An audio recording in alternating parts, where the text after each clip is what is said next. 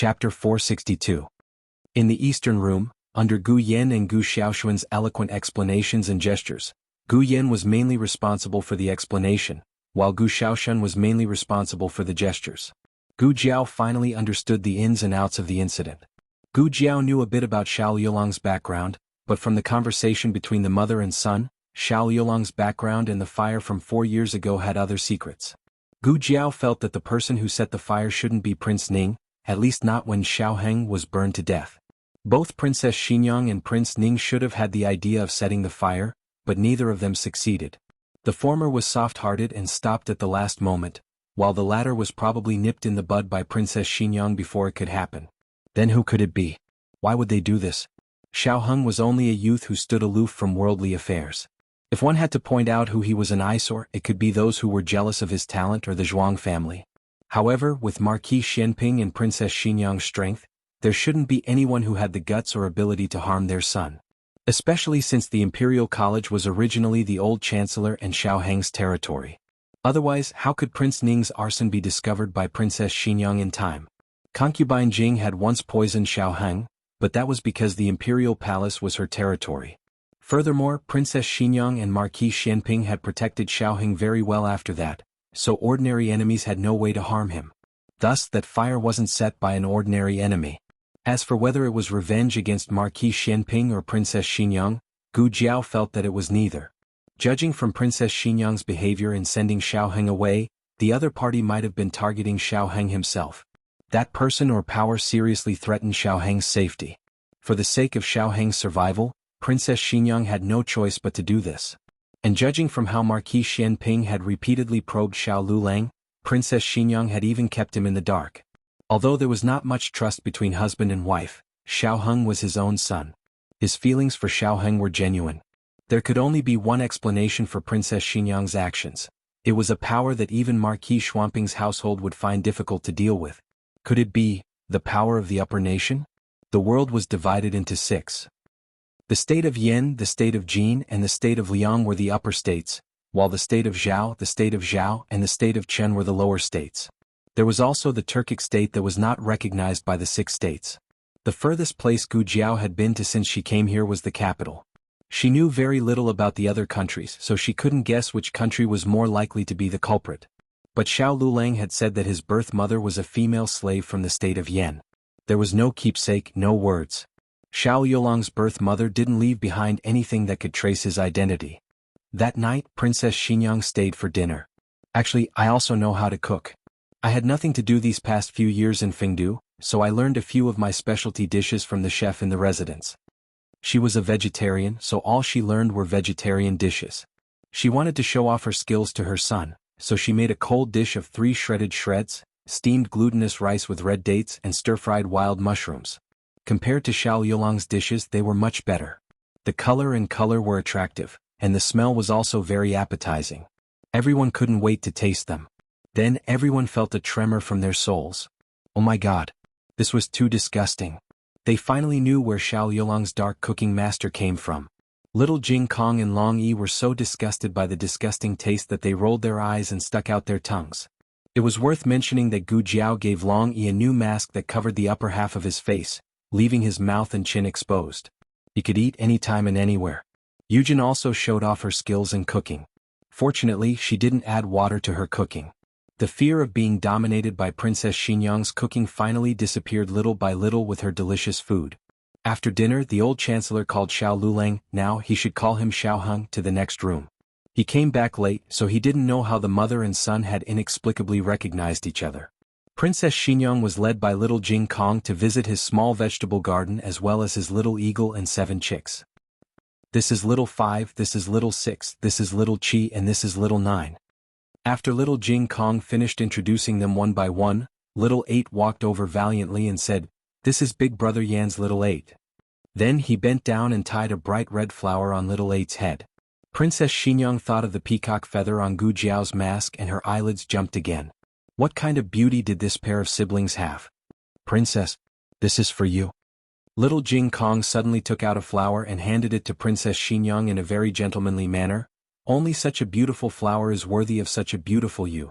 This little bean's mouth was really smeared with honey. But why did this flower look a little familiar? Did Long Yi go to her flower room again? He picked Princess Xinyang's flower and gave it to her. No one else could do this. After that, little Jing Kong invited Princess Xinyang to his west room and showed her his homework. Other than the handwriting being not neat enough, she couldn't find a single mistake. The reason why his handwriting was not neat enough was that he was still too young, so his wrist and hand strength were not enough. In addition, Gu Jiao didn't let him write too many words for fear that it would affect his growth. He was really a very smart child. Xiao Heng came over from the next room and saw little Jing Kong showing off in front of Princess Xinyang. He was only like this to people he liked. He was very cold to people he didn't like. For example, he never ignored Gu Jinyu when she came over. Of course, little Jing Kong was showing off while discrediting bad brother-in-law. Hearing this, Princess Xinyang couldn't help but laugh. Little Jing Kong said helplessly, "It's true, Princess. You might not believe it, but bad brother-in-law is already 18 years old, and he still wet the bed. After he finished, he blamed it on me. Why are the adults nowadays so insensible?" Princess Xinyang laughed until tears came out. On the other hand, Xiao Heng's handsome face darkened. "Little monk, you feel uncomfortable all over if it's not dark. Have you finished practicing the calligraphy of the Qin Kingdom? Have you memorized the ancient poems of the Liang Kingdom? Have you read the three-character classic of the Yan Kingdom?" Little Jing Kong snorted and pouted. "Jiao Jiao said that I can do it tomorrow." Xiao Heng raised his eyebrows. "Oh, then did you tell Jiao Jiao what homework you have tomorrow?" Little Jing Kong was especially careful to hide tomorrow's tutoring task so that he could have some free time today. The little guy blinked guiltily. In the end, the fear of being found out by Jiao Jiao and being disappointed in him took over.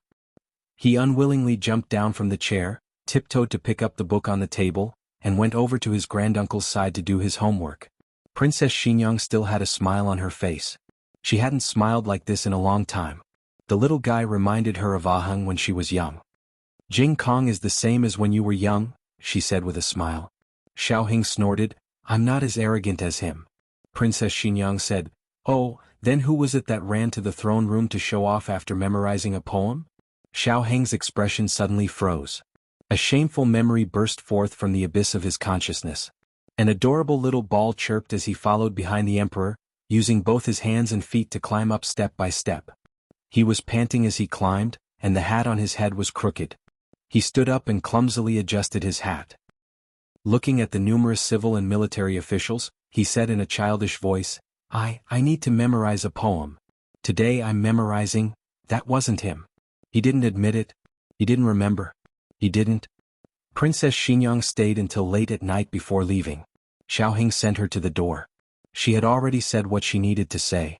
Xiao Heng had already guessed what she shouldn't say, but she was still a little worried. Before getting into the carriage, she looked deeply at Xiao Heng and said, "Right now I understand." Xiao Heng nodded knowingly. "Don't worry about the future. I'll take care of it." He still couldn't reveal his identity to the public, but one day he would openly appear in front of everyone as Xiao Heng. He would catch the person behind the scenes who poisoned and set him on fire. No matter if it was a person or a power, no matter what hardships he had to pay, he would not shrink back or escape. If it was a mountain, he would chisel that mountain. If it was a river, he would fill that river. Although a mayfly was small, it could shake a tree. Princess Xinyang looked at the unswerving determination in Xiao Heng's eyes and finally confirmed that he had grown up. In these 4 years, she had worried about his situation countless times and regretted her original decision countless times. Especially when she learned that Xiao Heng had unexpectedly contracted leprosy not long after leaving the capital and that Xiao Heng had taken care of him for 2 years, her heart had almost stopped beating. But when it came to this moment, she realized that every step was worth it. All of the pain he had experienced would become an indestructible armor on his body. "Heng, mother is proud of you." After Princess Xinyang's carriage left, Xiao Lulang returned to the courtyard. He closed the door and bolted it. Turning his head, he saw a person sitting on the swing. The crescent moon was like a hook.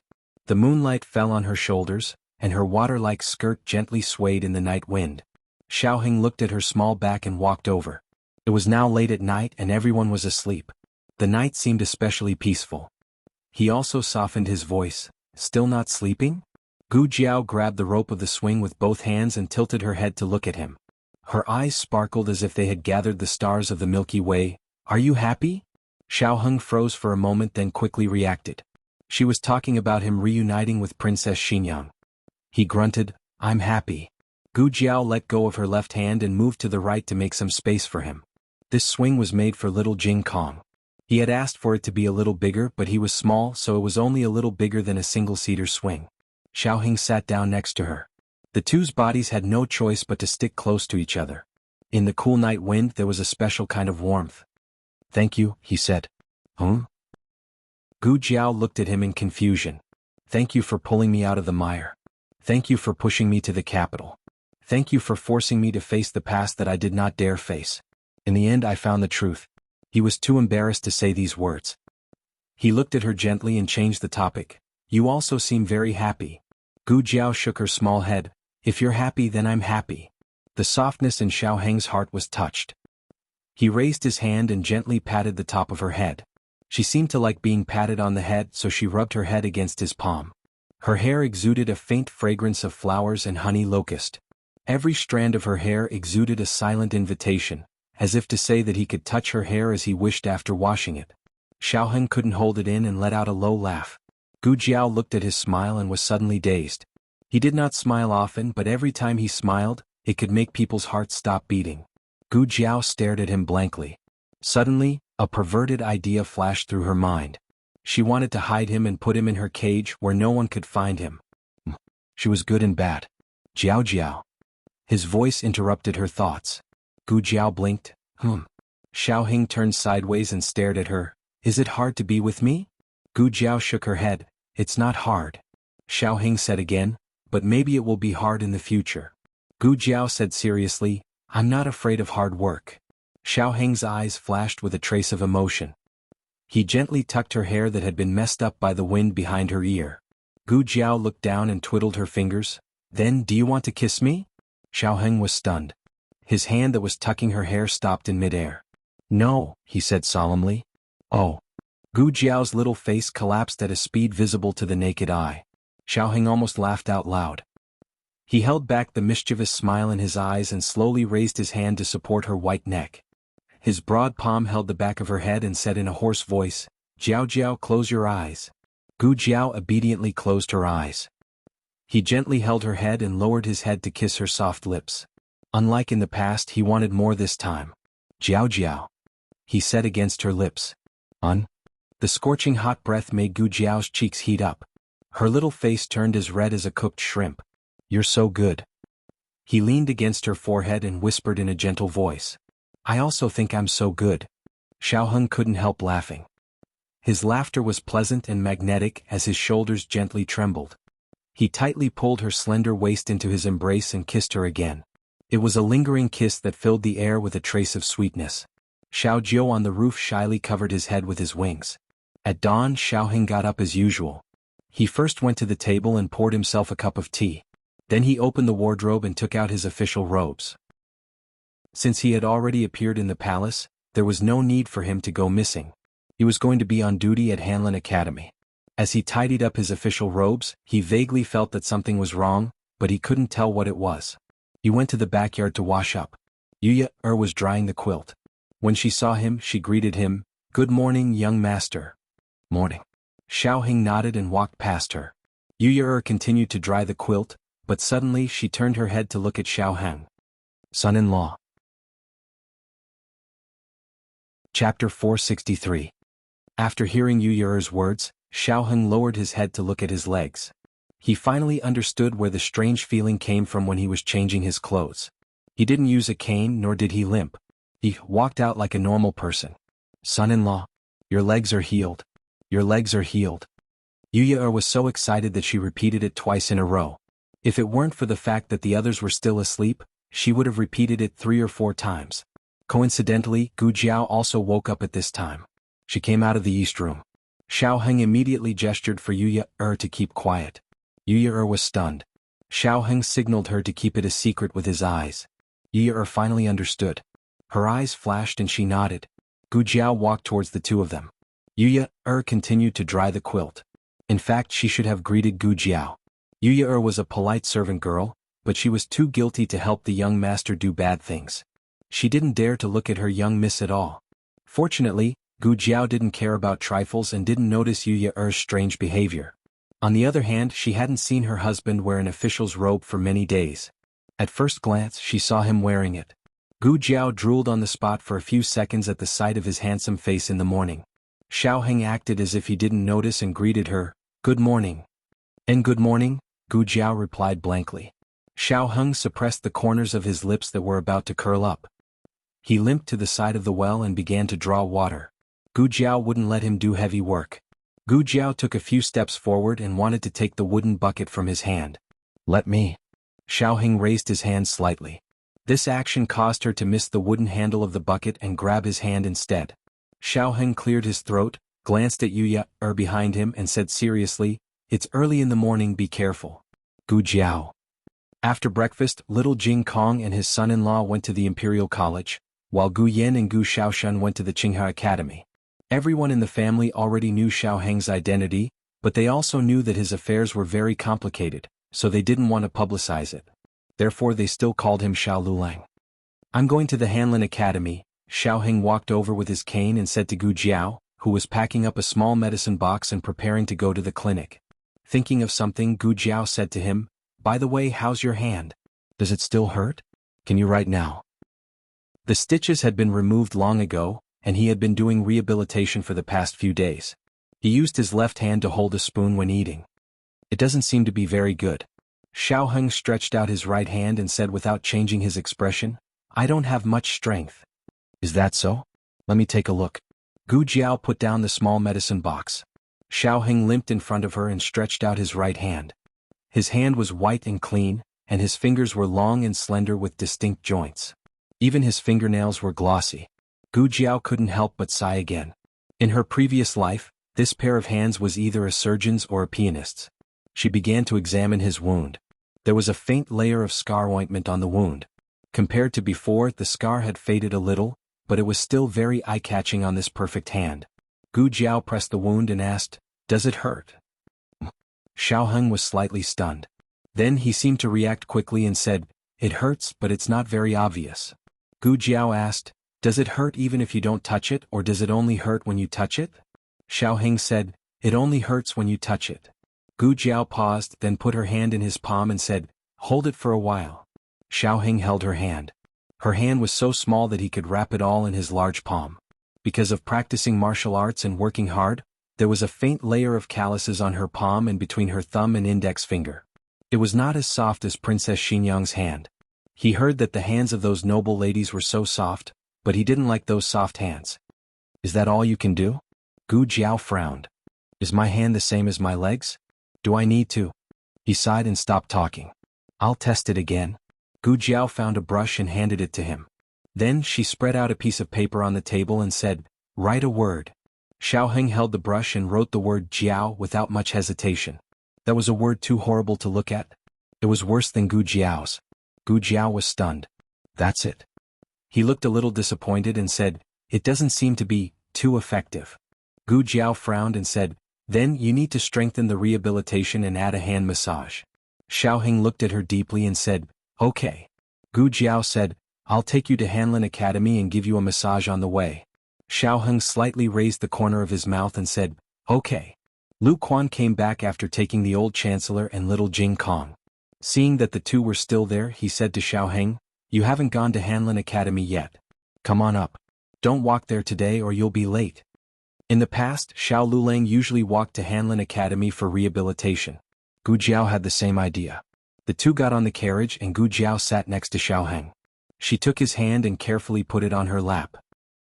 After autumn, Yao Shi asked everyone in the family to add more clothes, but the soft touch on Gu Jiao's leg clearly showed that she was secretly wearing less underwear. Xiaoheng couldn't help but feel a little restless. Gu Jiao didn't know that this seemingly simple and abstinent young man's mind had already wandered. She massaged very seriously and asked, "Is this heavy?" "I don't feel anything," Xiaoheng said. "Then how about this?" Gu Jiao slightly increased her strength. "Ugh." He furrowed his brows and let out a low cry of pain. Gu Jiao hurriedly reduced her strength and asked, "Then how about this?" It took a quarter of an hour just to find the right amount of strength. There was still a quarter of an hour before they reached Hanlin Academy. Gu Jiao stepped up her massage. She looked very serious. Xiaoheng calmly looked at her. The strength in her palm was actually too light for him. Every stroke was like a goose feather, scratching at his heart. "This He suddenly took a deep breath. Gu Jiao looked at him strangely and asked, "What's wrong? Did I press harder again?" Xiao Heng slowly exhaled and said, "No, you didn't." "You continue." After a while, he suddenly said out of nowhere, "Eat more." Gu Jiao didn't understand. Why did she have to eat more? Could it be that she had lost weight recently? Chapter 464. Novels with content that you can't find online are all available here. Xiao Heng went to the Hanlin Academy. Ning Ziyuan was already waiting for him in his office. Seeing him come over, Ning Ziyuan stood up and rushed to him. He grabbed his arms and looked him up and down. "Are you okay? I heard that you were taken away by an assassin. What kind of evil person is this?" The emperor was going to announce that Ning Ziyuan had taken away Xiao Lulang, but he was stopped by Empress Xiao and Princess Xinyang. Although Princess Xinyang didn't tell Empress Xiao the truth about Xiao Heng, Empress Xiao understood that once the news of Ning Ziyuan's assassination of Xiao Lulang was leaked, Xiao Heng's identity could no longer be hidden. After all, no matter how one looked at it, Ning Ziyuan had no reason to kill Xiao Lulang, unless Xiao Yulang's identity was hidden. Xiao Heng said, "I'm fine. It was done by a sect in Jianghu. They wanted to extort some money from me, but they've already been dealt with." The Dual Blade sect wasn't innocent. They had been wiped out by the Imperial Guards long ago. "Are you really okay?" Ning Ziyuan looked at him suspiciously. "I heard that your hand was also injured. Let me see." The two old men looked at him and to be honest they were a bit, Ning Ziyuan insisted.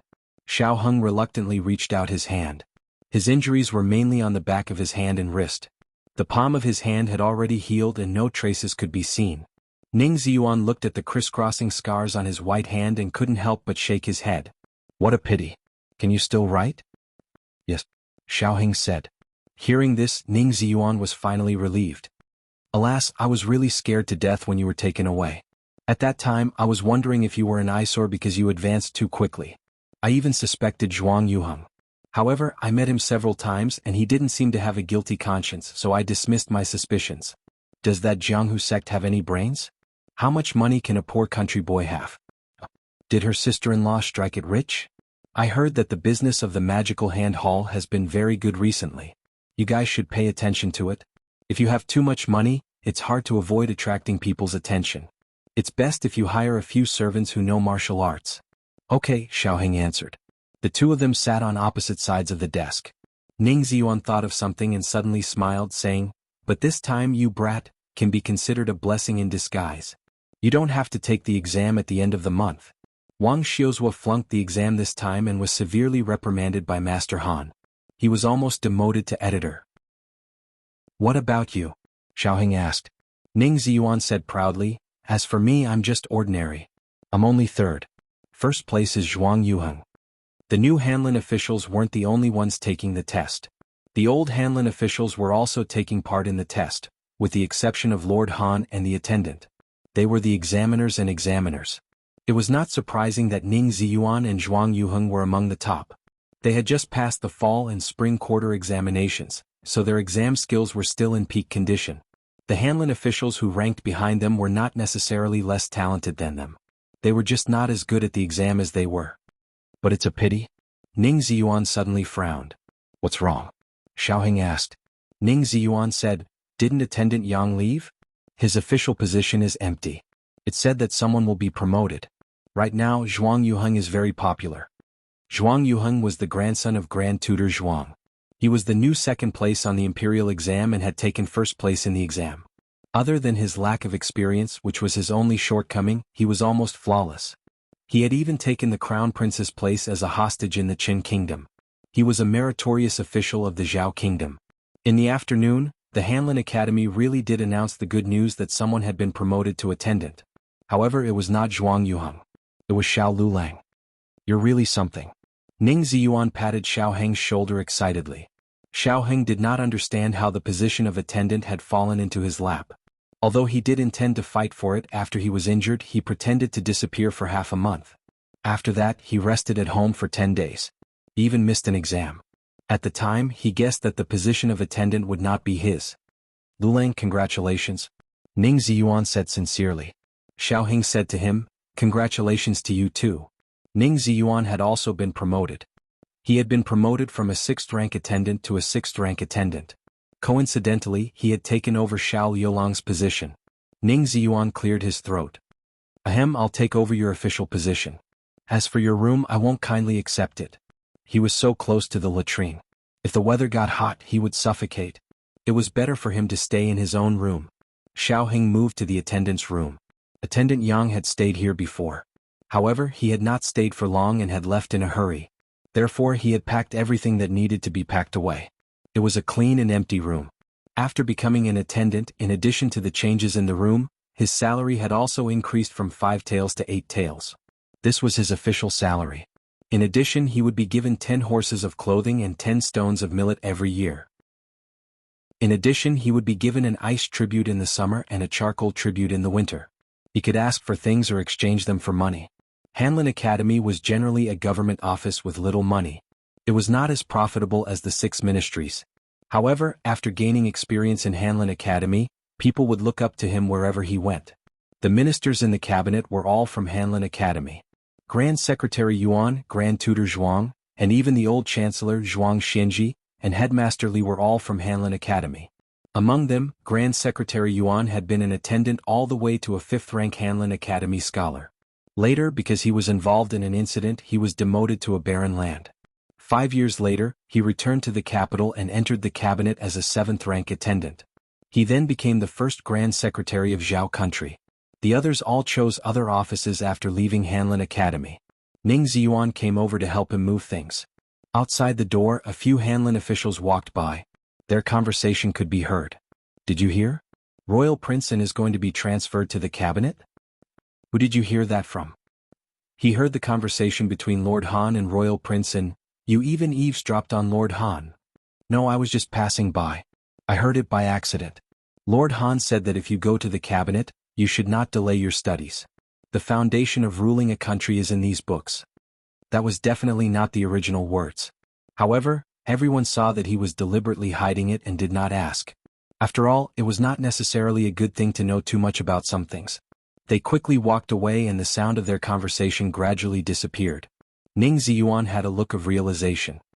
I was wondering why he stopped fighting with you. He must have found a better place to go. What was their purpose in entering the cabinet? Wasn't it to enter the cabinet in the future and become an assistant minister? Even if that was not the case, going to the 6 ministries was also excellent. Those who truly wanted to stay in Hanlin Academy for the rest of their lives were probably rare. Xiaoheng did not say anything. This was probably Grand Tutor Zhuang's idea. With Zhuang Yuheng's qualifications, it was a bit far-fetched to enter the cabinet. It was probably because Empress Dowager Zhuang's attitude towards Prince Ning that made Grand Tutor Zhuang feel uneasy. He no longer trusted Empress Dowager Zhuang wholeheartedly. He wanted more power in the hands of the Zhuang family. Right now, in the cabinet, the 2 secondary secretaries were his people, half of the 6 cabinet scholars were also his people. If an Anjun Wang was added, in the future after Grand Secretary Yuan abdicated, the cabinet would completely belong to the Zhuang family. Ning Ziyuan saw that Xiao Lulang was deep in thought and thought that he was disappointed. He quickly patted his shoulder and comforted, Lulang, don't be discouraged. You will also be able to enter the cabinet one day.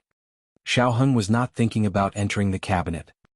He was thinking about whether Grand Tutor Zhuang, that old man, had gone to poke his Grey Tan's heart again. Imperial Palace. The Emperor and Empress Dowager Zhuang left court and headed towards Rinshou Palace together.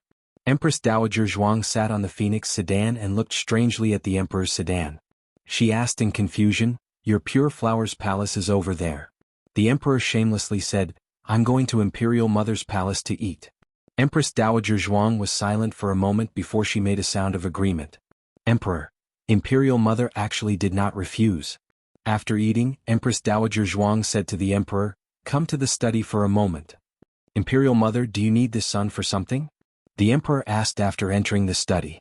Empress Dowager Zhuang said seriously, This widow has thought about it. The Emperor has been ruling for many years. It is time for this widow to return the power to the Emperor. The Empress was startled. Imperial Mother, why do you say this? Empress Dowager Zhuang sighed. From tomorrow onwards, this widow will no longer be ruling from behind the curtain. A sentence flashed through the Emperor's mind. Is there no more joy in going to court with Imperial Mother? Imperial Mother. Empress Dowager Zhuang faintly looked at him. Haven't you always wanted this widow to not go to the throne room? Your wish has been fulfilled. Are you still not happy? That was in the past, the emperor mumbled. Ever since the truth of concubine Jing's matter came to light, he realized that he had misunderstood his imperial mother all these years. Imperial mother had countless opportunities to kill him, but she had never done so. On the contrary, it was he who had framed his imperial mother time and time again, even causing her to contract leprosy. If it wasn't for the little miracle doctor, he would probably be living in regret for the rest of his life. Moreover, leaving emotional factors aside, his imperial mother was indeed more daring and resourceful than him. Empress Dowager Zhuang sighed faintly. This widow is old. It is time for me to have a few days of leisure. The emperor's face darkened. Imperial mother, you actually just want to go to Jade Water Alley to play cards. And the kind that doesn't bring him along. Empress Dowager Zhuang. Cough, is it that obvious? Chapter 465. The emperor looked at her bitterly with an expression that said, I knew it. Empress Dowager Zhuang flatly denied, I didn't. When can I go play cards? The emperor continued to complain, then Imperial mother doesn't want to go to bed early. Empress Dowager Zhuang, when did your brain become so good? Her habit of getting up early for many years was gone in a year in by Shui Alley. It was quite helpless. In the end, the emperor promised Empress Dowager Zhuang that he wouldn't attend politics from behind the curtain. After all, he was the emperor. No matter how much he trusted Empress Dowager Zhuang, he couldn't help but desire to govern alone. This was a very contradictory mentality. Empress Dowager Zhuang had lived to this age. What didn't she understand? It was normal for the ruler of a country to have such a mentality. Otherwise, if everyone was like the crown prince, giving unconditional, bottomless indulgence and trust to a person, in the end, if the person next to him wanted the country, would he be willing to give it up? Being an emperor or a benevolent ruler wasn't a bad thing. He could be soft where he needed to be, but he couldn't lack the ambition of an emperor. However, the emperor didn't promise Empress Dowager Zhuang that he wouldn't attend politics from behind the curtain. Empress Dowager Zhuang had to agree to play cards with him 3 or 4 times a month. She also had to set aside time every day to deal with state affairs with him. It was time to spend alone time with Muhu in the afternoon. Empress Dowager Zhuang didn't completely give up power. She just didn't go to court. She still had to play tricks in private. Lulang was promoted, but the money he received wasn't enough to pay the little monk's rent every month. Alas, there were so many children at home. The burden was heavy. Hanlin Academy. Xiaoheng came out from his shift and saw a carriage parked in the alley diagonally across from him. The coachman was an unfamiliar face and he had never seen the carriage before. However, Xiao Liulang's intuition told him that the owner of the carriage was waiting for him. There was no one around, so he didn't bother to disguise himself. He strode over. The coachman didn't ask and directly put down a wooden stool. He hesitated for a moment. Princess Xinyang opened the door slightly. Xiaoheng was slightly taken aback, and then he stepped into the carriage. He sat down opposite Princess Xinyang. Princess Xinyang said to the coachman, "Let's go to the clinic." "Yes." The coachman waved his whip and the wheels began to turn. Princess Xinyang's complexion was better than when she had just returned to the capital. Today it was even possible to see a bit of rosy color. She didn't smile much, but the warmth in her eyes almost flowed. "I came to see you," she said. "Yes." A certain someone felt a little uncomfortable. Princess Xinyang smiled and looked at his right foot. "I saw you walking just now. Has your leg recovered?" "Yes, it's done." Xiaoheng answered vaguely and did not hide anything. After being separated for so long, it would be difficult for them to return to their previous intimacy. Moreover, she had hurt him deeply. Princess Xinyang felt even more awkward than Xiaoheng, but she didn't show it on her face. Princess Xinyang smiled and pointed at the cane beside him, asking, "Then why don't you throw this away?" "I'll throw it away in a few days," Xiaoheng said. "Oh." Princess Xinyang instantly understood. A mother knew her son best. How could she not understand what he was thinking? Truly, her son had grown up and was no longer under her control. In the past, when he was engaged to Wen Linlang, he had never cared so much about a girl. Princess Xinyang lowered her eyes to hide her smile and changed the topic. "Have you heard about Zhuang Yuheng entering the cabinet?" "I have," Xiaoheng said. Princess Xinyang continued, "It was Grand Tutor Zhuang's idea. He entered the cabinet and started as a 7th-rank secretary. It seemed like a demotion, but in reality his status rose. So his official position had already been decided." Xiaoheng wasn't surprised that Princess Xinyang knew about this inside information. Back when he was still the young Marquis of Zhaodu, He often saw all kinds of jaw-dropping insider information in Princess Xinyang's study. I heard that Grand Tutor Yuan appreciates you. Princess Xinyang's words had a hidden meaning. Xiaoheng paused. It can't be considered appreciation. He only met me once or twice and said a few words to me. Xiaoheng understood Princess Xinyang's meaning. She was worried that he would feel unbalanced because Zhuang Yuheng had been promoted faster than him. If so, she could also use her connections to get him into the cabinet. I'm doing very well in the Hanlin Academy, Xiao Lulang said bluntly. Some things could be taken shortcuts but others weren't.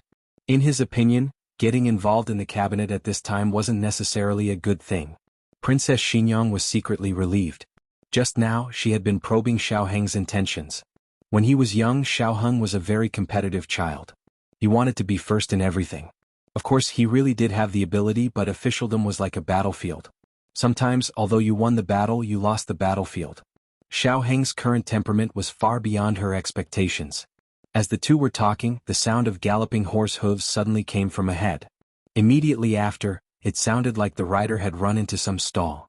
Miserable cries rose up one after another. Ah! The horse is out of control. Princess Xinyang's coachman shouted loudly.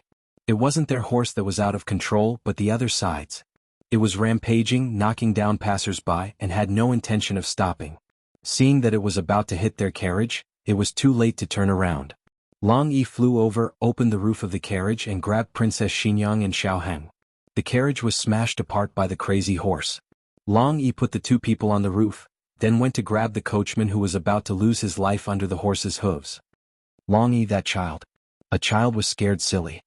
He stood in the middle of the street in a daze, and the crazy horse rushed towards him. Long Yi grabbed the coachman with one hand and the child with the other. Finally, he rushed to take the child away before the crazy horse could hit them. Princess Xinyang secretly breathed a sigh of relief, but before she could finish, the soles of her feet slipped and she fell from the roof.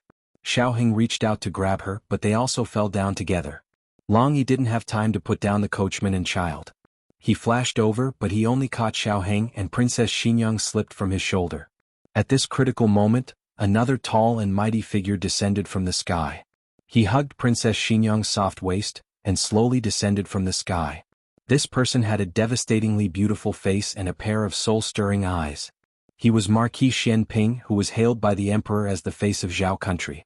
Marquis Xianping stood there with Princess Xinyang in his arms. His posture was handsome. A burst of enthusiastic cheers erupted from the crowd. Marquis Xianping raised his eyebrows and smiled. Princess, long time no see. Princess Xinyang's face was cold. Are you done acting handsome? If you're done, then let this princess down. TSK unromantic. Marquis Xianping curled his lips with regret and put Princess Xinyang down. That crazy horse was already under Changjing's control. Tonight, Changjing wanted to eat roasted horse meat. Marquis Xianping waved his hand at the crowd. Okay, disperse, disperse. Don't look. Haven't you seen a hero saving a beauty? Everyone's mouths twitched. Although it was the truth, why did you say it yourself? Could you be any more shameless? The crowd finally dispersed. Marquis Xianping looked at Princess Xinyang and then at the smashed carriage. He clicked his tongue. Looks like the princess can only sit in this marquis carriage. Changjing. Changjing drove a luxurious and flashy carriage over. Princess Xinyang didn't get on. She walked forward and came to an unfamiliar carriage. She planned to take out money to hire the other party's carriage. Marquis Xianping looked at her with his arms crossed. That's also this marquis carriage. Princess Xinyang walked forward again and chose an inconspicuous carriage. It's also this marquis carriage. It's also this marquis carriage. Aya, it's this marquis carriage again. Princess Xinyang? Did the surname Xiao contract for an entire street of carriages? Chapter 466. There are novels with connotations that can't be found online here. Princess Xinyang finally got into the first luxurious and flashy carriage with a dark face. Marquis Xianping also got into the carriage and threw the whip in his hand to Changjing. Be steady. The princess doesn't like bumps. Changjing took the whip and lashed it down, causing the carriage to jolt. Marquis Xianping. The couple sat down in the carriage. Marquis Xianping looked at Princess Xinyang calmly and said with a faint smile, I went to Fengdu Mountain to find you, but you didn't want to see me. Instead, you ran back to the capital. What? Are you hiding from me? Why should I hide from you? Princess Xinyang said mildly. Marquis Xianping's lips twitched, revealing a roguish smile. Come on, Qin Fengwan. Ever since Xiaoheng died, you've been hiding from me. Sometimes I even suspect that the fire was set by you. You don't have the face to face me at all? Princess Xinyang turned her face away. Heh. Marquis Xianping looked at the roof of the carriage and said nonchalantly, Enough.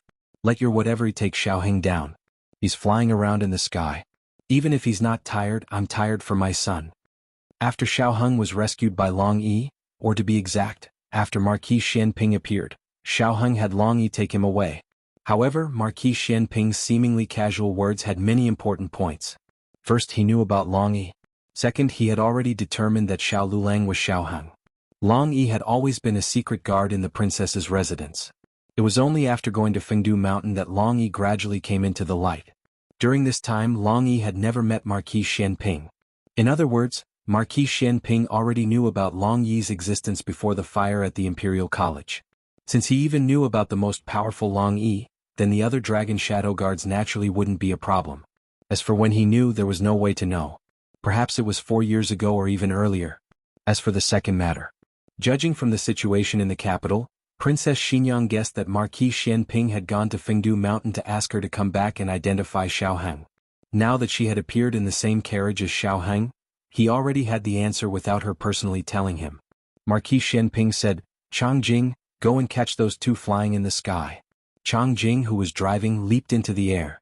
After a while, Chang Jing returned to the carriage with a swollen face. I can't win. Chang Jing felt wronged, but she didn't say anything. Marquis Xianping snorted, You deserve it. I'll let you drive recklessly next time. Chang Jing's face was full of black lines. So you were just taking revenge on me for bumping off the carriage? Chang Jing was a little emotional. He really wanted to drive the carriage until it flew, but he couldn't beat Marquis Xianping, that old fox. This was a very sad story. Inside the carriage, Marquis Xianping leaned lazily against the wall of the carriage. Behind him was a soft and thick pillow. His slender legs were crossed, and one hand was on the armrest while the other was gently placed on his leg. His slender fingers tapped on his knee. Princess Xinyang sat across from him with an indifferent expression and didn't say a word. Marquis Xianping smiled lightly. Qin Fengwan, do you want to say it yourself or do I have to ask you one question at a time? Princess Xinyang asked. What do you want me to say? Marquis Xianping said, Everything. Princess Xinyang looked at him. Why don't you first tell me what happened with the crazy horse just now? Marquis Xianping said, What? You suspect that I did it? I'm not that bored. Princess Xinyang didn't say anything. Marquis Xianping narrowed his eyes at her. Wait, are you suspecting that someone tried to assassinate you or Xiaoheng? Princess Xinyang slowly exhaled and looked at him without blinking. Before I answer all your questions, why don't you answer one of mine first? Who was that female slave from the Yen Kingdom? After Long Yi sent Xiaoheng back to Jadewater Alley, he immediately left. Before he left, he met little Jing Kong and exchanged small manly punches with little Jing Kong. Lulang. Just as Xiaoheng was about to enter the room, he heard someone calling him from behind. He turned around and said politely, Auntie, what's the matter? Auntie handed him a jar with a smile. This is the pickled vegetables I just made. Take it. No need. I haven't finished the ones you gave me last time. Xiaoheng declined. Auntie stuffed the jar into his arms and said, not allowing him to refuse, Take it, take it. You have a lot of family members so you can finish it all at once. Besides, it's just a jar of pickled vegetables. It's not that valuable. Xiaoheng was not good at rejecting such pure kindness, so he accepted it shyly. Thank you, Auntie He. As soon as Auntie He left, Uncle Zhao from next door came over again. He called him Lulang and gave him a basket of eggs. He said that Gu Jiao made salted duck eggs last time and gave some to the neighbors. He didn't have anything to give in return, so these eggs were laid by his own chicken. That's right. Since little Jing Kong persisted in running chickens for a year, Huishui Alley also started to raise poultry one after another. Yao Shi called out to him from inside. He's here. Xiaoheng carried the jar and the basket into the house. His family did not change the way they addressed Xiaoheng. Xiaoheng felt that this was also very good. He did not have a courtesy name, so in the future Lulang would be his courtesy name. He was Xiaoheng and he was also Xiao Lulang. He would finish Xiao Liulang's unfinished life for him. He would see the scenery that Xiao Lulang had not seen before. Xiaoheng's clothes were too small, so Yao Shi bought new ones for him. The last time he tried them on, the sleeves were a little narrow, so Yao Shi changed them. Xiaoheng tried them on again. They fit him very well. He thanked Yao Shi and told Yao Shi about how Auntie He and Elder Zhao had come to deliver things. They're too polite. Yao Shi did not know whether to laugh or cry. She asked Yu to keep the things properly. Xiaoheng returned to the west room. Little Jing Kong had finished school early today. At this time he was sticking out his little butt and plunging into his big box. He threw out the things inside with a swish, and no one knew what treasure he was looking for. Xiaoheng felt a headache coming on. He had just cleaned up for him the day before yesterday. Xiaoheng poked a certain someone's little butt with his walking stick. What are you doing?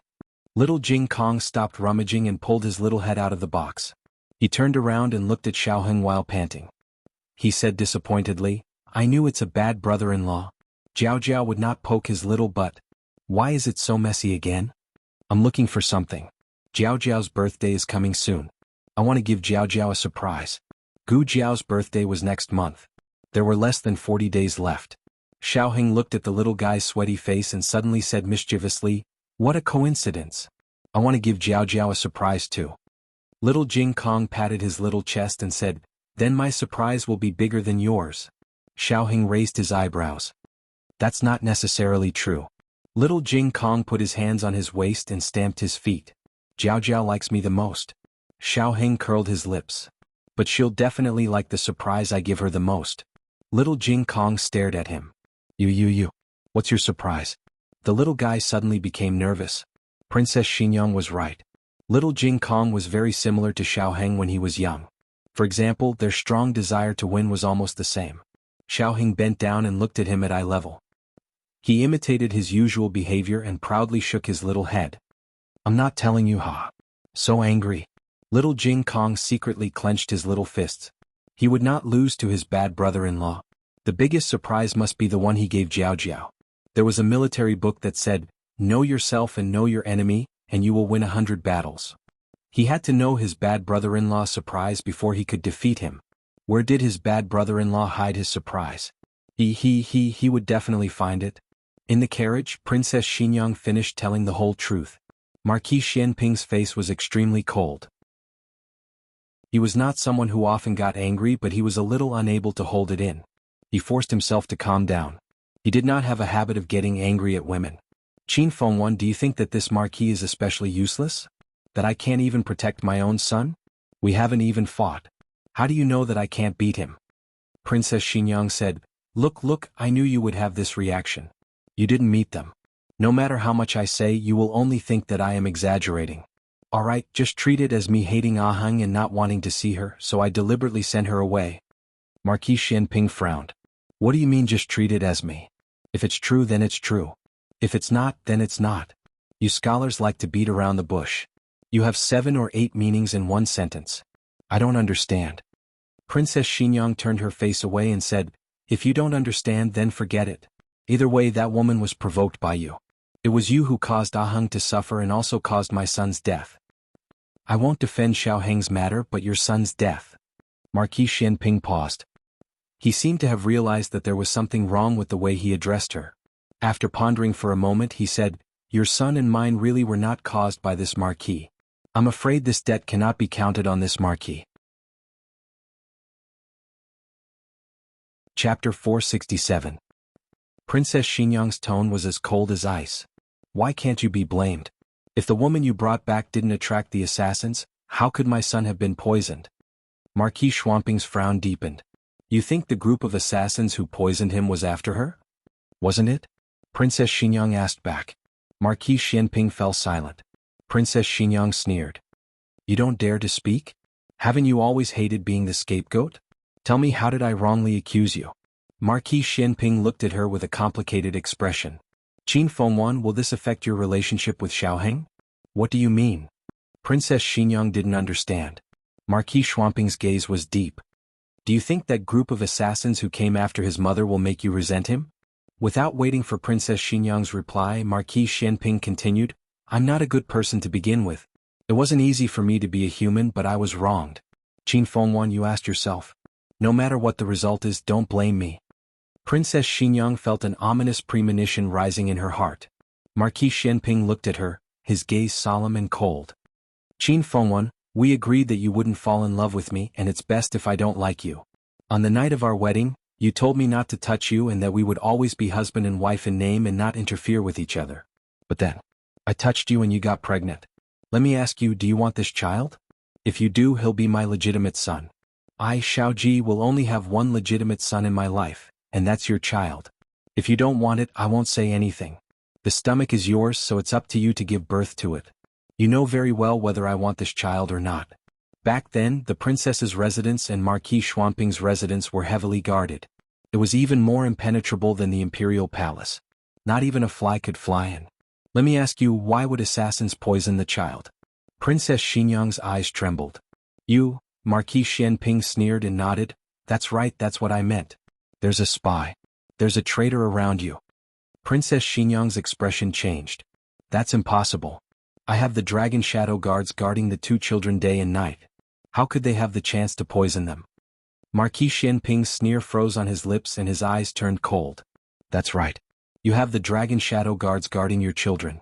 Who would dare to poison them? Think about it yourself. Princess Xinyang's mind exploded like a thunderclap. Dragon shadow guard. No, that can't be. Why would the dragon shadow guard poison her child? This conjecture was too bold and could even be said to be absurd. She laughed to herself. However, not long after, her smile gradually froze on her face. Marquis Xianping was right. At that time, the Marquis Xianping Manor and the Princess Manor were indeed heavily guarded. Not to mention outsiders, even the Emperor's dragon shadow guards might not be able to sneak in without alerting anyone, because she also had the dragon shadow guard. In that situation, other than the dragon shadow guard herself, no one else had the chance to make a move. However, she trusted the dragon shadow guard too much, so she never considered this flaw.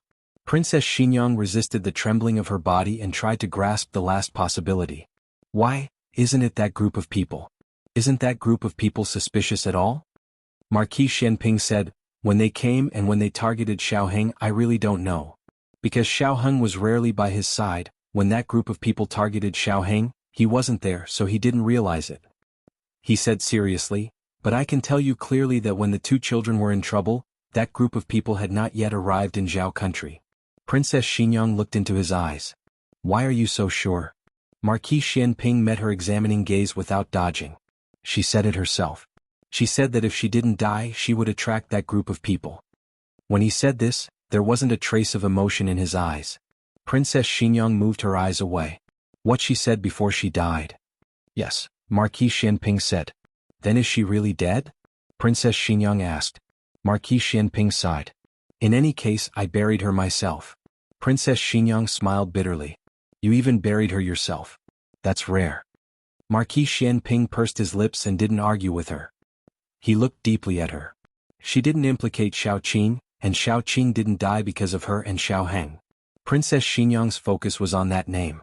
You still remember his name? Marquis Xianping paused with a complicated expression and sighed. How could I not remember? I chose the name. Have you forgotten? Princess Xinyang cast a sidelong glance at him.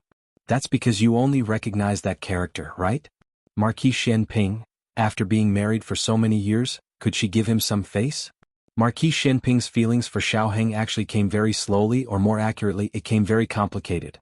At first, he recognized Xiaoheng as his legitimate son.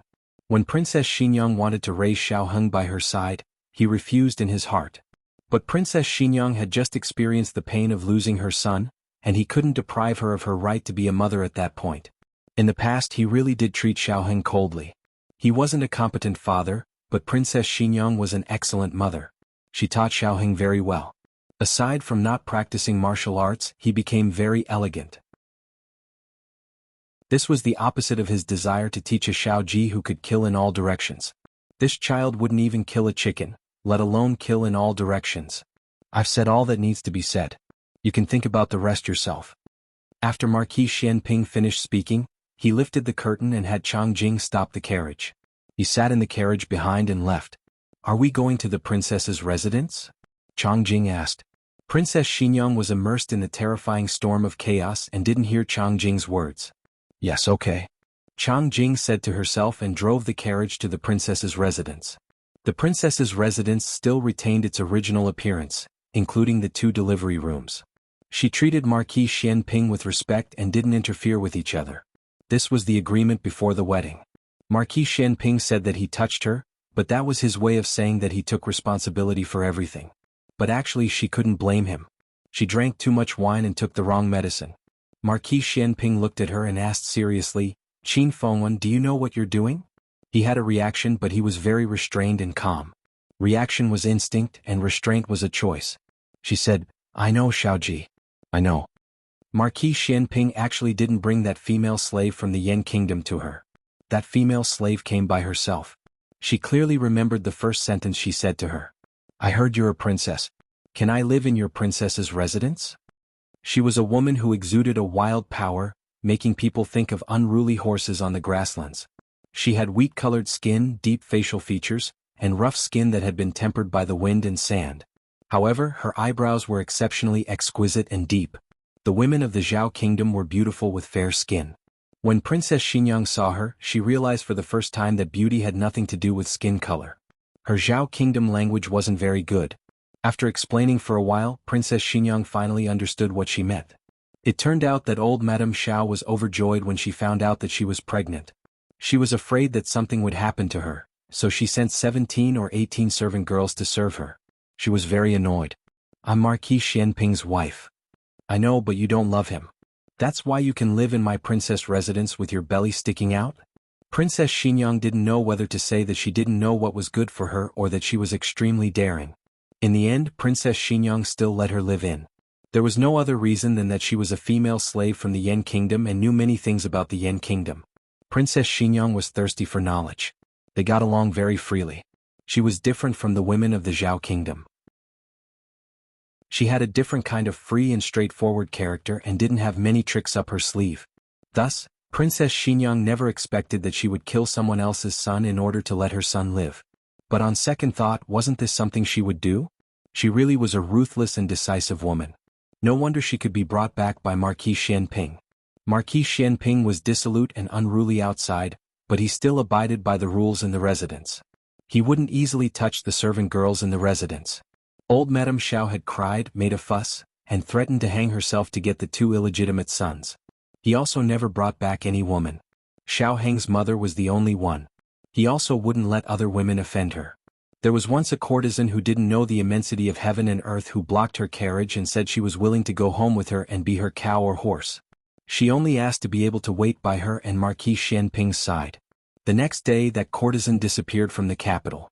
After thinking about so many things, Princess Xinyang's emotions finally calmed down. She began to seriously consider the possibility of the Dragon Shadow Guards betraying her. The answer was almost impossible. If the Dragon Shadow Guards could betray their master, then they wouldn't be the Dragon Shadow Guards anymore. The Dragon Shadow Guards were given to her by the late emperor. They only listened to her and the late emperor's orders. But before she and Marquis Xianping were engaged, the late emperor had already passed away. Could it be that he gave the Dragon Shadow Guards the order to poison the 2 children from underground? How did he do it? A dream? Wait a minute, there was one person who wasn't the late emperor's Dragon Shadow Guards. Longy. Just as this thought flashed through Princess Xinyang's mind, she eliminated it. At that time she had sent Long Yi to Fengdu Mountain to quell the chaos. He only returned when Xiao Heng was almost 1 month old. He simply didn't have the opportunity to commit the crime. So, was it really done by the other 4 Dragon Shadow Guards? But she couldn't figure it out. She didn't give them the order to poison the 2 children. The late emperor even more wouldn't. In this world, if there wasn't a third person who could also give them orders, then the late emperor really crawled out from under the coffin? It couldn't be that the late emperor on his deathbed had them plot against her and Marquis Xianping's son. The late emperor clearly knew that it was impossible for her and Marquis Xianping to have a child. Her thoughts came to an abrupt end. Princess Xinyang was stunned. She seemed to have inadvertently thought of something. At that time, Marquis Xianping was still young, but the late emperor saw his potential. He was the youngest marquis of Zhao country and was personally conferred the title by the late emperor. The late emperor regarded him as his right-hand man. But under the late emperor's regard, he was firmly on guard against Marquis Xianping. The late emperor had secretly arranged the marriage between her and Marquis Xianping. Why secretly?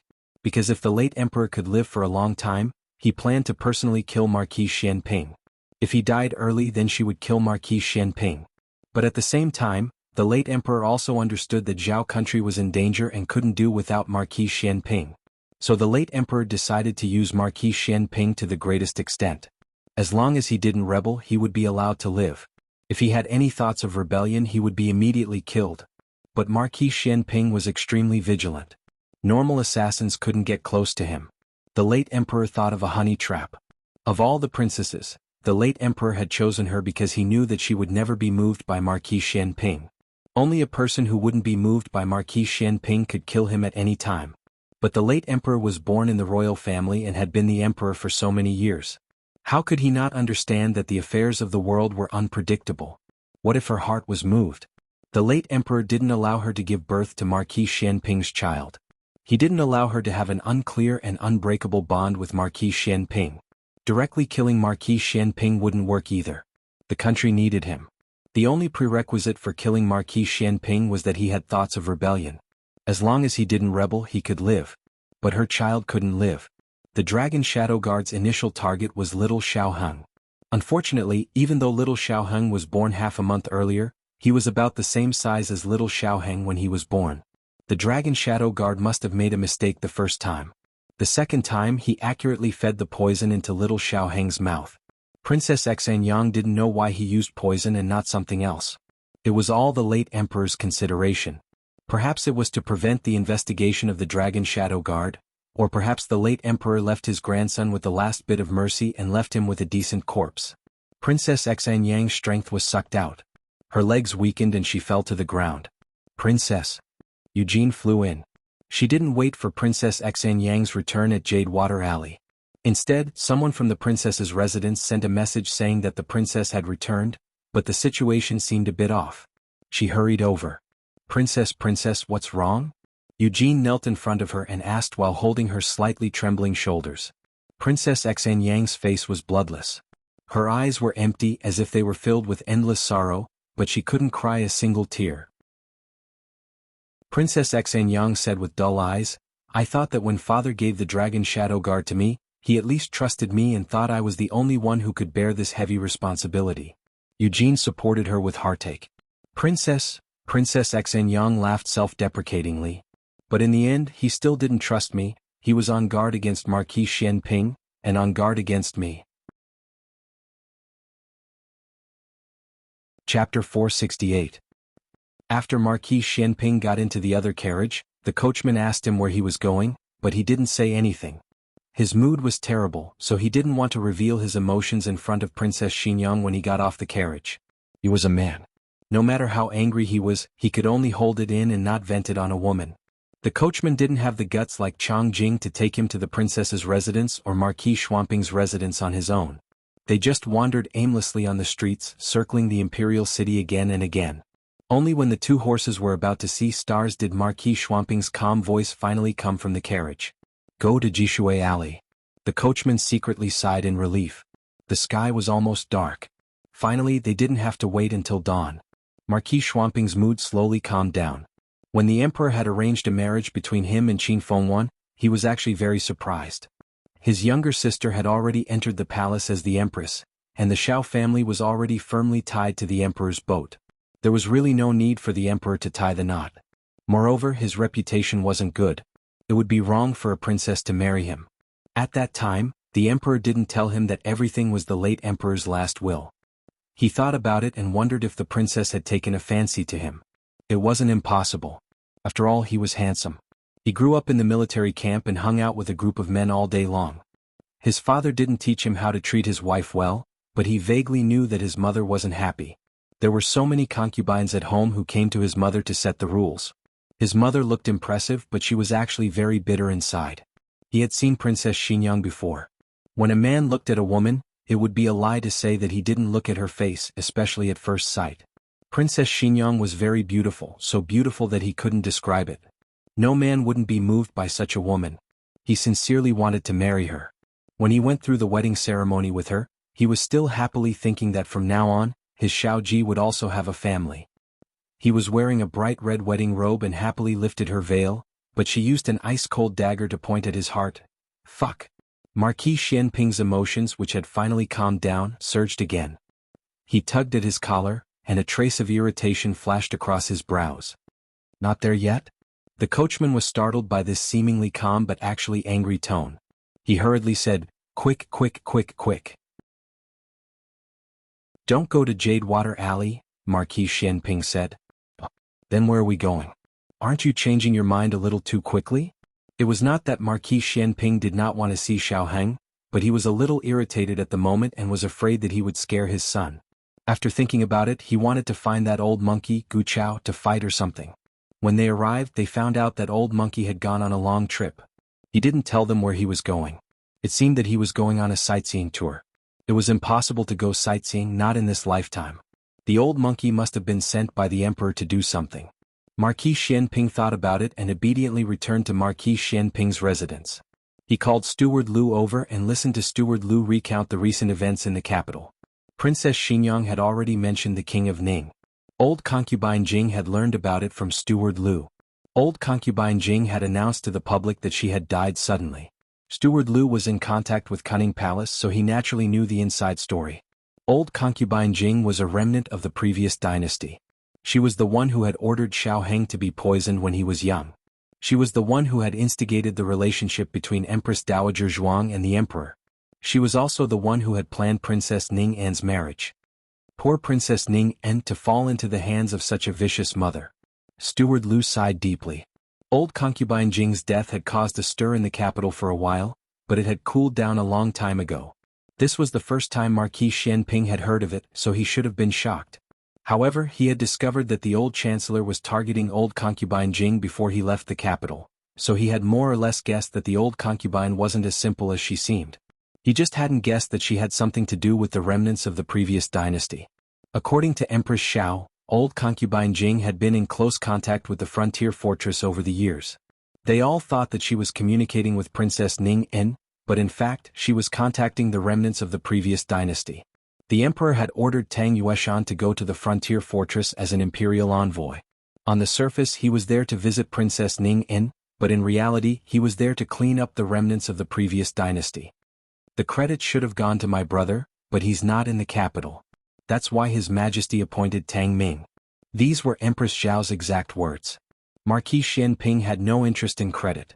He was good at war, but that didn't mean he liked it. Some things were responsibilities and missions that had to be shouldered. If he couldn't protect his country, the country behind him would be destroyed, and his family would be destroyed.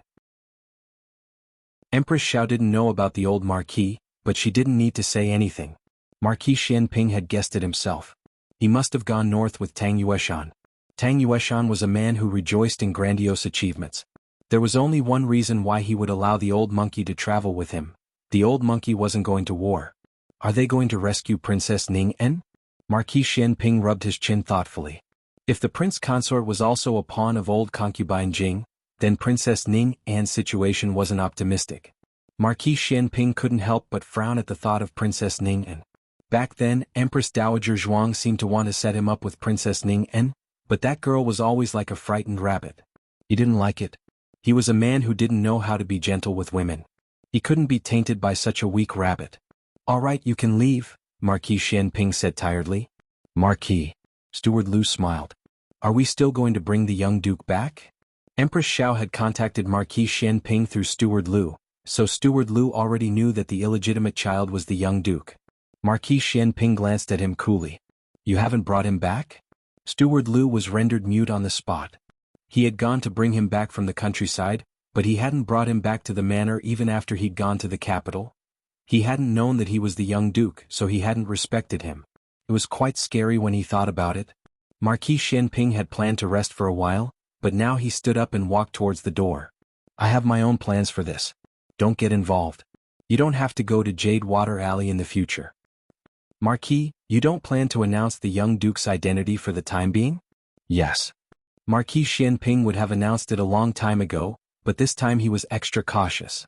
He wasn't afraid of those people, but he had lost Xiaoheng once. He couldn't lose him a second time. When he returned to the capital, he naturally had to report to the emperor. The emperor also expressed his regret that his son had killed Marquis Xianping's son. Marquis Xianping thought about it and decided not to tell the emperor. The emperor had taken away his mining rights before, so he was a person who held a grudge. Dusk fell. Marquis Gu finally got off work. The manner that Empress Dowager Zhuang had ordered was in the final stage and would be completed soon.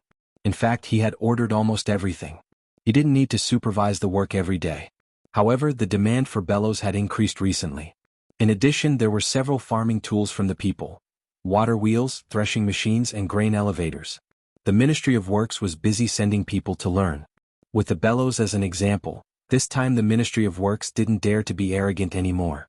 They humbly asked the farmers from the people for advice.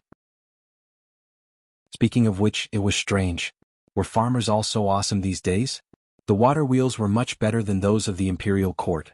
The water wheel technology of the Zhao state was also imported from the Liang state. The Liang state had the most advanced water wheels and axles. Combined with ponds, they could achieve a certain level of low water flow and high water flow.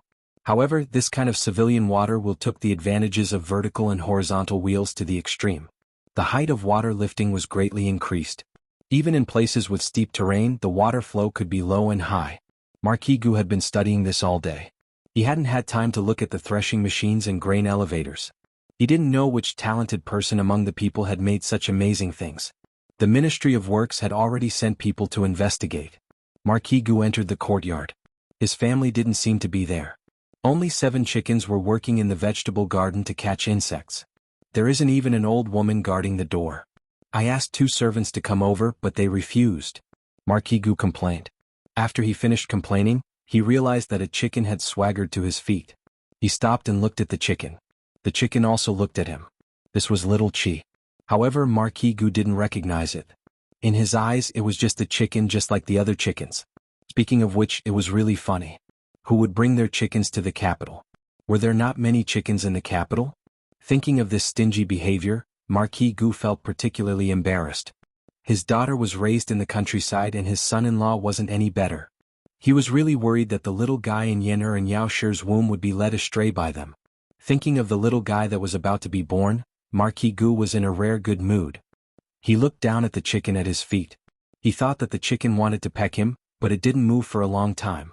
After a while it swaggered off again. Then Marquis Gu sadly discovered that it had pooped a pile of chicken poop on his shoes. Marquis Gu.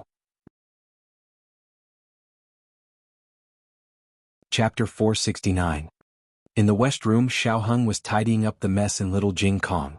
Ever since he heard that he had a bigger surprise for Gu Jiao, the little fellow believed that his surprise was hidden in the room. The little fellow rummaged through the boxes and cabinets, but he wouldn't put it back. This was his problem. His family had scolded him several times. Of course, every time he agreed he would forget about it immediately. Perhaps he didn't forget, but it was as if he didn't clean up at all. Every time he or Gu Jiao had to clean up again. Xiao Heng was so focused on cleaning up that he didn't know that Marquis Gu had come to the house, nor did he know that he was bullied by his chickens. Brother-in-law. Suddenly there was a soft call from the door. It sounded a little cautious but also a little happy. Xiao Heng had just picked up the golden abacus in Little Jing Kong. When he heard the voice, he turned around and looked at him. Yen, what's wrong? There were no classes in Qinghe Academy today. Gu Xiaoshen went to Master Lu in Nanxiang's house. Gu Yen said that he was not feeling well and stayed. Gu Yen stood at the door with his hands behind his back. He looked a little reserved. Since Gu Yen came to the house, it was the first time that he had shown this kind of... Well, Xiao Heng wanted to say that he was shy, but he felt that Gu Yen wouldn't be so thin-skinned. Besides, what was there to be shy about in front of him? It wasn't the first day they met. Oh, can I come in? Gu Yen asked. Even the tone of his voice had become cautious. Wasn't this attitude change a little too big? Xiao Heng looked at Gu Yen strangely and said, It's okay, come in. Do you have homework that you can't do? Among the 3 boys in the family, Xiao Heng interacted with Little Jing Kong the most. Firstly, they slept in the same room. Secondly, Little Jing Kong was more talkative. Thirdly, Little Jing Kong had the most homework and tutoring. She didn't interact much with Gu Yen and Gu Xiaoshen. Basically, they came over at this hour to ask about homework. Gu Yan's answer was out of Xiao Heng's expectations. He shook his head and said, I have something to show brother-in-law. What? Xiao Heng asked. Gu Yan walked up to Xiao Heng and hesitated for a moment. Then he took out the fist he had hidden behind his back and opened it to reveal a jade thumb ring with a warm texture. If Gu Jiao was here, she would definitely recognize that this was the jade thumb ring that she had accidentally put in her sleeve when she first resuscitated Gu Yan. Gu Yan treasured this jade thumb ring very much and didn't allow anyone to touch it. Gu Yan flew into a rage when Gu Jinyu accidentally touched it once. Gu Jiao was special. Gu Jiao touching it was equivalent to touching it himself, so Gu Yan didn't mind. Xiaoheng looked at the jade thumb ring in his hand and didn't know what he meant. Gu Yan took in his expression and a trace of disappointment flashed across his eyes. He lowered his eyes and said bitterly, "You really don't remember." "I remember that it's your jade thumb ring," Xiaoheng said. He didn't know if he was right. Gu Yan said sullenly, "No, it's yours." What? Xiaoheng was surprised. There were two meanings to this sentence. One was that it originally belonged to him. The other was that Gu Yan intended to give this jade thumb ring to him. Combined with the series of changes in Gu Yan's expression after he entered the room, Xiaoheng felt that it was unlikely to be the second meaning. Otherwise, Gu Yan wouldn't have said, "You really don't remember." "Is it for you?" Xiaoheng asked. He paused and said, "When we were young?" After becoming Xiao Lulang, he didn't remember giving Gu Yan any jewelry. Then it could only be before he and Gu Yan left the capital. If he remembered correctly, Gu Yan went to the hot spring villa in Yuzhou when he was 4. "It was before I went to the hot spring villa," Gu Yan said gloomily. "My older brother didn't play with me, so I ran out of the house alone."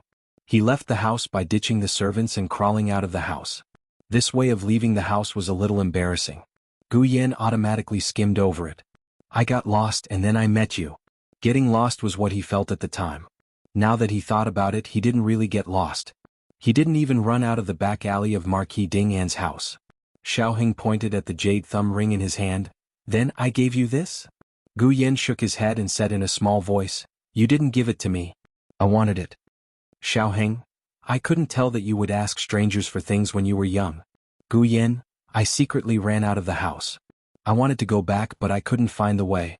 I cried loudly. You passed by and had the servant stop the carriage. You said that the child was cute. Kidnap him and let him be my younger brother." Xiaoheng, "That's not right. Isn't this your short history? How did it become my dark history? I don't have a hobby of kidnapping children. Don't speak nonsense." Xiaoheng lightly coughed. "I should just be joking, right?" Gu Yan continued to sullenly say, "Then your servants carried me away." Xiaoheng embarrassedly, "You must have been very scared at the time, right?" Gu Yan shook his head. "No, I was very happy. But after a while you regretted it. You said that I wasn't fun and sent me back." Xiaoheng had no recollection of this matter. Xiaoheng was only 7 years old that year.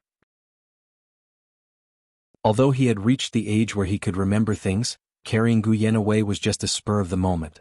He didn't really take it to heart. He saw so many people every day. How could he remember a child that he had only played with for a short while? Gu Yan was different. He had a weak body since he was young. Madame Yao and Marquis Gu raised him very carefully and never allowed him to leave the house. The number of children he had seen could be counted on one hand. Xiaoheng gave him candy, toys, and even gave him such a beautiful jade thumb ring. He naturally remembered the other person deeply in his heart. However, so many years had passed. His small brain could not remember the other person's appearance and silhouette. He only remembered that he was called Xiaoheng, the young Marquis of Zhaodu. This was all thanks to Xiaoheng's fame. He would often hear about him from the servants. It could be considered as helping him review his memories. Xiaoheng really did not know that he and Gu Yan had such an experience. Even though he did not believe in fate, he could not help but sigh that fate was indeed a wonderful thing. The two's conversation was interrupted by the sound of chickens and dogs in the courtyard. The two opened the window and saw that Marquis Gu had come. Furthermore, he was fighting with their family's dog, 7 chickens, and a Hai Dong Qing. Marquis Gu was a martial artist.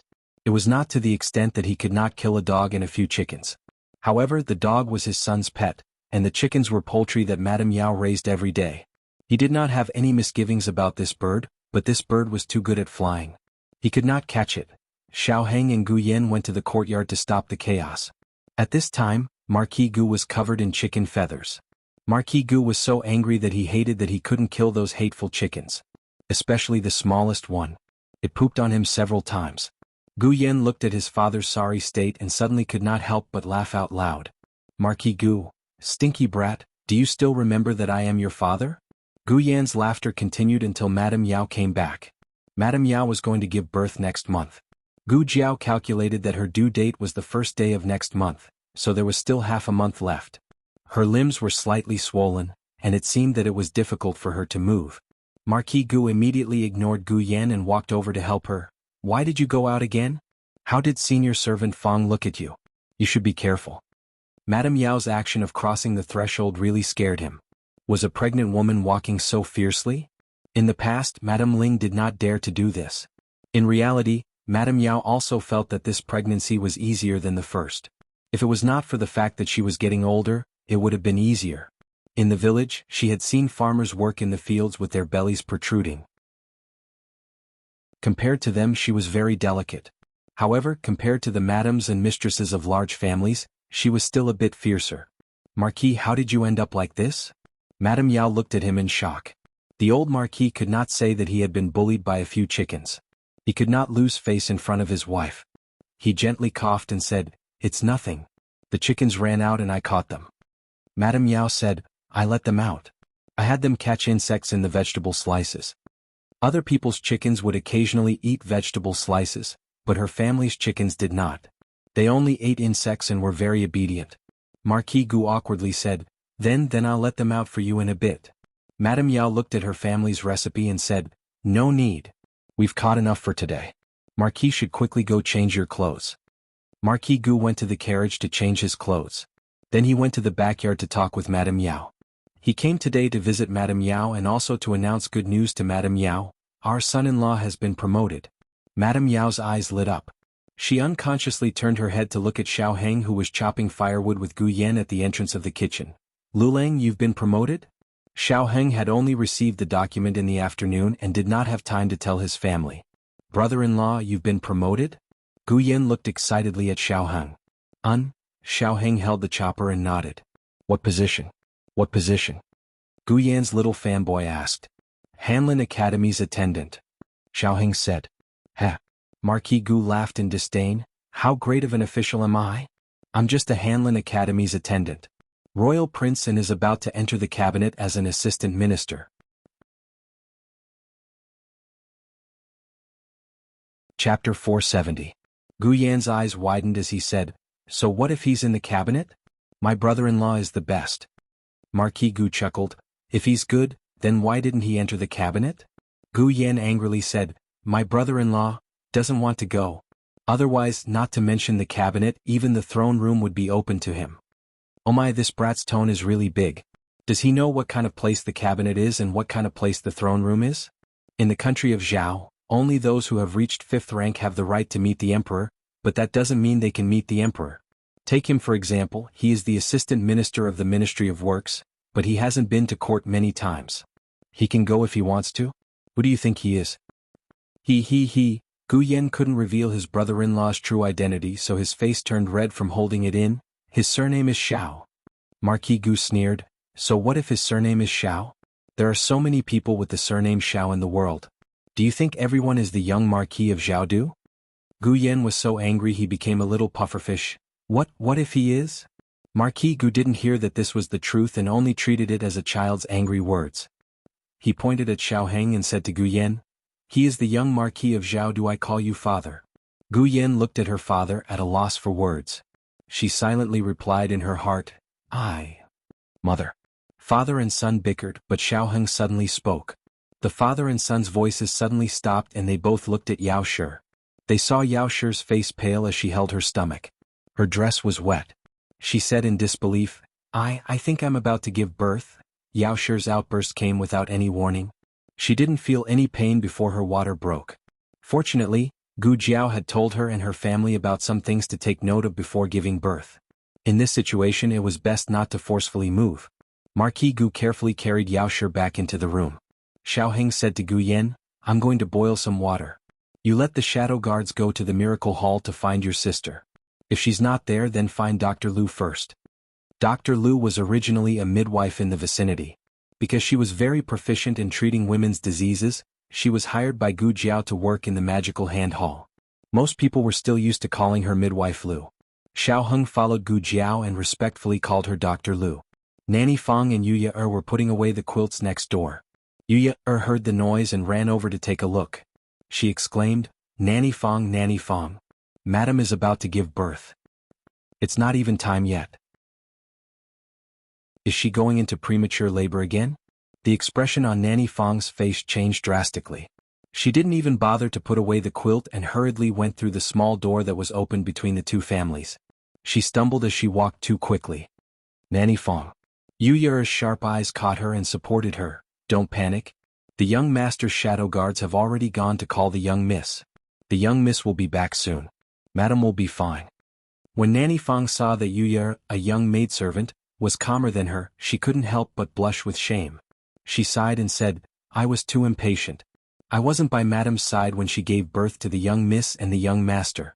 As a result, she gave birth prematurely and was swapped with the wrong child. There's always been a knot in my heart. Yu Yura couldn't empathize with her like Nanny Fong, but she still nodded in understanding. I understand. Nanny Fong, don't worry. Madam will be blessed by the heavens. She will definitely give birth safely. Gu Jiao wasn't here. It was Madame Lu who came. Madame Lu was a very experienced midwife. When Marquis Gu asked Huang Zhong to find a midwife for Madame Yao, he had already inquired about this person. Marquis Gu was very fortunate to be able to invite her. However, Gu Yan and Xiaoheng hoped that Gu Jiao would come. However, if Madame Yao's condition allowed it, Madame Lu's medical skills were enough. Unfortunately, Madame Yao's condition wasn't good. Did you make a mistake? My madam's pregnancy went very smoothly. She ate and slept as she pleased. She even walked with the wind. Her stomach wasn't big either. Everyone said that she had a good pregnancy. Madame Lu had been a midwife for many years. It wasn't uncommon for a midwife like Madame Yao to be unable to give birth after a successful pregnancy. A woman didn't just walk through the gates of hell on the day of giving birth. The entire pregnancy was full of unpredictable risks. However, the most risky pregnancy was the fetus. When it came to giving birth, both of them were at great risk. After all, if something happened to the mother, the child in the womb couldn't be saved. Madame Lu naturally wouldn't say anything discouraging in front of Madame Yao. She smiled and said, Don't worry. It's just beginning. Madam is completely in motion. I've already brought the birth-inducing medicine. Just take it with water. In the past, the birth-inducing medicine had always been prepared on the spot.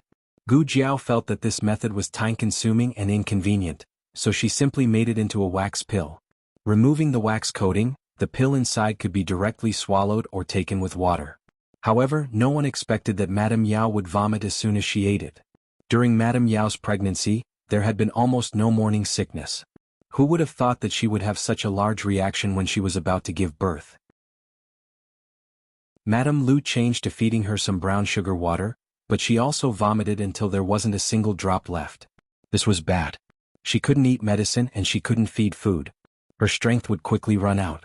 Go call Imperial Physician Luo. Outside the room, Marquis Gu ordered Huang Zhong. Yes. Huang Zhong replied and left without stopping.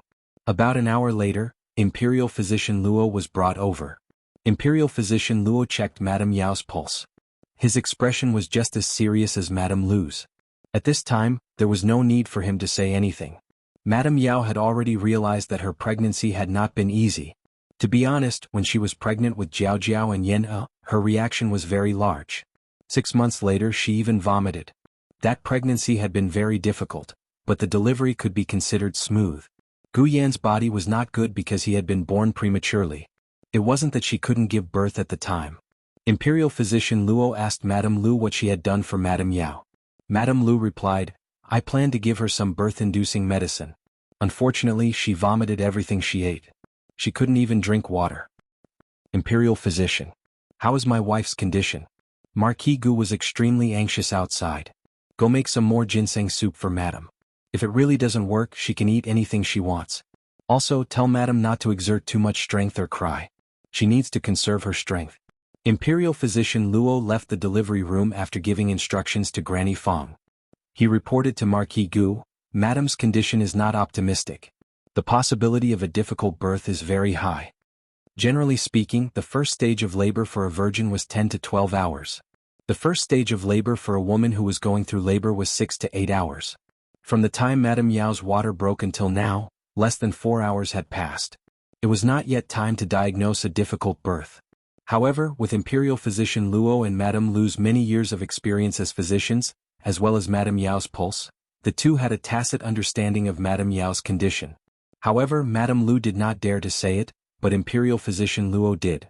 Marquis Gu felt as if he had fallen into an ice cellar. His entire body was instantly soaked in cold air. Gu Yan's small face also became deathly pale. Xiao Heng stood beside him. He unconsciously pulled on Xiao Heng's sleeve. Xiao Heng pursed his lips and did not say anything. Gu Jiao had made a house call. He could not help with this kind of thing. He only hoped that Hidden Guard A could quickly bring Gu Jiao back. At that time, the two hidden guards had gone to the medical center. When they heard that Gu Jiao was not there, one went to the place where Gu Jiao had made a house call to inform her. The other went to bring Madame Lu over first. Gu Jiao had already received the news of Madame Yao's outburst. However, she was at the scene of the accident. A vicious attack had occurred in a casino. 3 people were seriously injured. It was unknown whether they were alive or dead. She and Dr. Song were busy rescuing the injured. Hemostatic forceps. She knelt on the ground and stretched out her hand. Dr. Song skillfully handed her the hemostatic forceps. She used the hemostatic forceps to clamp down on the injured patient's blood vessels. "Aspirate," she said. The Research Institute's portable negative pressure aspirator had only appeared today. She did not know if it was because her strength had recovered, but the number of instruments in her small medicine box seemed to have gradually increased. If this was the case, then there was hope for Gu Yan's heart surgery.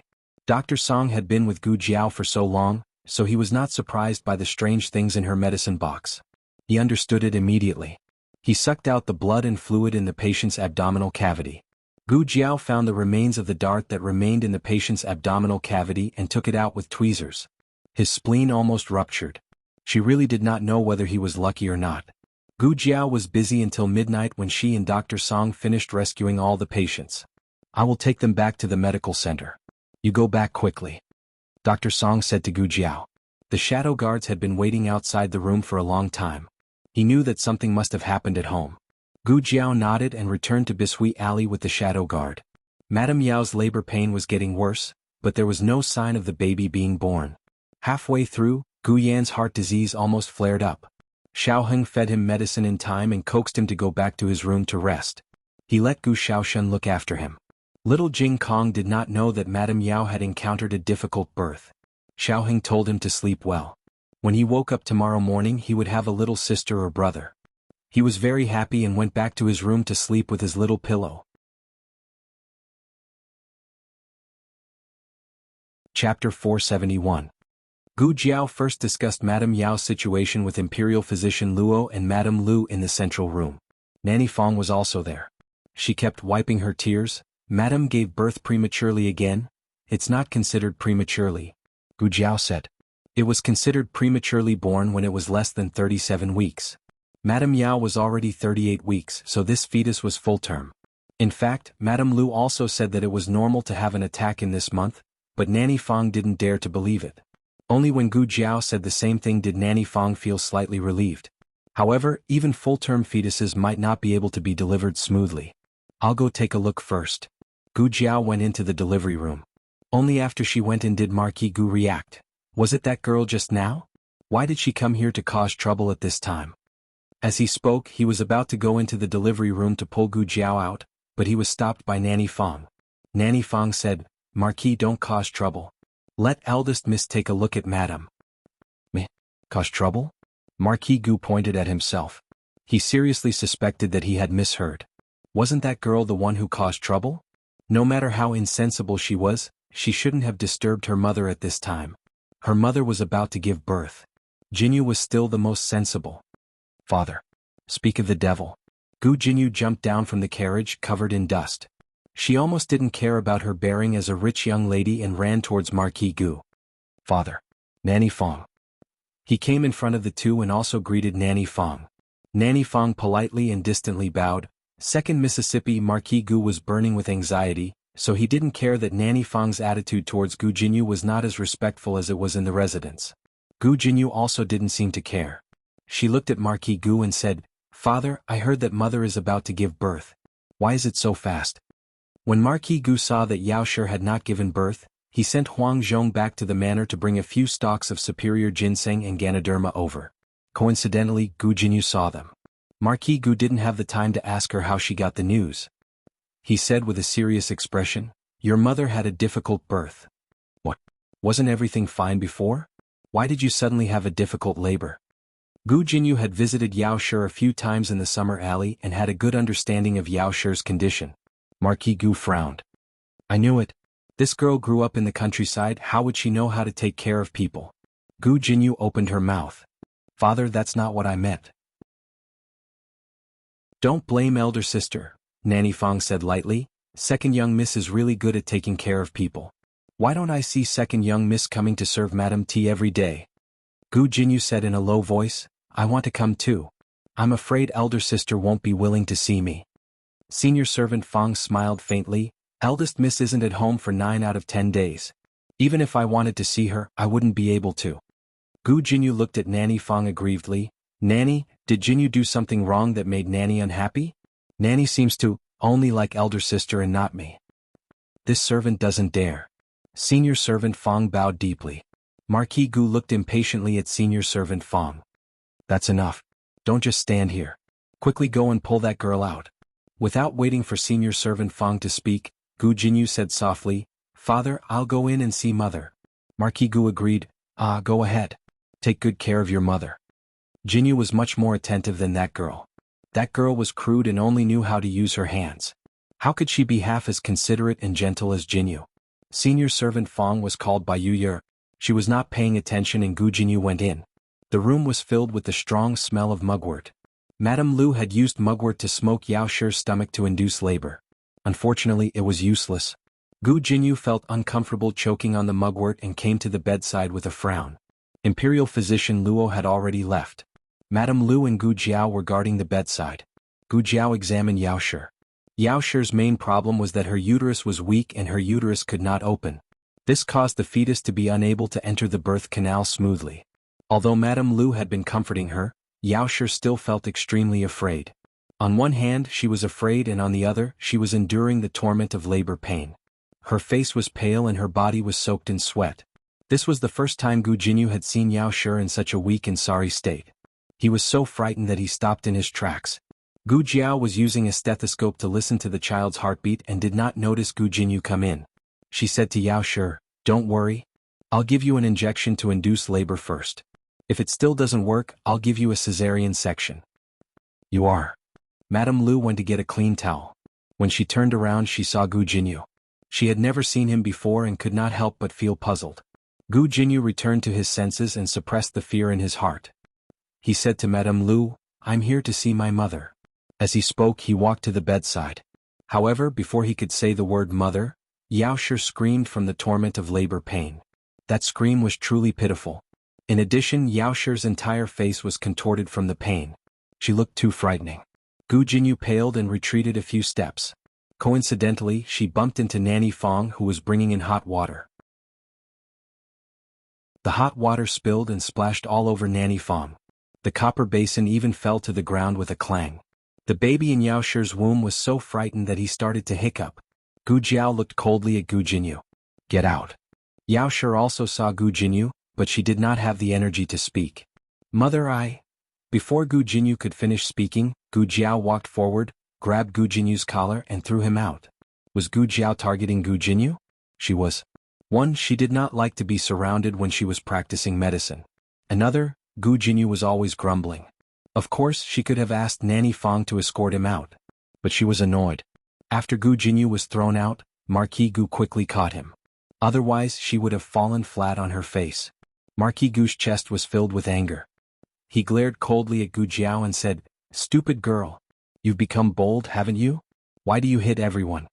Gu Jinyu grabbed Marquis Gu and said worriedly, Father, I'm fine. But you should quickly stop elder sister, right? I just heard her say that she wanted to cut open mother's womb and take out the baby. What? Marquis Gu's expression changed. It's enough that the stupid girl is not filial to her mother, but she actually wants to cut open her mother's womb. Does she still have a conscience? I will not allow her to hurt your mother. Marquis Gu rushed in aggressively. Unexpectedly, he had just taken a step when Shadow Guard A and Shadow Guard B both descended from the sky. Shadow Guard A sealed his acupoint with a whoosh. Then he and Shadow Guard B each grabbed one of his arms and dragged him out of the backyard. Xiaoheng looked at him indifferently from the main room. The moment he brushed past Xiaoheng, Marquis Gu understood everything. It was this brat who made them do it. This stupid brat. This stupid brat. Let go of me. Whoosh. Shadow Guard B sealed his mute acupoint. Marquis Gu. Do you still remember that you are the Marquis's household shadow guards? The two shadow guards directly dragged Marquis Gu out of the yard.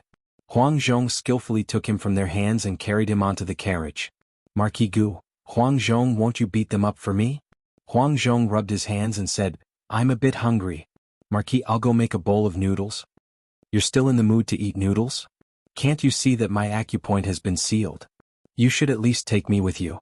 Huang Zhong decisively went nearby and made a bowl of hot and sour lamb noodles. He ate with great vigor. Gu Jiao hooked Yao Shi up with an intravenous drip and began to inject oxytocin into Yao Shi. Gu Jiao had indeed mentally prepared herself for Yao Shi's cesarean section, but the anesthetics and scalpel needed for the operation still did not appear in the medicine box. An hour later, Yao Shi's situation began to improve. The contractions became stronger and she was able to eat. It seemed that she could try to give birth naturally. 2 hours later, when Yao Shi's cervix had dilated to 2 fingers, Gu Jiao gave Yao Shi a painless injection. At midnight, Yao Shi ate a bowl of brown sugar eggs. At midnight, Yao Shi drank half a bowl of ginseng soup. At midnight, Yao Shi could no longer eat anything. She tightly held onto Gu Jiao's hand like a drowning person holding onto a piece of driftwood. Jiao Jiao, if something happens to me, nothing will happen to you. So, don't make me choose to protect the child. At 5 o'clock, after a whole night of hard work, a loud cry finally came from the delivery room. Yao Shi's entire body was drained. It was as if she had just been fished out of water. There was not a single dry spot on her body. Hearing the child's cries, she was so emotional that tears began to fall. Don't be emotional. There's still the placenta. Gu Jiao said. Yao Shi nodded with tears in her eyes and cooperated until the delivery was complete. After Gu Jiao finished the last stitch, she took off her gloves and washed her hands with disinfectant. Like a doctor, she touched Yao Shi's forehead. You're very brave. This was a habit from her previous life. She would praise a patient who cooperated well. Her words did not have much warmth, and her expression was too calm, but every patient that she touched would feel a wave of warmth and excitement. Yao Shi was no exception. However, while Yao Shi was happy and excited, she suddenly felt that this daughter of hers was a bit unfamiliar. It was so unfamiliar that it was as if she had become another person, a powerful existence that could cause others to feel fear.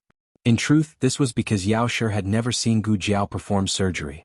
When Gu Jiao put down the scalpel, she was a very obedient Jiao Jiao. When she picked up the scalpel, she became the king of hell. The king of hell picked up the crying baby and calmly looked at this little life that had been brought into the world by the king of hell. Hello, little brother. Welcome to the human world. Chapter 472. After the baby was born, Marquis Gu's acupoints were finally unsealed by the secret guards. I'll deal with you later. Marquis Gu glared coldly at Gu Yan's 2 hidden guards and hurriedly walked towards Yao Shi's room. At this time, Yao Shi was not in her own room. Her room had been turned into a delivery room and needed to be cleaned up. She was resting in Gu Jiao's east room. She collapsed from exhaustion and fell into a deep sleep. Madame Lu had returned to the medical center, and Nanny Fong was bathing the little fellow. Where's Madame? Marquis Gu looked at Yu Yi who was tidying up the room and asked. In the east room, Yu Yi said. Marquis Gu hurriedly rushed to the east room. The little fellow had already finished bathing and was now obediently wrapped in swaddling clothes by Nanny Fong. Marquis Gu looked at the little guy and his heart skipped a beat.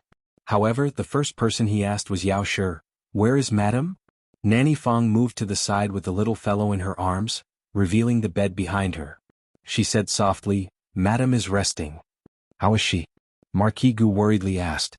As he spoke, he arrived at the bedside and tightly held Yao Shi's hand. Is Madame all right? Nanny Fong sighed. Although the Marquis was a little muddle-headed, he treated the Madame well. She said, the Madame is fine. Marquis, do you want to see the child? Hearing that Madame Yao was fine, Marquis Gu's anxious heart finally settled down. His gaze fell on the swaddling clothes in Nanny Fong's arms, and he couldn't hide his excitement as he asked, Is it a son or a daughter? Nanny Fong smiled and said, Congratulations, Marquis. It's a young master. Gu Jiao sorted out all the medical supplies. She destroyed those that could be destroyed and buried those that could not be destroyed. Then she checked the small medicine box. The medicine box didn't seem to be as broken as it was when he first arrived.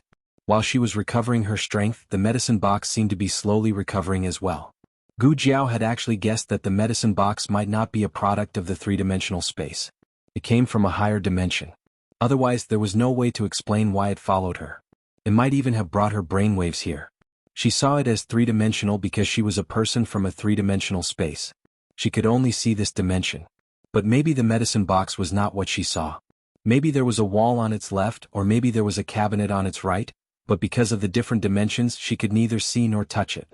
Gu Jiao tapped on the medicine box.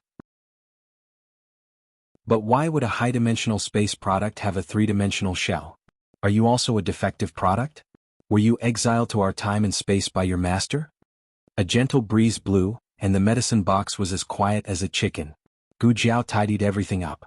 The sky was a little white, and the courtyard, which had been busy all night, fell into a temporary silence. Gu Jiao was a little sleepy, but she couldn't fall asleep.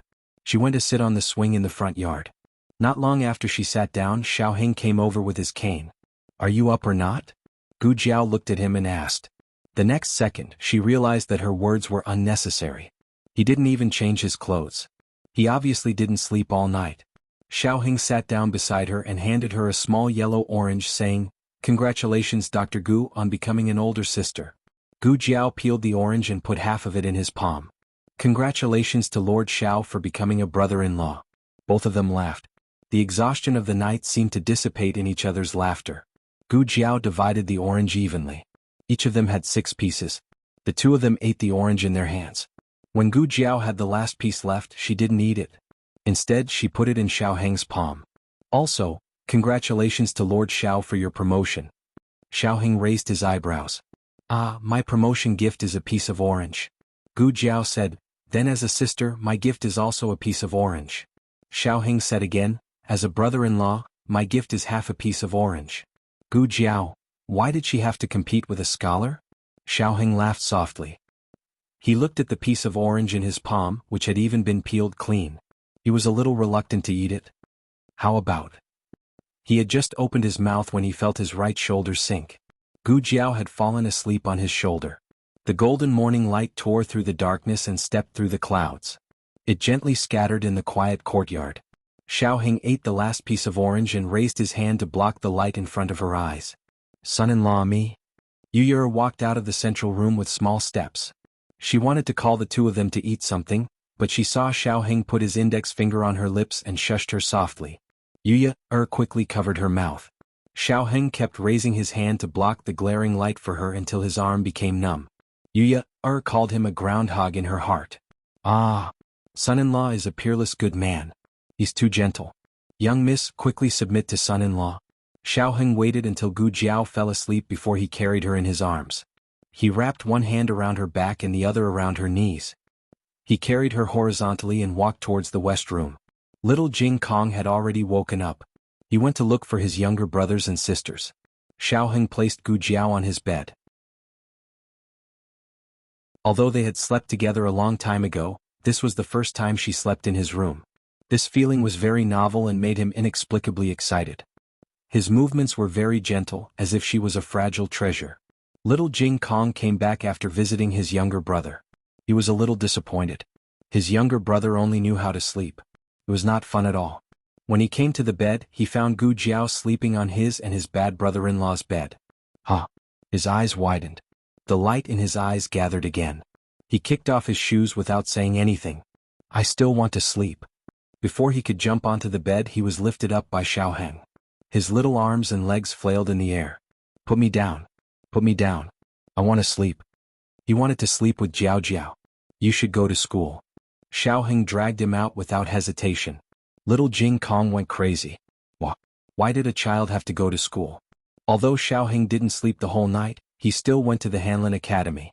After all, he had just been promoted yesterday. It was unreasonable to ask for leave today.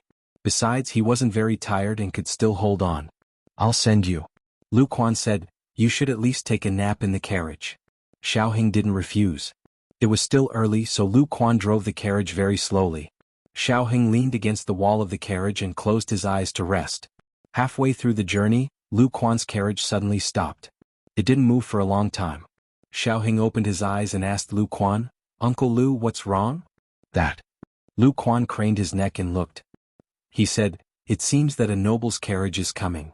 This was the case in the capital. Once an official went out, those with lower ranks would have to give way to him. They were not the only carriage on the roadside. Many officials in front of them had begun to move to the sides of the alley to make room. "Whose carriage is it?" Xiaoheng asked. "You don't even know?" "It's the newly appointed cabinet elder." A scholar who was watching the commotion said. Xiao Lulang was sitting in an old carriage. It was inevitable that people would think that his status was not very high. In fact, it was indeed so. A fifth-rank palace attendant was nothing in the capital where a falling brick could kill 3 nobles. However, a cabinet elder was different. He was a close official of the emperor. The other party added a small character in front of the cabinet elder. "May I ask which cabinet elder it is?" Lu Quan asked the scholar. Lu Quan was very familiar with the official positions in the capital. If it was only a cabinet elder, his position might not be as high as Liu Long's. If that was the case, they could refuse. The scholar said, "Which other cabinet elder could it be?" "It's Prince An of the Zhuang family. He was promoted to the cabinet elder after working in the Hanlin Academy for only 4 months. He is indeed the most talented scholar in the capital." "The most talented scholar in the capital? Who gave him this title?" "He was first in the imperial examinations. His Lulang was the new Zhuang Yuan." What should they say? Xiaoheng's focus was not on the title of the most talented scholar in the capital. Yesterday, when Princess Xinyang mentioned Prince An's promotion to the cabinet elder, she said that he was conferred the title of a 7th-rank palace attendant. Today the commoners said that he was a cabinet elder. Elder cabinet wasn't an official position, but rather a respectful title for the grand secretaries of the cabinet. However, not every grand secretary of the cabinet had the qualifications to be called elder cabinet. Only the grand secretary of the intermediate palace and the 2 assistant grand secretaries of Jianji Palace and Wenhua Palace had the qualifications to be called elder cabinet. As for the Wuying Hall, Wenyuan Pavilion and Eastern Pavilion scholars, they were all called cabinet elders. Princess Xinyang's information could not be wrong. Prince An's official position was definitely the 7th-rank palace attendant. Above the palace attendant were the 6th-rank palace attendant, the 5th-rank palace attendant, the 4th-rank palace attendant, and the 3rd-rank palace attendant. These people did not have the qualifications to be called cabinet elder. Prince An's title of cabinet elder most likely came from his birth and status. To put it bluntly, he was Grand Tutor Zhuang's grandson. When he entered the cabinet elder, he was aiming to be in charge of the cabinet elder. Cabinet elder was just a title in advance. One day he would become the grand cabinet elder.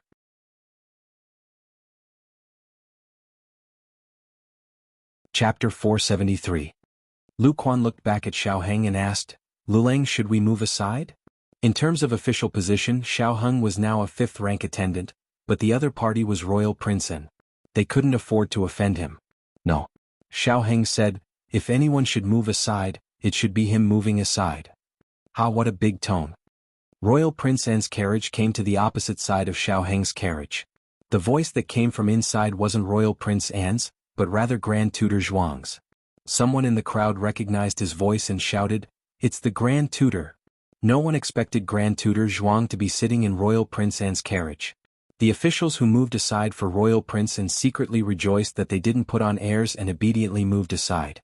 Otherwise they would be the ones being slapped in the face by Grand Tutor Zhuang. Who was this kid? His voice sounded very young. Perhaps he was young and immature and kicked an iron plate. Others couldn't recognize Xiaoheng's voice, but how could Grand Tutor Zhuang not recognize it? Opposing him at every turn, taking away the Empress Dowager's favor, causing the Empress Dowager to be distant and cold to the Zhuang family. It was all this Xiao Yolang's doing behind the scenes. Grand Tutor Zhuang was warned by the Empress Dowager not to make things difficult for Xiao Lulang, but he couldn't make things difficult for Xiao Lulang. Grand Tutor Zhuang simply had the coachman open the curtain. He sat in the spacious carriage and the people could see the inside of the Zhuang family's luxurious carriage from different angles. It seemed modest and not high profile, but who would have thought that a simple armchair table was made of expensive gold-rimmed Phoebe Jinan wood? The curtain was only half opened, revealing Grand Tutor Zhuang's figure. Beside him was a pair of spotless official boots, presumably belonging to his grandson. Royal Prince and Grand Tutor Zhuang sneered and looked at the carriage in front of him. "Isn't this Attendant Xiao? Attendant Xiao, are you blocking my way? Are you waiting for this official to move aside? When did the officials of the Hanlin Academy become so arrogant? Even the Grand Tutor has to make way for a mere attendant?" These words truly did not leave any face for Xiao Lulang. No matter how outstanding Xiao Lulang was, no matter how much he was the new Zhuangyuan personally appointed by the emperor, he was still just a small Hanlin official. How could he be like Grand Tutor Zhuang, who had long been a first-class official in court? Blocking Grand Tutor Zhuang's path, wasn't that just asking for humiliation? However, Grand Tutor Zhuang's attack wasn't just limited to his words. He continued, "You can't possibly be relying on the fact that someone in the palace is supporting you to not put me in your eyes, right?" There was someone in the palace backing him up. Who was it? Grand Tutor Zhuang didn't point out that it was the Empress Dowager, so everyone naturally thought it was the current emperor. His Majesty did not stick to one type of talent, but he was arrogant because of his favor at such a young age. It was clear that he was not worthy of His Majesty's praise. "I'm from the countryside, so I haven't seen the world." No wonder. He probably doesn't know that the emperor's heart is hard to fathom. Without His Majesty's favor, he is nothing. He's so arrogant because of His Majesty's favor at such a young age. Does he really think he is the same as Royal Princeton and has the qualifications to be arrogant? But Royal Princeton isn't arrogant. Royal Princeton is humble and courteous. He knows when to advance and when to retreat. He never oversteps his status. This is the demeanor of a great family. What's the saying again? A bucket full of water doesn't sway, but a bucket half full of water sways. Ah. Everyone was amused by an old man's teasing. People probably had a strange mentality. They liked to see people fall from a high place and enjoyed the pleasure of being judged. Everyone was waiting to see Xiao Lulang make a fool of himself. However, no one expected that a handsome man dressed in purple leisurely strolled out from behind the crowd. He had a powerful aura. The originally impenetrable crowd almost involuntarily opened a path for him. When Grand Tutor Zhuang saw this person, his expression froze. Marquis Xianping? Marquis Xianping stopped beside Xiao Heng's carriage and looked at Grand Tutor Zhuang with a faint smile. "Oh, isn't this Grand Tutor Zhuang? What a coincidence. You're also going to court? What time is it? Still going to court? Court has already been dismissed." No, he used the word, also. "Are you, Marquis Xianping, so shameless? You say it as if you're going to court today." Grand Tutor Zhuang snorted coldly. "Marquis Xianping hasn't been to court in a long time. I'm afraid you've even forgotten the time of morning court." Marquis Xianping smiled. "That's right. His Majesty is benevolent. He sympathizes with my old injury that hasn't healed and spares me the pain of going to court." Bullshit old injury that hasn't healed. You, Marquis Xianping, have never properly attended court. Of course the emperor did say this. However, it wasn't because he sympathized with Marquis Xianping. It was because Marquis Xianping was too bold. The emperor was afraid that he would lose face for the officials of Zhao country. Thus he gave him an excuse. "Is there a seat?" Marquis Xianping pretended to ask Lu Quan casually. "Ah, there is." "There isn't." Lu Quan and Xiao Heng spoke at the same time. The second sentence was said by Xiao Heng. Everyone's eyes widened. Did they hear wrong? This Hanlin official actually dared to reject Marquis Xianping on the street. He probably wants to beat Marquis Xianping to death. Grand Tutor Zhuang also chuckled. "There is okay." Marquis Xianping directly ignored Xiao Heng's rejection. He smiled and sat in Xiao Heng's carriage. His movements were natural and smooth. Xiao Heng, Grand Tutor Zhuang, everyone. After he sat down, he acted as if he didn't know that Xiao Heng's carriage was blocking Grand Tutor Zhuang's path. In terms of official position, he was a first-rank martial marquis. Grand Tutor Zhuang was one of the three dukes and was also a first-rank official. In terms of status, he was the current imperial uncle. Grand Tutor Zhuang was the previous imperial uncle. In terms of power, he held military power. Grand Tutor Zhuang secretly held political power. In terms of family background, the Xiao family was not as deep as the Zhuang family. However, Marquis Xianping also had another identity. He was the emperor's son-in-law. A powerful emperor's son-in-law. Since ancient times, those who married a princess were not allowed to enter the imperial court as an official. Marquis Xianping was the first. Marquis Xianping didn't care about the comments of others. He sat down casually and calmly looked at Grand Tutor Zhuang. His eyes were just short of saying, "I won't make way for you. If worst comes to worst, I won't leave." Marquis Xianping was so arrogant. So shameless. Grand Tutor Zhuang was so angry that his teeth itched. Marquis Xianping lazily leaned against the wall of the carriage and raised his eyebrows. This marquis isn't worried about being late. I wonder if Grand Tutor Zhuang and your grandson aren't worried about being late? What kind of joke was this? How could royal prince and be late on his first day in the imperial court? Grand Tutor Zhuang was so angry that his head hurt. Marquis Xianping wasn't here to jinx him. How could there be someone as shameless as Marquis Xianping in this world? However, his anger didn't last long. He thought of something and his expression relaxed. If we're late, wouldn't attendant Xiao be late? If he remembered correctly, this was also Xiao Liulang's first day of promotion.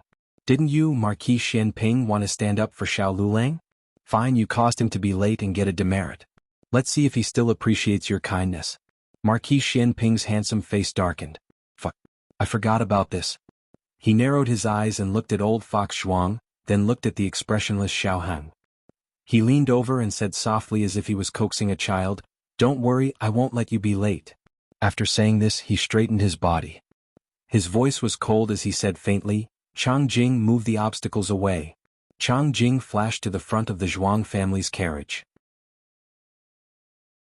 Before the Zhuang family's guards could react, Chang Jing had already lifted the entire carriage. "Put it down gently. It's polite," Marquis Xianping reminded. "Oh." Chang Jing really gently put the carriage to the side. Grand Tutor Zhuang almost exploded in anger and cursed in his heart. "You fucking moved my carriage in the middle of the street and you still have manners. Where did you get the face to say such words?" Grand Tutor Zhuang was so angry that his entire body trembled. "Marquis Xianping, don't go too far." If the news of Marquis Xianping's subordinates moving his carriage in the middle of the street spread, where would he put his face? Where would the Zhuang family put their face? Marquis Xianping was about to leave when Grand Tutor Zhuang suddenly shouted. He lifted the curtain and motioned for Lu Quan to stop the carriage. Lu Quan didn't dare to disobey and obediently stopped the carriage. Marquis Xianping casually walked down the carriage and came to Grand Tutor Zhuang's carriage. Royal Prince and suddenly had an ominous premonition. He was about to dissuade his grandfather, but it was too late. Marquis Xianping directly shattered the carriage. The walls of the carriage cracked and fell to the ground. Royal Prince and Grand Tutor Zhuang were exposed in front of everyone without any warning. The carriage was destroyed and only a bench was left. The two sat on the bench as if they were suddenly stripped naked. They were so embarrassed that their faces turned red. Marquis Xianping looked at Grand Tutor Zhuang and arrogantly curled his lips. "This is going too far. Grand Tutor Zhuang."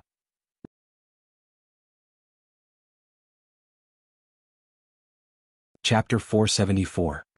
This matter was too big and had a bad influence. Grand Tutor Zhuang would definitely go to the emperor to complain about Marquis Xianping in order to save his old face. However, was Marquis Xianping afraid of him complaining? There were mountains of complaints about Marquis Xianping in the imperial study. His shameless actions were too numerous to count. He didn't commit murder or arson, so he couldn't be punished severely. However, he did disgusting things one after another. He could make people angry to the point that one Buddha was born and two Buddhas ascended to heaven. However, these things didn't warrant death. At most, he would be beaten 100 times. After the beating, he would be a good man again. Marquis Xianping sat in Xiao Heng's carriage and left, leaving Grand Tutor Zhuang and his grandson as the laughingstock on the street. He originally wanted to give Xiao Liulang a show of strength, but unexpectedly, Marquis Xianping showed his strength instead. Grand Tutor Zhuang had never been so humiliated in his life. The Zhuang family and Marquis Xianping's food didn't get along for a day or two. It was normal to have a falling out, but it was rare to see a falling out like this. Was this falling out? This was fucking tearing up his pants. Royal Prince was really wronged. Today's matter wasn't his idea. Although he did feel a bit superior, he was implicated by Grand Tutor Zhuang. His glory of entering the cabinet was completely destroyed by Marquis Xianping's show of strength. Today's humiliation would probably become his dark history for the rest of his life. Marquis Xianping sent Xiao Heng to Hanlin Academy. Along the way, Marquis Xianping wanted to talk to his son shamelessly countless times. However, Xiao Heng said, "I didn't sleep last night," and Marquis Xianping shut up. Marquis Xianping held it in all the way until Xiao Heng opened his eyes and planned to get off the carriage. Only then did he ask, "What did you do? Didn't sleep all night?" "Something happened," Xiao Heng said. Marquis Xianping, "How can I not know you have something to do? What is it? Tell me." He couldn't get angry with his son. The more he bullied Grand Tutor Zhuang, the more miserable he felt when being bullied by his son. Before Xiao Heng's accident, Marquis Xianping held the absolute dominant position in the relationship between father and son. 4 years later, the positions of the two had changed. "Why don't I apply for leave for you?" Marquis Xianping said. "No need. Xiao Heng calmly got off the carriage. Marquis Xianping followed. He had never compared his son's height in the past, but today he suddenly looked at his son's head and realized that his son was too tall, almost taller than him. He was a military general. Since he was young he had been rolling and crawling in the mud, so it was natural for him to grow taller. This brat did not do anything, nor did he see him run or jump, so how did he grow so fast? Seeing that Xiao Heng was about to enter Hanlin Academy, Marquis Xianping's sharp eyes noticed that his walking posture was very strange. He was someone who had survived the battlefield. Other than his face, there was not a single part of his body that was intact. He had probably suffered more injuries than Xiao Heng had fallen. How could they not see that his lame leg was different from before? He asked, "Your leg is better?" Xiao Heng's steps paused. "It's really better?" Marquis Xianping looked at him in surprise. Xiao Heng still did not intend to pay attention to him. Marquis Xianping sighed, "Do you hate me that much? Are you blaming me for not being able to save you from the fire because I was too busy investigating the case? Or are you blaming me for not being able to detect the existence of that group of people earlier, causing you to be forced to conceal your identity and go far away?" A straight man would never be able to find the main point when it came to admitting his mistake. He was so angry that he could dig out a vegetable garden with his toes. Xiao Heng's face was cold as he entered Hanlin Academy without looking back. Marquis Xianping was confused. Why was he angry again? Chang Jing drove the carriage to the vicinity. Marquis Xianping sighed as he got into the carriage. He leaned against the wall of the carriage and said helplessly, "Chang Jing, I'm too pitiful. Xiao Heng doesn't recognize me. I'm going to become a lonely old man." Marquis Xianping's original intention was to quickly say, "You're not old. You're in the prime of your life. You can still be beautiful for 20 more years." Unexpectedly, Chang Jing fell into deep thought. After a while, Chang Jing said seriously, "It's fine. If you die, I'll throw a basin for you." Marquis Xianping, after Gu Jiao's intensive medical practice for a day and a night, she was carried to the west room by Xiao Heng and fell asleep. Perhaps it was because she did not recognize the bed, or perhaps it was because this bed had a scent that she liked and felt at ease. She slept until the afternoon. Just before she was about to wake up, she had a dream. She dreamt of a boundless sea. On the sea there was a battlefield. Marquis Xianping was on a battleship that was riddled with holes. He held a long sword in his hand and wore black iron armor. He was fighting on the deck that was filled with blood. In front of him was an island. Behind him was a city. Gu Jiao had never been to the city, but in her dream she could call out the name of the city. Nanhai City, a small city in the southernmost part of the Zhao Kingdom. As for the island, it was originally part of Nanhai City. However, it had been invaded by pirates on the sea. Marquis Xianping's goal was to wipe out the pirates and take back the island. This pirate incident was not simple. Just as Marquis Xianping was going south to suppress the pirates, bad news came from the frontier fortress of the Zhao Kingdom. The remnants of the previous dynasty colluded with the Qin Kingdom. Tang Yueshan's army was defeated and Princess Ning En was captured. In order to save Princess Ning En, the old marquis went into danger alone. Unfortunately, he fell into the trap of the remnants of the previous dynasty. The frontier fortress lost 3 cities in a row. The emperor was furious. He immediately summoned Gu Changqing, who was far away near Fengdu Mountain, back to the court. He ordered him to reorganize the Gu army and go north to attack the enemy. Unexpectedly, before the army set out, news came from the frontier fortress that Gu Chengfeng and the old marquis had both died. It turned out that after Gu Chengfeng learned that his grandfather had been captured, he quietly left the capital and went to the frontier fortress alone to save his grandfather. He was a flying frost. Logically speaking, it should be easy for him to steal someone from the enemy camp. However, something went wrong midway. He was discovered by the remnants of the previous dynasty and shot to death. The enemy cut off his head and hung it on the city wall with the old marquis's head. This was a premeditated trap. The frontier fortress was cold. The 2 heads hung on the city wall for a whole month without any signs of decay. The old marquis watched as his grandson was shot to death in front of him. He died with his eyes wide open. His pair of frozen red eyes were filled with anger and despair. Although Gu Changqing had mentally prepared himself on the way here, seeing this scene with his own eyes, seeing his younger brother and grandfather's heads hung on the wall, still made his blood boil. He spat out a mouthful of blood in front of everyone. Gu Changqing finally took back the frontier fortress, killed the remnants of the previous dynasty, and also annihilated the Qin army. However, the price was his legs and the 100,000 soldiers of the Gu army. 80,000 of them were not allowed to return. The heroic young men were stationed at the frontier. Because of this overly tragic dream, Gu Jiao did not immediately realize that she was sleeping on Xiao Heng's bed when she woke up. She sat at the head of the bed in a daze for a while, and the little strand of hair on her head stood up again. The events in the dream happened half a year later. However, with the precedent of the Twin Blade sect capturing Xiao Heng, Gu Jiao did not dare to guarantee that the events in her dream would not happen earlier. Why would it happen earlier? She did not know. Sometimes she felt that her dreams were precognitive. However, recently she suddenly had a misconception as if they had happened before. She had experienced them but she had forgotten them. This conjecture was very bold and could even be called absurd. That was why she said that it might just be her misconception. She suddenly thought of that transmigrator from the Yen Kingdom. She wondered if he or she had experienced the same thing as her. It would be great if she could ask him in person. Forget it. Now was not the time to think about this. It was better to think about what happened in the dream. If her conjecture was correct, then the most important question right now was whether the tragedy of the Gu grandfather and grandson, as well as the 100,000 soldiers of the Gu army, would happen earlier. Your Majesty. Your Majesty. Bad news. The Emperor was reviewing memorials in the Imperial study when Eunuch Wei walked in with a hurried expression. What's the matter? The Emperor frowned and glared at Eunuch Wei. Eunuch Wei had been by the Emperor's side for a long time. He should not have been so unruly. Eunuch Wei felt bitter. He did not want to, but this time something really big had happened. He reported, Your Majesty, Marquis Xianping has bullied Imperial Tutor Zhuang.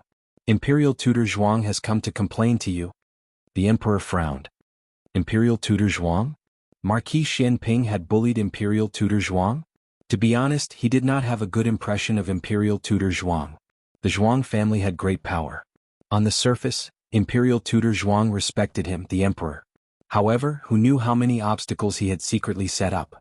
No matter what, Imperial Tutor Zhuang had been a senior official for 2 dynasties.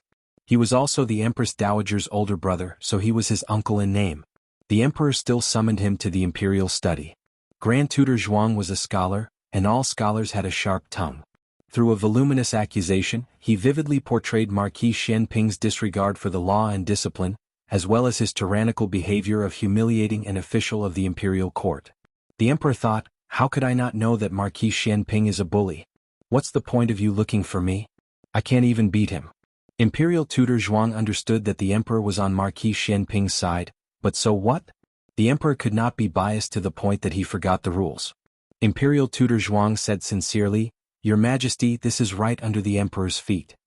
He dares to act so violently and does not put Your Majesty's dignity in his eyes. I really don't know how he will trample on the dignity of the imperial family in the future. These words were just short of saying that Marquis Xianping's merits overshadowed the Emperor's. Today he dared to bully the Emperor's uncle. In the future, he would dare to sit on the Emperor's head and behave atrociously. If these words were heard by the previous Emperor, it would definitely cause problems. However, the Emperor was not the previous Emperor. He was not that suspicious. Moreover, in his opinion, this was Marquis Xianping's nature. If Marquis Xianping was not arrogant and despotic one day, then he would not be Marquis Xianping. Call Marquis Xianping to me, the Emperor said sternly. The people on the street had seen it with their own eyes. As the Emperor, he could not just sit and watch. Soon Eunuch Wei brought Marquis Xianping into the palace. Your Majesty, this official is guilty. The first thing Marquis Xianping said after entering the imperial study was to admit his crimes. Then he confessed to his bullying of Imperial Tutor Zhuang and Royal Princein. This series of actions stunned Imperial Tutor Zhuang. He had thought that Marquis Xianping would use the Emperor's favor to refuse to admit his crimes. Or Marquis Xianping would push the blame to him and say that he used his status to suppress Xiao Luleng first. He was just helping out when he saw injustice. However, Marquis Xianping admitted his crimes just like that. Cough. The Emperor cleared his throat. Marquis Xianping was really, always able to break through the bottom line of people's understanding of him. Forget it, he would get used to it. This person was shameless. Why would he not admit his crimes? If he did not admit his crimes, he would be beaten 100 times. If he admitted his crimes, it would be reduced by half. The Emperor had long given up on treating Marquis Xianping. In the early years, he had thought that this person was an official of the imperial court that he regarded highly. His every word and action was related to the reputation of the imperial court and also related to his face as the Emperor. However, gradually, the people scolded Marquis Xianping only for himself and did not rise to the imperial court. The emperor was too lazy to find trouble for himself. The emperor looked at Marquis Xianping and said seriously, "Seeing that you have a good attitude and actively admitted your crimes, I will punish you 50 times.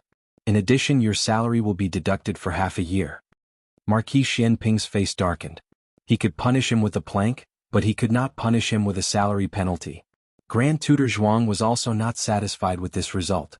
Their Zhuang family's face had been rubbed against by Marquis Xianping, but in the end the emperor only punished him with a small salary penalty and a few planks? Marquis Xianping's family was extremely wealthy. What was half a year's salary to them? As for the planks, he was a martial artist. Hitting him with the plank was no different from tickling him. Grand Tutor Zhuang was so angry that his face was ashen. He clenched his fists so hard that they made cracking sounds. Marquis Xianping calmly walked out and glanced at Grand Tutor Zhuang. He clicked his tongue and sighed. "How old are you? Haven't you weaned? You still want to complain?" Grand Tutor Zhuang.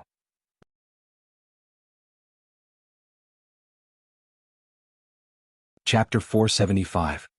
There are all kinds of connotations that you can't find online here. When Marquis Xianping came out of the palace, he was surprised to find a familiar carriage parked nearby. It was Princess Xinyang's carriage. His brows furrowed.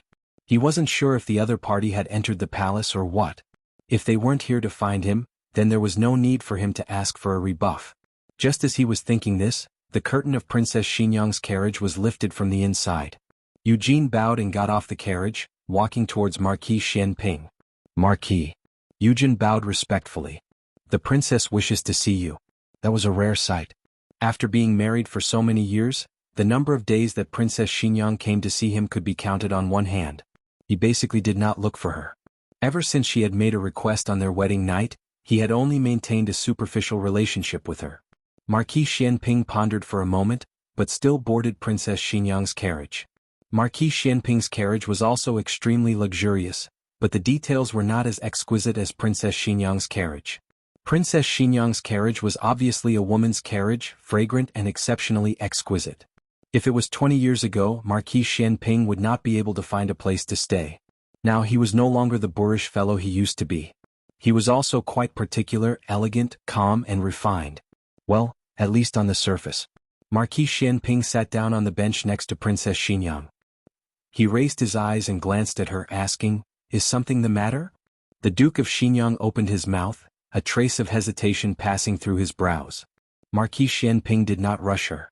He casually picked up an orange and played with it in his hand. After a while, Princess Xinyang finally opened her mouth. "When did you know that there was a problem with the Dragon Shadow Guard by my side? You came looking for me just to ask this? Answer me." "Not long after Xiao Qing's accident." Marquis Xianping said honestly. "Did you find something?" "No. On the contrary, I didn't find anything. That's why I found it strange. Your Dragon Shadow Guard has always been in the shadows, but you already knew." "Yes." Xianping Ho did not deny it. From the first day Princess Xinyang married into the mansion, he had sensed several unusual auras in the dark. He had once felt a similar aura from the Dragon Shadow Guard by the Emperor's side, so he guessed that she also had a Dragon Shadow Guard by her side. But their identities were confirmed on the night of Xiao Qing's accident. When he found out that the two children were poisoned, he immediately went to find the antidote. At that time, the emperor had an antidote pill from the Yen Kingdom, which was said to be able to cure hundreds of poisons. Unfortunately, there was only one. Xiao Heng's mother did not hesitate to kidnap Xiao Qing in order to let him get the antidote. But when she was capturing Xiao Qing, she almost entered Princess Xinyang's room by mistake. At that time, a Dragon Shadow Guard appeared and fought with her. "At that time you..." Princess Xinyang's voice interrupted Marquis Xianping's thoughts, but she seemed to be hesitant. Marquis Xianping weighed the orange in his hand and said, "If you want to ask, just ask. You don't have to consider whether I want to answer or not. If I don't want to answer, I will tell you directly." Princess Xinyang said, "After you confirmed that the Dragon Shadow Guard was the one who killed Xiao Qing, did you think about revenge?" Marquis Xianping faintly twitched his lips. "Would you believe me if I said I didn't?" Princess Xinyang pursed her lips. "Then why didn't you take revenge?" Marquis Xianping said seriously, "First of all, they were only executioners. The one who gave the order was the late emperor. There were only two people who could order the Dragon Shadow Guard, the late Emperor and Princess Xinyang. It couldn't have been Princess Xinyang who gave the order to kill her own son. It wasn't hard to come to this conclusion, but it was hard to accept it. Marquis Xianping chuckled. Every injustice has its perpetrator and every debt has its debtor. If I wanted to take revenge, I would go find the late emperor. Why would I make things difficult for a few executioners who only followed orders? Only a coward would vent his anger on a few subordinates instead of finding their master. This arrogant tone sounded like Marquis Xianping. Princess Xinyang said, "Just because of this?" Marquis Xianping looked at her strangely and smiled. "What are you expecting, Qin Fengwan? Expecting me to tell you that it was because you still needed them so I reluctantly kept them? Qin Fengwan, I don't have as deep feelings for you as you think." "That's good." Princess Xinyang let out a sigh of relief. Marquis Xianping looked at her with a faint smile and narrowed his eyes. Suddenly, he leaned over and placed one hand on her side, as if pinning her against the wall of the carriage. "Qin Fengwan, you look very disappointed?" Princess Xinyang turned her face away. "I'm not." Marquis Xianping smiled carelessly with a hint of coldness and mockery. "It's too late to be disappointed. You were the one who rejected this marquis. Now, even if you put down your status to beg this marquis will not be tempted by you." After saying this, he coldly returned to his original seat. "Then, have you ever been tempted by me?" Princess Xinyang asked. Marquis Xianping's smile froze. "No," he said. "It's best if you haven't," Princess Xinyang said. "Don't like me. I won't like you."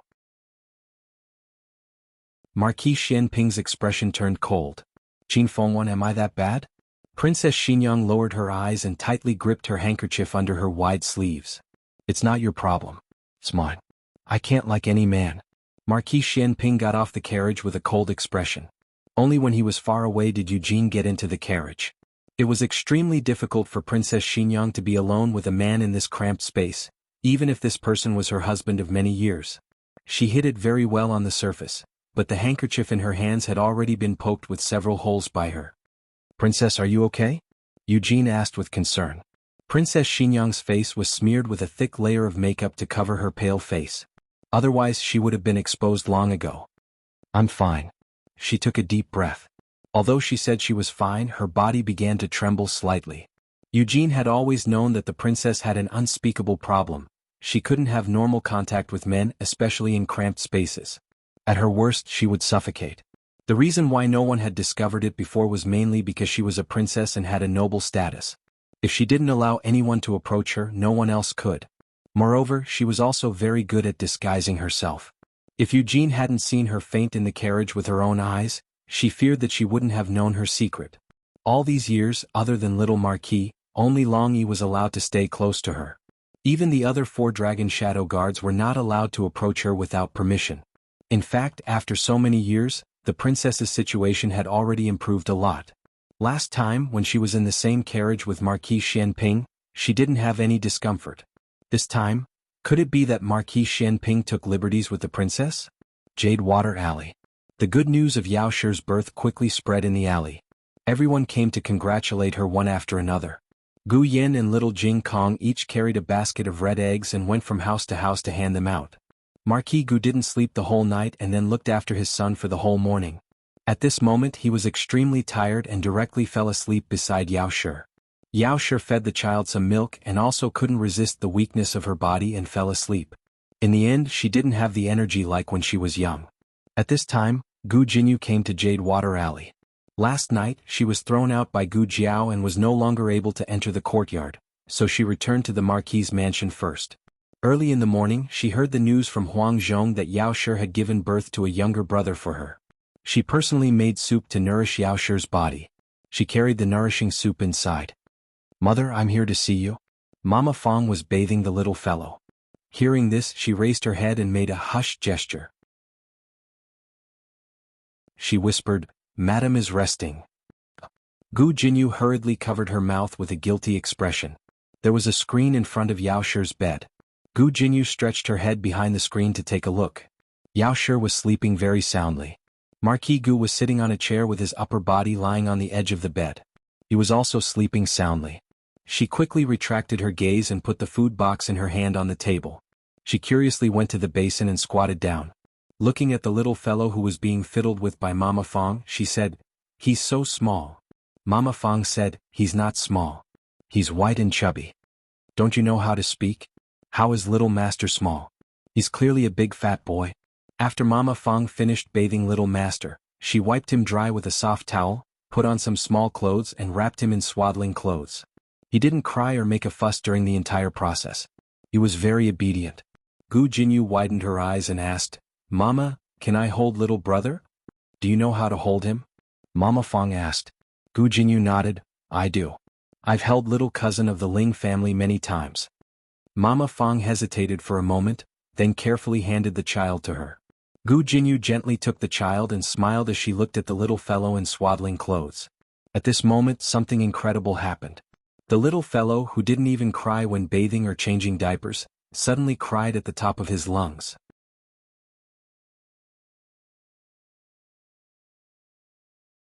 Chapter 476. There are novels with connotations that can't be found online here.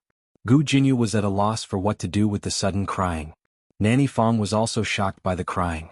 Those who didn't know would think that Gu Jinyu was abusing the child. He was crying so heart-wrenchingly. Nanny Fong was rubbing the diaper and her hands were wet. It wasn't appropriate for her to take the child, so she said to Gu Jinyu, "Put the young master in the cradle first." Gu Jinyu hurriedly put the child down. The child was crying too hard. Every cry sounded like someone was stabbing him with a needle. Gu Jinyu was so flustered that she lost her balance and stepped on the base of the cradle. She tripped and fell forward. The child in her hands also fell out. Her face turned pale. She wanted to catch the child, but it was too late. She fell hard on the ground. Her entire body was sore from the fall. One could imagine the terrible consequences of a newborn baby falling to the ground. At the critical moment, a blue figure flashed in and caught the baby that was about to fall to the ground at an extremely fast speed. The little fellow fell into a warm embrace and his crying stopped abruptly. The little fellow opened his dark eyes wide and stared unblinkingly at the unfamiliar intruder. Nanny Fong heaved a sigh of relief. "Second young master." Gu Jinyu endured the pain and stood up with the help of the cradle. She called out softly, "Second brother?" Gu Qingfeng pinched the little fellow's face and nodded at Nanny Fong. He looked at Gu Jinyu and frowned. "Do you know how to carry a child?" Gu Jinyu's eyes reddened with grievance. "I didn't do it on purpose. I lost my balance." Gu Qingfeng originally had no feelings for Gu Jinyu. He didn't like her, but he didn't hate her either. He mostly ignored her. Now that he looked at her again, he didn't know why, but he kept comparing her with Gu Jiao. He felt that Gu Jinyu was a little lacking. If Gu Jiao was in the room today, she wouldn't have hurt the child no matter what. Gu Qingfeng ignored Gu Jinyu. He placed the little fellow in the cradle and opened the swaddling cloth to look at the little fellow's diaper. Realizing that the diaper was wet, he took a clean diaper from the table and quickly changed it for the little fellow. Even Nanny Fong couldn't compare to her speed in changing diapers. The little fellow seemed to be very comfortable after being swapped, and his little eyes narrowed in enjoyment. Gu Qingfeng's swaddling clothes were wrapped better than Nanny Fong's, who asked him to have a pair of godly hands. The dexterity of his hands was no less than that of a top surgeon. Of course, it was also because she always took care of Gu Qinglin when he was young, so she had some experience. Seeing that the second young master was so good at taking care of people, Nanny Fong felt relieved and went to rub the diapers. After she was done, she took all the diapers and clothes to the backyard to wash. Gu Jinyu looked at Gu Qingfeng, who was teasing the little fellow, and then looked at Nanny Fong, who left without saying a word. She felt that something was wrong. Nanny Fong and Gu Qingfeng didn't talk much. It seemed like they were neglecting each other, but it also seemed like they were used to Gu Qingfeng's appearance. "Does second brother come here often?" Gu Jinyu asked softly. Gu Qingfeng's fingers were firmly grasped by the little fellow. He didn't dare to pull his fingers out too forcefully for fear of hurting the little fellow. When he heard Gu Jinyu's question, he casually replied, "I've been here a few times. Most of the time he came here to buy hair restorer. However, he also freeloaded a few meals, played a few rounds of cards and lost some money to the old lady." Gu Jinyu saw that Gu Qingfeng was helpless because of the little fellow, and her eyes flickered. She said, "Second brother, are you also here to see mother?" Gu Qingfeng was actually here to buy hair restorer for Gu Qingfeng. He only knew that Madame Yao gave birth to a son when he saw Huang Zhong and Marquis Gu's carriage at the entrance. In terms of blood relations, this little fellow was his half-brother. He was just quite ugly. He was wrinkled and looked like a little monkey. So ugly, he said disdainfully, not forgetting to poke the little fellow's face with his fingertip. He didn't know if it was because he felt Gu Qingfeng's disdain, or because Gu Qingfeng's finger hurt him, but the little fellow suddenly pouted and burst into tears. Gu Qingfeng shuddered. Not ugly, not ugly. You're very pretty. The little fellow sniffled and pouted. Second brother, little brother likes you very much, Gu Jinyu said enviously. He cries when I hug him. It's useless to coax him. How would a newborn know about liking or not liking? Although he said that, Gu Qingfeng unconsciously raised his brows. Did the little fellow like him more? The little fellow liked him? Really liked him? Ahem. Gu Qingfeng said seriously, it must be because you don't know how to hug him. You're making him uncomfortable. What was so great about the little fellow liking him? He wasn't his half-brother from the same mother. He didn't care about his liking. Gu Jinyu was stunned. Then how do I hug him? Like this. Gu Qingfeng gently picked up the little fellow and demonstrated for Gu Jinyu to see. Gu Jinyu thought to herself, that's how I hugged him just now. Gu Jinyu refused to believe it and decided to hug him again. In the end, the little fellow cried the moment she held him, but Gu Qingfeng took him from her. It made Gu Jinyu extremely embarrassed. What was even more embarrassing was yet to come. When Gu Jinyu hugged him, he peed. When Gu Jinyu hugged him again, he pooped. But she didn't know how to change diapers. She couldn't wash the little fellows but clean and made the little fellow cry loudly. In the end, Gu Qingfeng couldn't stand it anymore and took the child. All right, you can leave. There's nothing for you to do here. Gu Jinyu was no longer the pampered young lady from before. She had been to Ciu village and done hard work, but she had never taken care of such a small child. She was really helpless. Moreover, she didn't know if it was just her imagination, but this child didn't seem to like her. The three little men who didn't like him at home were completely confirmed when they returned home. Gu Qingfeng carried the child to the west room. The three little men came to play with him one by one. The little fellow was very lazy and basically ignored them. But he also wouldn't cry. He wouldn't cry no matter who hugged him except for Gu Jinyu. When Madame Yao woke up, Marquis Gu had already been summoned to the yamen. Gu Jinyu sat by her bed with red and swollen eyes. She looked at Gu Jinyu's aggrieved and hurt expression and couldn't help but ask, "What's wrong?" Gu Jinyu said with red eyes, "Younger brother doesn't like me." Madame Yao said, "How could he not like you? Such a small child, what did he know about liking or not liking?" Gu Jinyu said aggrievedly, "It's true. He cries when I hug him. He doesn't cry when other people hug him." "Then it must be because you don't know how to hug him." Madame Yao's words were exactly the same as Gu Qingfeng's. Madame Yao had Nanny Fang carry her son over from the west room. After feeding the child, she handed him to Gu Jinyu. "Try again." Gu Jinyu tried again. Something inconceivable happened. The little fellow who had been wailing in her arms, suddenly became very quiet. Madame Yao smiled and said, "See, isn't this quite good?" Gu Jinyu was dumbstruck. "But just now Madame Yao said, just now you must have felt uncomfortable hugging him." Gu Jinyu swore that she really had hugged him like that. He felt extremely comfortable. He just wanted to cry. Gu Jinyu bit his lip. Madame Yao looked at Gu Jinyu's aggrieved and angry appearance, but he was also holding back. She sighed slightly and said earnestly, "Jinyu, I know you have complaints in your heart. When Yen'er was young he didn't like you. Whenever you approached him he would cry. But that's because his older sister's aura had changed. You are very unfamiliar to him. He couldn't accept it so he acted that way. Your second brother and Yen'er were born in different circumstances. He just came to this world. Jiao Jiao is his older sister and so are you. As long as you treat him well, he will treat you like his own older sister. You must not be prejudiced against your second brother because of Yen'er's matter." "Mother, I'm not." Gu Jinyu really had unspeakable bitterness. When had she ever been prejudiced against her second brother? It was clear that her second brother hated her. "I'm going out for a while." Madame Yao needed to go to the toilet. With Nanny Fang's help, she went to the washroom. Once she left, the little fellow in her arms pursed his lips.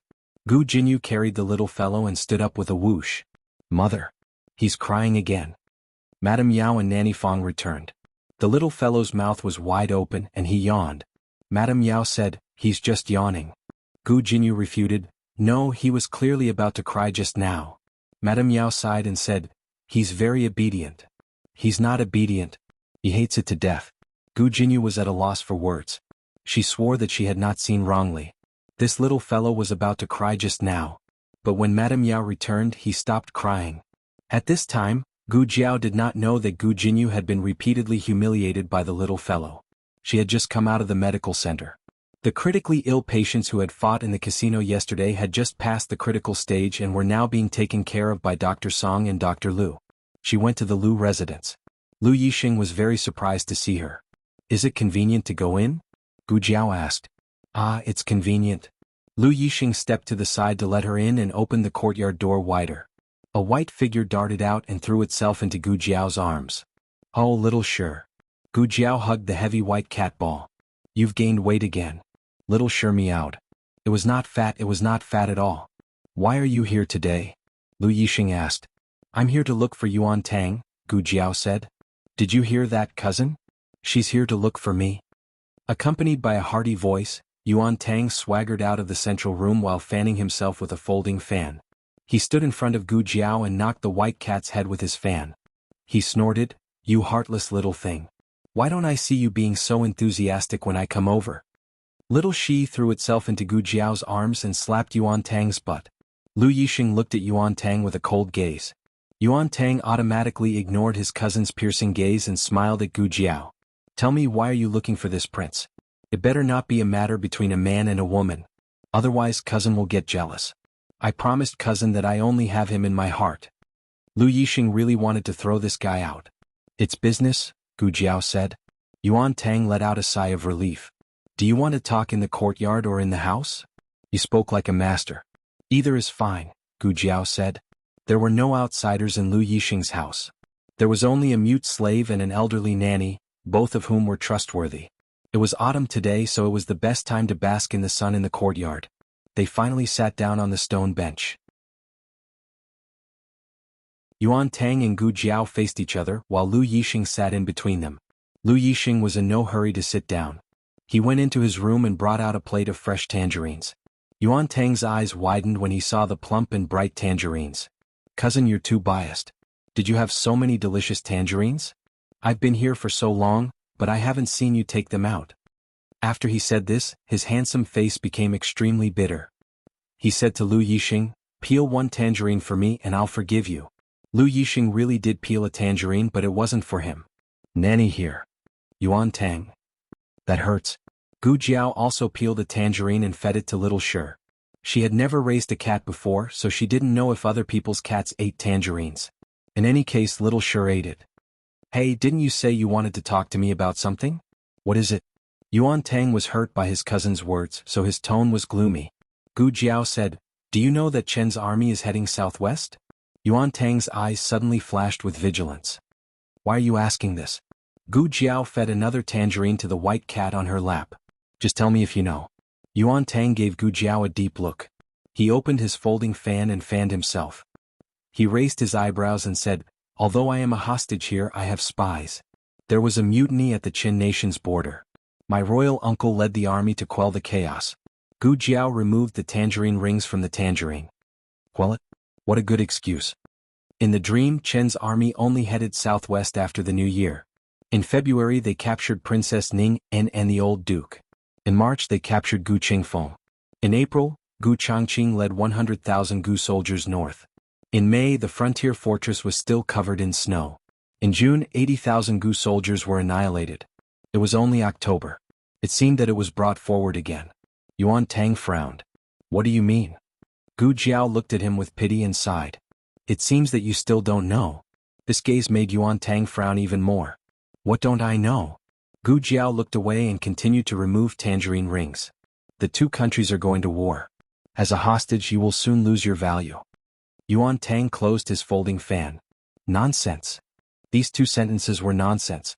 The reason why Qin sent its prince to Zhao as a hostage was to show its determination to surrender and ask for peace.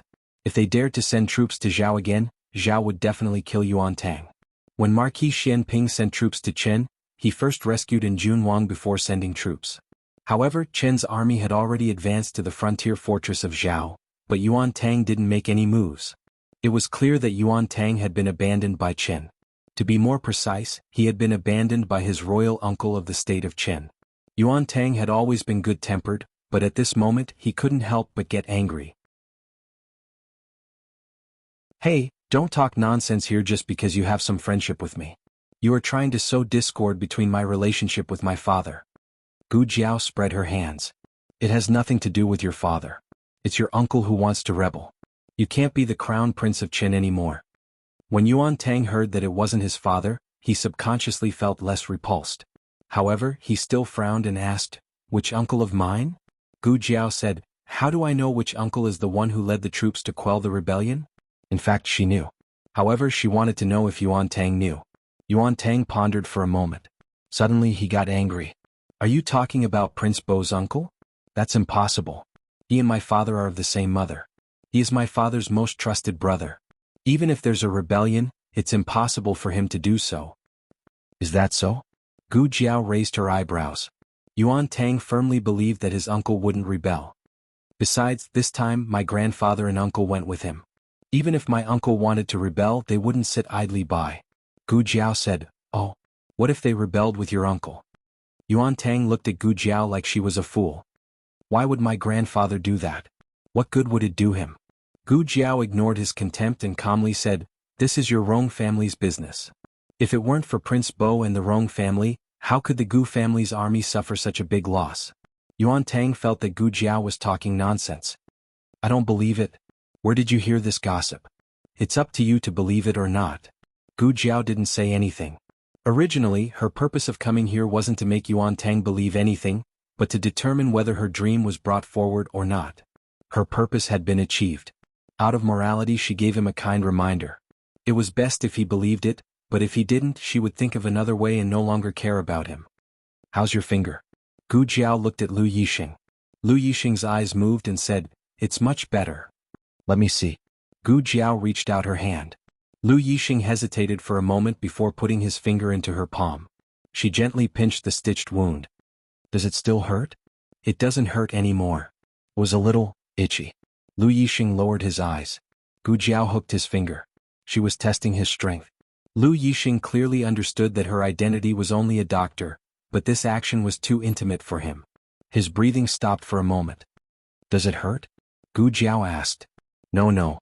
Lu Yixing quickly denied it. "And you've recovered quite well." Gu Jiao didn't think too much. She let go of Lu Yixing's hand and lowered her head to stroke her cat. She stroked until her eyes narrowed in enjoyment. Lu Yixing looked at this Gu Jiao. The young girl under the sun was bright and moving. She didn't show the slightest bit of fear because of the birthmark on her face. She lived openly like the hottest sun in the sky. Gu Jiao stroked the cat until she was satisfied before standing up to leave. On the way, she kept thinking about the previous dynasty's remnants and the pirates on the sea. The two had happened at almost the same time. She felt that it wasn't a coincidence. It was like someone had deliberately stirred up trouble on the island to draw away Marquis Xianping. Afterwards, they moved against Marquis Ding and Fu and the Gu family army. This was a great conspiracy against the country of Zhao. Destroying the Gu family army was like cutting off an arm of the country of Zhao. However, Gu Jiao faintly felt that things weren't that simple. Those people's actions towards the old Marquis and Gu Qingfeng, as well as cutting off Gu Changqing's legs, were not as simple as destroying them. It was more like a strong form of revenge and humiliation. Had the Gu family offended the previous dynasty's remnants? Imperial concubine Jing was a remnant of the previous dynasty, but her death couldn't be considered the responsibility of the Gu family, right? Gu Jiao didn't understand the crux of the matter at the moment. Of course, it was also possible that the so-called revenge and humiliation was just a misconception. She just didn't know if the previous dynasty's remnants had really colluded with the pirates on the sea. She hoped that they hadn't. That way the pirates wouldn't cause trouble earlier and Marquis Xianping would still have time to head north. If Marquis Xianping headed north, the morale of the Qin army would drop by at least half. Unfortunately, reality was cruel. That very night, an urgent report came from Nanhai City. The pirates in Nanhai City had caused trouble, the island had been lost, and the governor of the navy had been killed. They were requesting reinforcements from the imperial court. When the news reached the imperial palace, the emperor and Gu Jiao were both at Renshou Palace. Neither her grandaunt nor the emperor avoided Gu Jiao, allowing her to hear the report from the guard and their views on the matter. The emperor was at his wits' end. Governor Liao was killed and the navy is without a leader. The deputy generals are too young to control the situation. The imperial court does have a few experienced generals, but they aren't familiar with the navy. I remember that Marquis Xianping served in the navy for a few years? Empress Dowager Zhuang asked. Ah yes. The emperor clearly just remembered. When he was young, he followed his uncle to Nanhai City to take up a post and became the commander of the navy. If Marquis Xianping had stayed in Nanhai City, he could have become the governor of the navy. Unfortunately, he came back. He came back to marry Princess Xinyang. It was just that no one had expected that such a good marriage would end up like this. Actually, the emperor paused and explained Gu Changqing's whereabouts. Gu Changqing is near Fengdu Mountain, less than 10 days' journey from Nanhai City. Gu Changqing had gone to Fengdu Mountain to take over the 30,000 imperial guards that the old marquis had secretly trained. That was the imperial family's life-saving talisman. Originally, it had been used to deal with Empress Dowager Zhuang. Now there was no need. However, he wouldn't use it lightly. Empress Dowager Zhuang didn't ask why Gu Changqing had gone to Fengdu Mountain. She only continued the matter of Nanhai City. He has no experience with the navy and his qualifications are too shallow. It will be difficult to convince the masses. There was a great difference between the navy and the army. Gu Changqing was an outstanding army general, but his fighting style was not necessarily suitable for the navy. Furthermore, the navy was a local army. It was much more cunning than the army in the capital. It was common to overtly comply but covertly oppose, pulling people into the water and using underhanded methods that made people unable to say anything. It really did take a tyrant and scoundrel like Marquis Xianping to let them see what it meant to be 1 foot tall and the devil 10. The emperor nodded. Mother's words are very true. Gu Jiao listened to the side and understood that Marquis Xianping had gone south.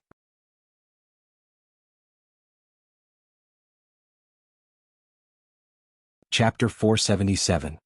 Gu Jiao came out of Renshou Palace and happened to bump into Yujin, who had gone to greet Empress Xiao. Aunt Yujin. Gu Jiao greeted her. Yujin smiled in surprise. Dr. Gu, are you here to visit the Empress Dowager? Since Princess Xinyang had investigated Gu Jiao, it was impossible that she didn't know her relationship with Empress Dowager Zhuang. Gu Jiao nodded. Did the princess also enter the palace? She asked. No, only I entered the palace. The empress summoned me. The princess. Yujin smiled helplessly and didn't hide anything from Gu Jiao. The empress wanted to know about the young marquis, but the princess didn't want to talk about it. She said she was sick and stayed in the house. She told me to report to the empress. As for when the empress asked Yujin, Yujin only said she was a servant and didn't know anything. Empress Xiao could torture others but not Yujin. First, Yujin didn't do anything wrong. Second, Yujin was Princess Xinyang's confidant. If Empress Xiao dared to touch her, Princess Xinyang wouldn't let it go. They were a family. There was no need to make a scene like that. The two walked towards the palace gate together. Gu Jiao didn't like to pry into other people's privacy. But after Yujin confirmed Xiao Liulang's identity, she didn't treat Gu Jiao as an outsider. She took the initiative to tell Gu Jiao, actually, the princess and the empress aren't very close. She used the word close, after careful consideration and beautification. In fact, the relationship between the two was very cold. The reason was that Marquis Xianping and Princess Xinyang didn't get along. As Marquis Xuanping's sister, Empress Xiao naturally wouldn't blame her brother. So she had some prejudice against Princess Xinyang. Princess Xinyang wasn't the kind of person who would kiss someone's butt. This led to the current situation between the two. Alas. Eugene sighed. Both the empress and the princess dote on the young marquis very much. When the young marquis was around, the two of them would occasionally talk to each other. Ever since the young marquis got into trouble, the empress and the princess have not been in contact with each other much. The only time they met was when Princess Xinyang returned to the capital and entered the palace to greet the emperor and empress. However, this was not a sister-in-law relationship, but a formality between a ruler and a minister. Eugene and Gu Jiao didn't say this because they hoped that Gu Jiao would help them deal with anything, nor did they want to remind Gu Jiao not to say anything that Princess Xinyang didn't say to Gu Jiao. She was purely gossiping with Gu Jiao. Gu Jiao was a very good listener. First, there was Consort Rui Wang and then there was Eugene. They were all very willing to share their worries with Gu Jiao. As the two of them chatted, they unknowingly arrived at the entrance of the palace. Gu Jiao had come in Xiao Sanzi's carriage. Unfortunately, Xiao Sanzi's carriage had broken down and the wheels were a bit loose. He was currently squatting on the ground to fix it. Eugene said to Gu Jiao, "Dr. Gu, I'll send you back." Gu Jiao did not refuse. She said a few words to Xiao Sanzi and sat in Eugene's carriage. She could see that Eugene was still gossiping and still wanted to talk to her. After sitting in the carriage, Eugene thought of something and asked Gu Jiao, "That's right, is the Marchioness about to give birth?" Gu Jiao said, "She already gave birth." Eugene was startled and asked, "Didn't you say next month? She gave birth so quickly? Is it a son or a daughter? Is everything all right?" This all clearly included Yao Shi as well. Gu Jiao nodded gratefully, "It's a son. Both mother and child are safe." Eugene smiled happily, "That's great. This joyous news must be told to the princess. Dr. Gu, do you mind going to Vermilion Bird Street?" "All right," Gu Jiao said. Eugene was not someone who only knew how to gossip about her own matters. She was also very concerned about Gu Jiao's situation. On the road, she asked almost all of the questions related to the little fellow in Yao Shi. Gu Jiao did not speak much and answered very concisely. People who did not understand her would think that she was being perfunctory. However, Eugene understood that she answered every question seriously. Eugene liked this kind of girl.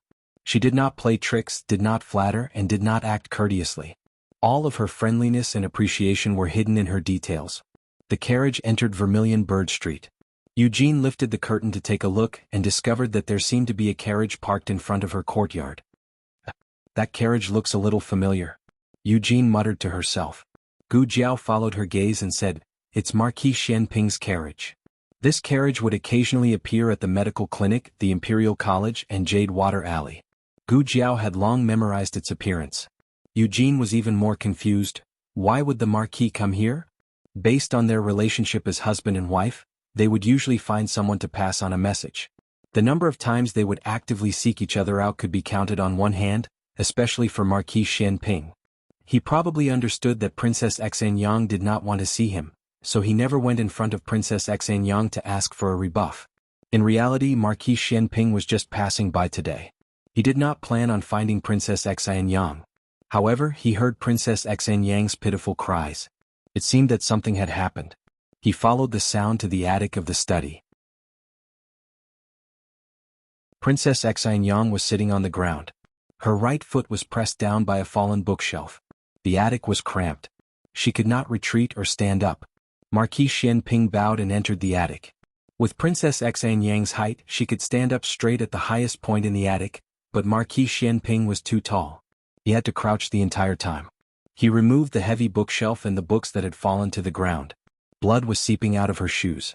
It seemed that she had suffered a serious injury. Marquis Xianping frowned. "How come I don't see your dragon shadow guards? Are they all incompetent?" He had rushed over from the streets. Although he was not very slow, the distance was there. During this time, her dragon shadow guards had the time to rescue her. Was funny. She knew that someone would save her, but she still came. But the dragon shadow guards that should have appeared did not appear. This made Marquis Xianping not know what to say for a while. Should he say that fortunately he came? How could Princess Xanyang know that so many thoughts flashed through his mind? Long he had gone out to handle some matters. As for the other 4 dragon shadow guards, she did not bring them to the capital. Seeing that she did not answer, Marquis Xianping did not force her to answer. He knelt down on one knee, intending to look at her injuries. However, she suddenly said, "Don't come over." Fine. Although they were husband and wife, they had only slept together once in so many years. Being together with her, he still had to talk about the difference between men and women. "Your injuries are not light," Marquis Xianping said. "With this amount of blood, there was at least an inch-long wound." Marquis Xianping thought about it. Saving people was more important, so he still had to get her down. Marquis Xianping reached out to carry her. Princess Xanyang's reaction was even greater. She suddenly dodged to the side. Marquis Xianping's hand froze in midair. He looked at her strangely and said, "I'm just carrying you down. I have no other intentions. You make it seem like this Marquis wants to take advantage of you." This loft was too small, so small that she had nowhere to retreat to. The distance between them was also too close, so close that she was surrounded by his masculine scent. Her face paled, and her forehead began to seep out fine beads of cold sweat.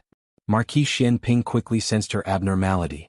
His thick brows knitted even tighter, and he said impatiently and self-deprecatingly, "Qin Fengwen, this Marquis does not eat people."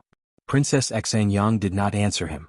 At first, Marquis Xianping thought that she disdained to talk to him, but he gradually discovered that her body was trembling and her lips were pale. "Qin Fengwen?" He looked at her inquiringly. Don't come over?" I'm begging you, Princess Xianyang said in a pleading tone. Marquis Xianping had known Princess Xianyang for so many years, but he had never seen her lower her voice to anyone.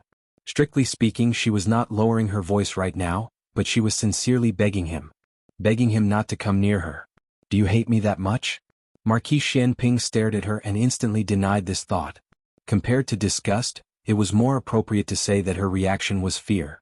Marquis Xianping didn't understand what he had to be afraid of. Last time she had chased him down from the roof on the street, and he had personally caught her. Wasn't she fine? She had even coldly ordered him to put her down. Where did her arrogance go? Although Marquis Xianping had doubts in his heart, Princess Xianyang's condition was not optimistic. Marquis Xianping seriously suspected that if he didn't go out, she would suffocate here. Marquis Xianping went down the loft. Coincidentally, Yujin and Gu Jiao entered the courtyard at this time. Marquis. Yujin bowed. Marquis Xianping looked at her and then at Gu Jiao beside her. The princess is in the loft. She's injured. Go take a look. There was only the study and loft in the entire courtyard. After hearing Marquis Xianping's words, Yujin didn't care about anything else and hurriedly took Gu Jiao to the loft. When Princess Xianyang saw the two of them, she secretly sighed in relief. The suffocating dizziness finally subsided. Princess. Yujin knelt by her side and supported her, letting her lean into her arms. Gu Jiao examined Princess Xianyang's wounds. They were all superficial wounds. There were 2 wounds in total and one of them was a bit deep. Gu Jiao took out a small medicine box from the small basket on her back and took out some disinfectant to clean the wounds. Princess Xianyang's complexion was very poor. Gu Jiao originally thought it was because of the pain, but when she disinfected her wounds, her complexion actually improved a bit. So, it wasn't because she was afraid of pain. Is the princess feeling unwell somewhere else? Gu Jiao asked. When she first came in, Princess Xianyang's complexion looked as if she couldn't breathe. Princess Xianyang was extremely intelligent. How could she not know why Gu Jiao asked this question? She lowered her eyes, her eyelashes trembling. She shook her head and said, "No, I'm much better." Gu Jiao's hand, which was wrapping gauze around her, paused. Okay, don't let the wounds get wet. After treating Princess Xianyang's wounds, Gu Jiao carried her down the loft. When they returned to the room, Yujin took out clean clothes for Princess Xianyang to change into. Marquis Xianping didn't leave. He hesitated but still went to Princess Xianyang's room. Gu Jiao left and Yujin went to see her off. Inside the room, Princess Xianyang sat on the soft bed, her back leaning against the cushion at the head of the bed. She was reading a book, bored to death.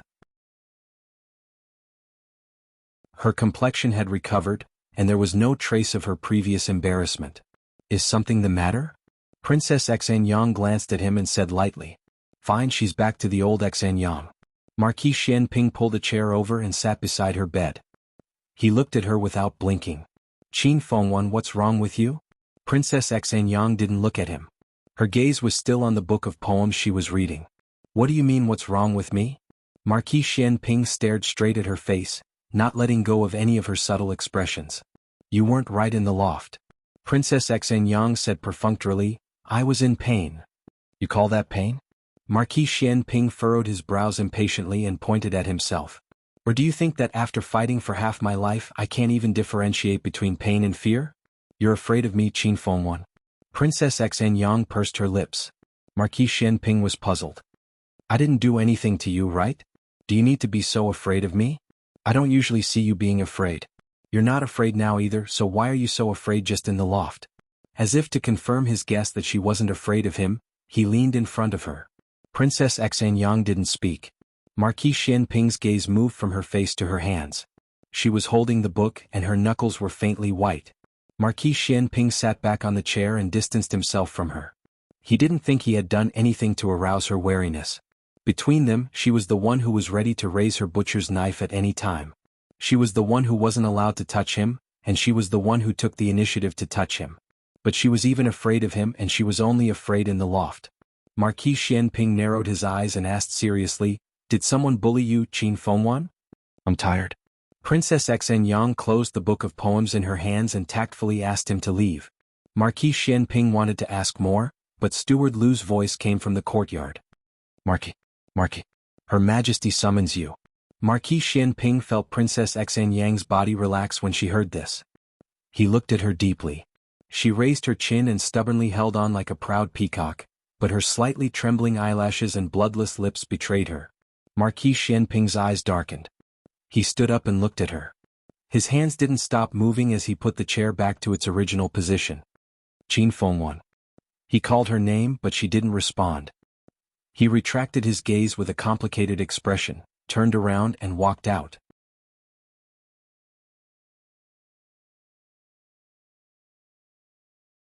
Chapter 478. When Marquis Xianping entered the palace, he received an imperial edict to go south immediately. The emperor appointed him as the Southern Patrol Imperial Envoy, temporarily acting as the governor of the South Sea City Navy. He must eliminate the bandits as quickly as possible and at the lowest cost, and take back the South Sea City Island. Marquis Xianping led 500 light cavalry out of the capital that night. Chang Jing was also in the ranks. After Gu Jiao came out of Princess Xinyang's residence, she took the carriage arranged by Yujin and returned to Jishui Alley. The house was very lively. The neighbors all came to see the baby. This really was a well-behaved and beautiful baby. Eunuch Qin and Eunuch Wei also came. Gu Jiao entered the palace this time to report the good news to her grandaunt and the emperor. Because of the bandits at sea, the two elders had gathered their important officials overnight for a meeting. They could not personally visit the baby in Jishui Alley, so they let Eunuch Qin and Eunuch Wei come. You've been holding him for an hour. Let me hold him too. In the west room, Eunuch Qin said to Eunuch Wei with hidden bitterness. Eunuch Wei turned his back to avoid Eunuch Qin's outstretched claws. He rudely said, "No." He snatched it first. And he snatched it from Sixth Aunt's hands. Heaven knows how much he paid for it. You can come again next time. Eunuch Wei was determined not to give up the baby. Eunuch Qin was so angry that he ground his teeth. Little guy, after following the emperor, did he forget who was the #1 eunuch in the harem? Eunuch Wei did not care. If he did not want to give it up, he would not give it up. Eunuch Qin could not snatch it up. If he hurt the baby, wouldn't Empress Dowager Zhuang twist his head? Eunuch Qin tempted, "Let me hold him. Later I'll send De Quan over for you to play with for 2 days." De Quan was Eunuch Qin's little tortoise. Eunuch Wei had been eyeing him for a long time. Eunuch Wei said without hesitation, "Go, go, go. With a baby, who would want your tortoise?" The main reason was that he coveted Eunuch Qin's tortoise, not for fun, but to stew tortoise soup. In the end, Eunuch Qin failed to snatch Eunuch Wei, which made Eunuch Wei, who had always been suppressed by Rinshou Palace, feel proud and elated. The battle for the treasure only ended when little Jing Kong came back from the Imperial College. Once little Jing Kong appeared, the two of them basically had no chance. Who could snatch it from him? Little Jing Kong did not know how to carry a baby. He placed the baby in the cradle. It was worth mentioning that he was not as tall as the cradle, so he had to move a small stool and stand on it to look at his little brother. Disciple's nose is like mine, my mouth is like mine, my eyes are like mine, and my eyebrows are like mine. Little Jing Kong puffed up his chest, shook his head and said proudly, "What a handsome little man." Everyone, at the end of the day you just want to praise yourself, right? During postpartum confinement, babies only ate and slept, so they did not respond well to little Jing Kong's teasing. Little Jing Kong played for a while, then his little brother lost interest and went back to the alley for a walk. Yao Shi temporarily lived in the east room. She did not have enough breast milk, so Auntie Lu introduced her to a wet nurse. The wet nurse was an honest person. She was a few years younger than Yao Shi and gave birth around the same month as her sister-in-law, so she handed her child over to her sister-in-law to feed. She moved over and lived in Yao Shi's original room. She mainly fed the child at night. If the child did not have enough to eat during the day, she would eat 1 or 2 more meals. Little Jing Kong was the happiest when he learned that Gu Jiao would be sleeping in the west room later. "I can sleep with Jiao Jiao." He washed himself until he smelled good, combed his buzz-cut hair until it was shiny, and went to the west room valiantly. "Jiao Jiao, I'm coming." He kicked off his shoes and climbed onto the bed. Unexpectedly, before he could climb onto the bed, he was lifted up by his bad brother-in-law. Xiaoheng said, "Go sleep with great-granduncle." Little Jing Kong struggled and said, "I don't want to. I don't want to. I want to sleep with Jiao Jiao." Even if he did not want to, he had to. Little Jing Kong was mercilessly dragged to the next room by his bad brother-in-law. When Gu Jiao returned to the west room after her shower, the quilt on the bed was already made. There was only one bed. Little Jing Kong was not there, but Xiaoheng was there. However, he was packing his own sleeping clothes. "Aren't you going to sleep?" Gu Jiao asked. She had just taken a shower and hadn't had time to dry her hair. She wrapped a piece of dry cotton cloth around her head, leaving only a strand of wet hair hanging by her ear. Sparkling and translucent water droplets dripped onto her fair neck. It was a little tempting. Xiaoheng coughed softly and looked away. He looked at the sleeping clothes in his hands and said, Jing Kong and I will sleep over there. Gu Jiao looked at the bed in the west room. Well, the bed was indeed a little small for 3 people. Actually, it was not a matter of whether the bed was small or not, but Xiaoheng looked at her body that was getting better day by day. It was especially hard to calm down in the dead of night. He took a deep breath and eliminated the thoughts that were surging in his sea of consciousness. He said seriously, It's getting late. You should rest early. Remember to dry your hair. Okay. Gu Jiao nodded and took the cotton towel off her head. Her long black hair fell down and covered her shoulders, which made her delicate skin as white as snow. Xiaoheng only took one look at her and felt his blood boil. He was worried that he would do something irreversible if he did not leave now. I'm going over. After saying that, he quickly walked out of the room and almost fled. Gu Jiao made a strange sound. You're leaving so quickly. I still want to ask you about the princess. Princess Xan Yang's reaction in the attic was clearly abnormal. Her first reaction was claustrophobia, but if she had claustrophobia, why would she go to the attic? Why would she be fine sitting in a carriage? Gu Jiao could not understand. Jiao Jiao, are you asleep? It was Yao Shi's voice. Gu Jiao put down the cotton towel in her hands and walked over to open the door. I'm not asleep. Why did you get out of bed? It's fine. I'm fine. I also got out of bed to walk around during the day. Yao Shi's labor this time took longer than last time, but the process was not as painful. Come in. It's cold outside. Gu Jiao said to Yao Shi. Yao Shi entered the room and sat down on the bed. She pulled her daughter's hand and warmly said, Your second brother came by. Gu Jiao made an O sound and said, He came to buy hair growth medicine. Did Gu Qinglin run out of hair growth medicine again? Had he used it too quickly? He also came to give you something. As Yao Shi spoke, she handed the brocade box in her hands to her. Gu Jiao took the brocade box. This is from him? Yao Shi smiled and nodded. I don't know what it is. Open it and take a look. Gu Jiao opened the box. Inside was a bag of dried meat. It was Gu Jiao's favorite flavor. Gu Jiao normally did not express her preferences. It was only Xiaoheng who was careful enough to notice that she liked dried meat. Had she ever eaten it in front of Gu Qingfeng? Gu Jiao did not have any recollection of it. Your 3 brothers? Yao Shi wanted to say something but stopped. She did not know what to say. She and the 3 sons that the previous madam had left behind had indeed been very unhappy, but that was all in the past. Moreover, they had been bewitched by concubine Mother Ling. What could little children understand? It was nothing more than what the adults taught them. It was true that there were some things that she could not forgive, but sometimes she had to learn to accept and accept. They had hurt Gu Yan, but they had also saved Gu Yan. If it was not for the fact that she had to distinguish which of the 3 brothers had done the most wrong and which of them had done the most, it was meaningless. No matter what, they were her daughter's blood relatives in this world. If there came a day when they, the elders, were no longer around, her daughter would at least have her older brothers to love her. Gu Jiao raised her eyebrows and said, All right. Since he gave me a gift, next time I'll sell him the hair growth agent at a cheaper price.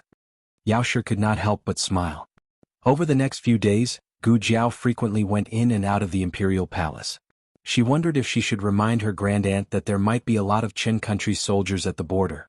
Reality proved that Empress Dowager Zhuang was able to command the court for many years without relying on a trace of luck.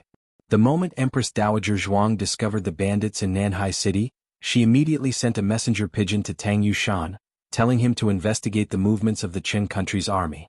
Tang Yushan's messenger pigeon arrived at Rinshou Palace 5 days later. The letter said that after Tang Yushan received Empress Dowager Zhuang's message, he immediately led people to infiltrate the Qin country's border and discovered that the Qin country had secretly brought 80,000 soldiers. The Qin country's border was in chaos. Logically, 10,000 soldiers should have been enough. Why did they need 80,000? Empress Dowager Zhuang immediately guessed that they were going to war with the Zhao country again. This time they had chosen to do it near the border. It was highly likely that they had colluded with the remnants of the previous dynasty of the Zhao country. Inside Rinshou Palace, after hearing Empress Dowager Zhuang's analysis, the emperor frowned. Yuan Tang is still in the Zhao country. Is the Qin country's ruler crazy? He doesn't even want his own son's life. Guards, arrest Yuan Tang for Zhen. Not long after, eunuch he came to report, Your Majesty, Yuan Tang has escaped. The emperor angrily said, Escaped? Seal the city gates for Zhen. Zhen wants to see where he can run to. Empress Dowager Zhuang didn't care much about Yuan Tang.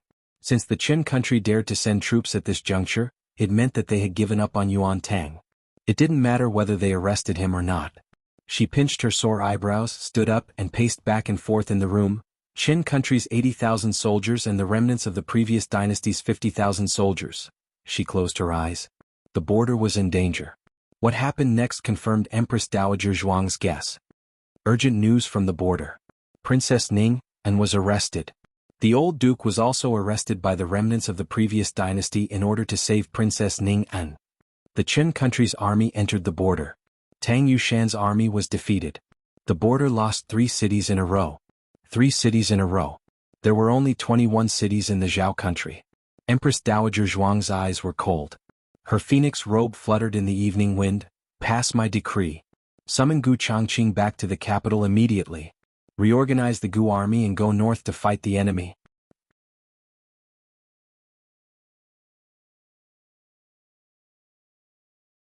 Chapter 479.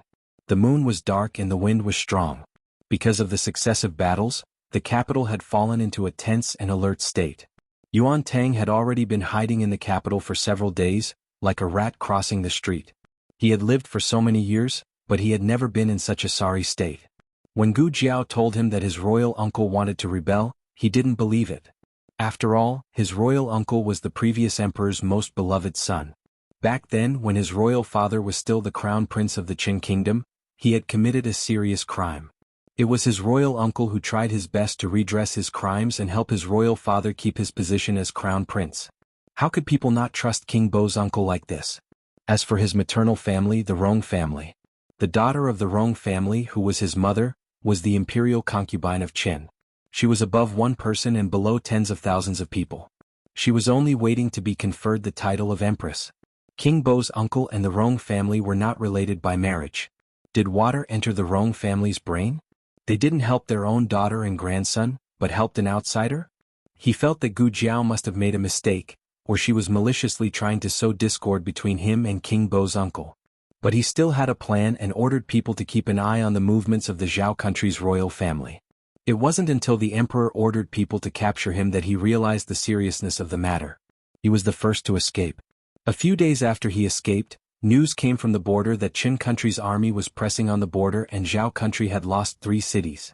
It was also at that moment that he finally understood that Gu Jiao didn't lie to him. His uncle King Bo really rebelled. The emperor was still ordering people to capture him. He probably thought that by capturing him he could threaten the Qin state. However, Gu Jiao was right. It was not his imperial father who wanted to violate the agreement between the 2 states. It was his imperial uncle Prince Bo.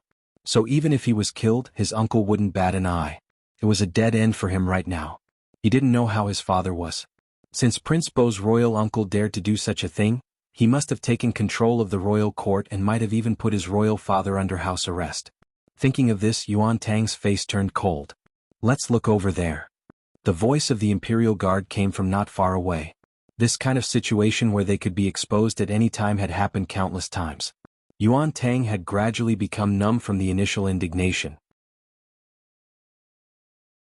However, he did not dare to let his guard down. Otherwise, once he was caught, his life would be gone. Imperial uncle would not protect him and Zhao country would not let him go. He was someone that both sides wanted to kill as soon as possible. Yuan Tang passed through an alley at the side. As soon as he arrived at a main street, he was blocked by Lu Yixing. Lu Yixing hired a carriage. He lifted the curtain and said, "Follow me." However, Yuan Tang did not step forward. Instead, he looked at Lu Yixing with a complicated expression. The sound of footsteps behind him gradually approached. Without looking back, he disappeared into the night. He couldn't implicate his cousin. Even if he died, he would die alone in Zhao country. On the other side, the news of losing 3 cities at the border and the old Marquis being captured reached Marquis Ding in manner. "What did you say?" "The old man was captured at the border." In the study, Marquis Gu looked at Huang Zhong in disbelief. "Did you hear wrong? Didn't the old man go on a scenic tour? How did he end up at the border? That is a bitter and cold place." Huang Zhong was at his wits' end as he said, "It is absolutely true, Marquis. The remnants of the previous dynasty colluded with the Qin country's army at the border. They did not hesitate to sell out the country to help the Qin country advance to the border. The news of the old man being captured has already spread throughout the palace." How could it be like this? Marquis Gu fell into his chair in a daze. Huang Zhong said with worry, "The Empress Dowager is furious. She ordered the heir to return to the capital. She said, she wants to reorganize the Gu family's army. She wants the heir to lead the Gu family's army north to fight against the enemy." Marquis Gu's expression changed again. "Chang Qing is also going to the border?"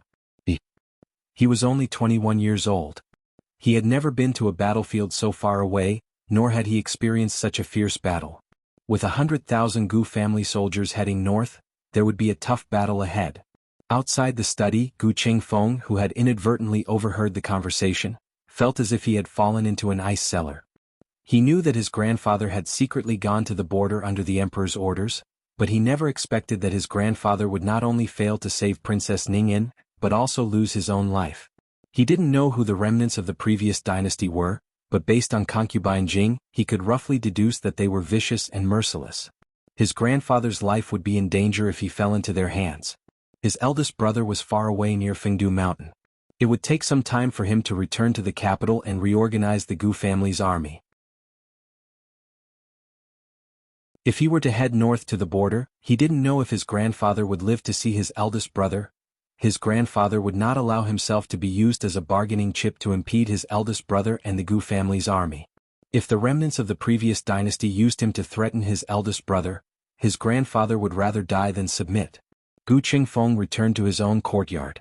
He found his night clothes and put them on, then put on his mask and picked up a few hidden weapons he had bought from Thousand Secrets Pavilion. After doing all this, he went to the next room. At this time, Gu Qinglin had already rested. Gu Qingfeng came to the bedside and looked at Gu Qinglin, who was sleeping soundly. He tucked him in, touched his hair that had grown out a little, and stuffed the banknotes he had on him under his pillow. "In the future you'll have to buy your own hair restorer." After saying this, he reluctantly took one last look at his younger brother. At this time he was actually envious of Gu Yan and the newborn. At least those two had so many people to care for them, while Gu Qinglin only had him left. But now even he had to leave. This time he wasn't just going to do a simple mission. He was going to the border and infiltrate the enemy's camp. Whether he lived or died was unknown. If he didn't come back, "If I don't come back, you'll have to take care of yourself in the future, understand?" Gu Qinglin, who was sleeping soundly, didn't know that his brother had left. He turned over and slept peacefully. In the end, Gu Qingfeng still left. He gently closed the door for his younger brother and went to the stable to secretly ride his father's Fergana horse. Jade Water Alley. The family had a busy day and went back to their rooms to rest. Gu Jiao went to the east room to check on the baby. The baby's jaundice had disappeared and the wrinkles on his face were gradually smoothed out. He was a fair and tender little cutie. "Jiao Jiao." Little Jing Kong appeared behind her with a pillow in his arms. "You're still awake?" Gu Jiao turned to look at him. "Yes, I miss you a little," little Jing Kong said seriously. Gu Jiao smiled and patted his little head. "I'll send you there." "Okay." Little Jing Kong held his little pillow with one hand and held Gu Jiao's hand with the other. He skipped to the next room. He lay on the soft bed, opened his big round eyes and said obediently, "Jiao Jiao." "Yes. I've covered myself with the quilt." "Good boy." Gu Jiao touched his forehead. "Go to sleep." Little Jing Kong closed his eyes obediently. After a while he opened his eyes again. "Jiao Jiao? I'm here." He closed his eyes again with peace of mind. He held Gu Jiao's hand with his little hand and didn't hide his dependence and need. Gu Jiao stayed with him until he fell asleep and began to snore evenly. Then she got up and went back to the backyard through the small passage. She went to Gu Yin and Gu Xiaoshuan's room. The two little boys had already fallen asleep. Gu Yin slept very well. Maybe because he was always bullied by his sister when he was in the womb, Gu Xiaoshuan didn't sleep well and half of his legs were hanging out of the bed. Gu Jiao put Gu Xiaoshuan's legs under the quilt and touched their foreheads. Among the children, Gu Xiaoshuan was the most worry-free, and Gu Yan was the most worrisome. Gu Yan's heart disease had always been a problem that Gu Jiao wanted to solve. However, the small medicine box didn't meet the requirements for the operation. Gu Jiao opened the bedside table and put the anti-heart failure medicine in it. After doing this, she went back to the west room and found some clean clothes. She rummaged through the cabinet and showed a puzzled look. Are you looking for this? Xiao Heng's voice suddenly sounded at the door. Gu Jiao turned around and saw Xiao Heng walking towards her with a mask inlaid with peacock feathers. She blinked and said, "It's from Jing Kong." Xiao Heng smiled helplessly and couldn't help but laugh. He didn't expose her. Instead, he opened the cabinet door and took out a bundle. There's dried meat and some dry food in here. In the past, she used to pack things for him. This time, it was his turn to send her away. You. Gu Jiao opened her mouth and looked at him. Aren't you leaving the capital? Xiao Heng asked as if nothing had happened. He took a few more things for her. Oh, she thought she hid it well. You plan to leave without saying goodbye? Gu Jiao shook her head like a rattle drum. I wrote you a letter. It's in your study. Xiao Heng's expression softened. He handed the bundle to her and stared at her deeply. Are you coming back? This question was somewhat thought-provoking. If she was the real Gu Jiao's mother, it was impossible for her not to come back. Gu Jiao always thought that Gu Qingfeng was the only one who believed that she wasn't the real Gu Jiao's mother. And the reason why Gu Qingfeng thought this was most likely because he thought that she killed the real Gu Jiao's mother and replaced her with another person. Xiao Heng, on the other hand, clearly understood that this body belonged to Gu Jianyang. Then why would he ask such a question? He seemed to see the doubt in Gu Jiao's eyes. He also seemed to feel that if he didn't say something today, he might not have the courage to say it in the future. He said, "Since you fell into the water 2 years ago, you've become very different. I know you're Gu Jiao's mother, but sometimes I feel that you're not Gu Jiao's mother." She really wasn't, but she really was. This was a very contradictory topic. Are you coming back? He asked her again. Gu Jiao paused and looked at him. Regardless of whether I'm Gu Jiao's mother or not. Xiao Heng nodded seriously. Yes, regardless of whether you're Gu Jiao's mother or not. Of course, Gu Jiao rolled her eyes and swallowed the words at the tip of her tongue. She raised her eyebrows and said, I'm coming back. Do you want me to see you bathe? Xiao Heng never expected that she would be thinking about this at the moment of parting. He was stunned, but at the same time he didn't know whether to laugh or cry. What kind of girl was this? He chuckled softly and walked a few steps closer to her. His strong arm gently hooked around her waist. It seemed domineering, but he was also restraining himself. He clearly didn't touch her, but Gu Jiao felt as if her waist was on fire. This fire burned all the way to the bottom of her heart and made her little head dizzy. This feeling was very strange. I want to do something. It's so strange. Xiao Heng stared at her and took in her dazed and drooling little face. He tugged at the corner of his lips and said to her in a somewhat bewitching and hoarse voice, Okay, come back and I'll let you see. Remember, I'll come back safely. If I lose a strand of hair, I'll wear an extra layer of clothes.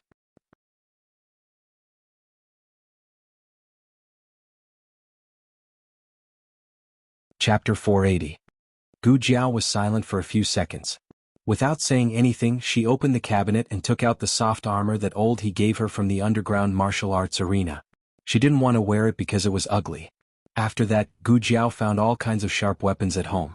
There were 2 daggers at her waist, 2 lancets hidden in her narrow sleeves, a few silver needles in her hair bun, a few blades hidden in the soles of her shoes, and even a small hidden weapon under her tongue.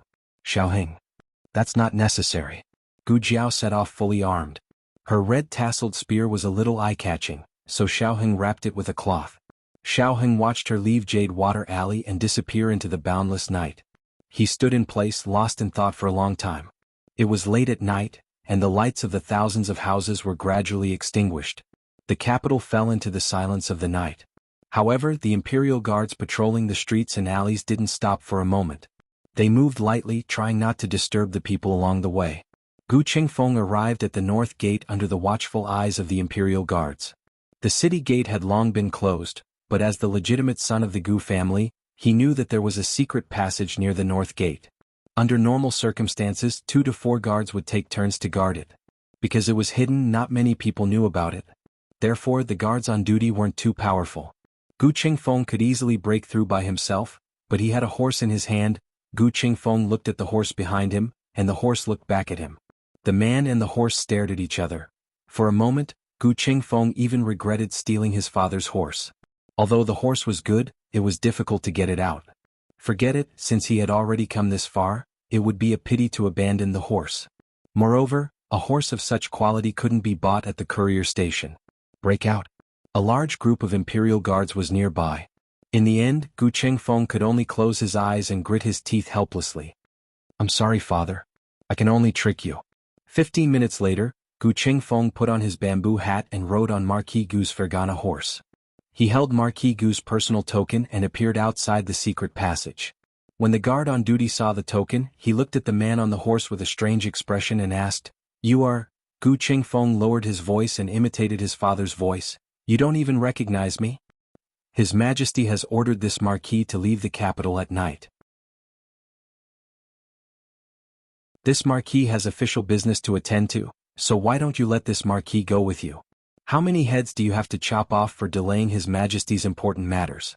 I wouldn't dare. After the leader of the guards finished speaking, he hurriedly signaled his subordinates to make way, and he himself also stood respectfully to the side. In reality, they had never seen Marquis Gu and could not tell if Marquis Gu's voice was real or fake. However, the token that Gu Chengfeng showed was real. In addition, Marquis Ding and Fu was the emperor's trusted aide.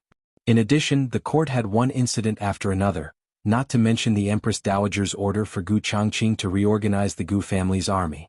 With everything put together, no one suspected that there would be someone pretending to be Marquis Gu to pass on the emperor's orders. This was a capital crime punishable by beheading. Gu Chengfeng estimated that his father would be brought to the emperor for questioning the next day. However, since the court placed his eldest brother and the Gu family's army in an important position, then they would not take his father's life. At most, they would punish his father for not teaching his son well. For example, they would give him 100 paddles or something. Marquis Gu was sleeping when he suddenly shivered. He did not know what had happened. After Gu Chengfeng left the city, he galloped all the way to the north. Fearing that the guards would realize what had happened, he galloped until the horse was panting heavily. Only then did he stop. He turned back to look.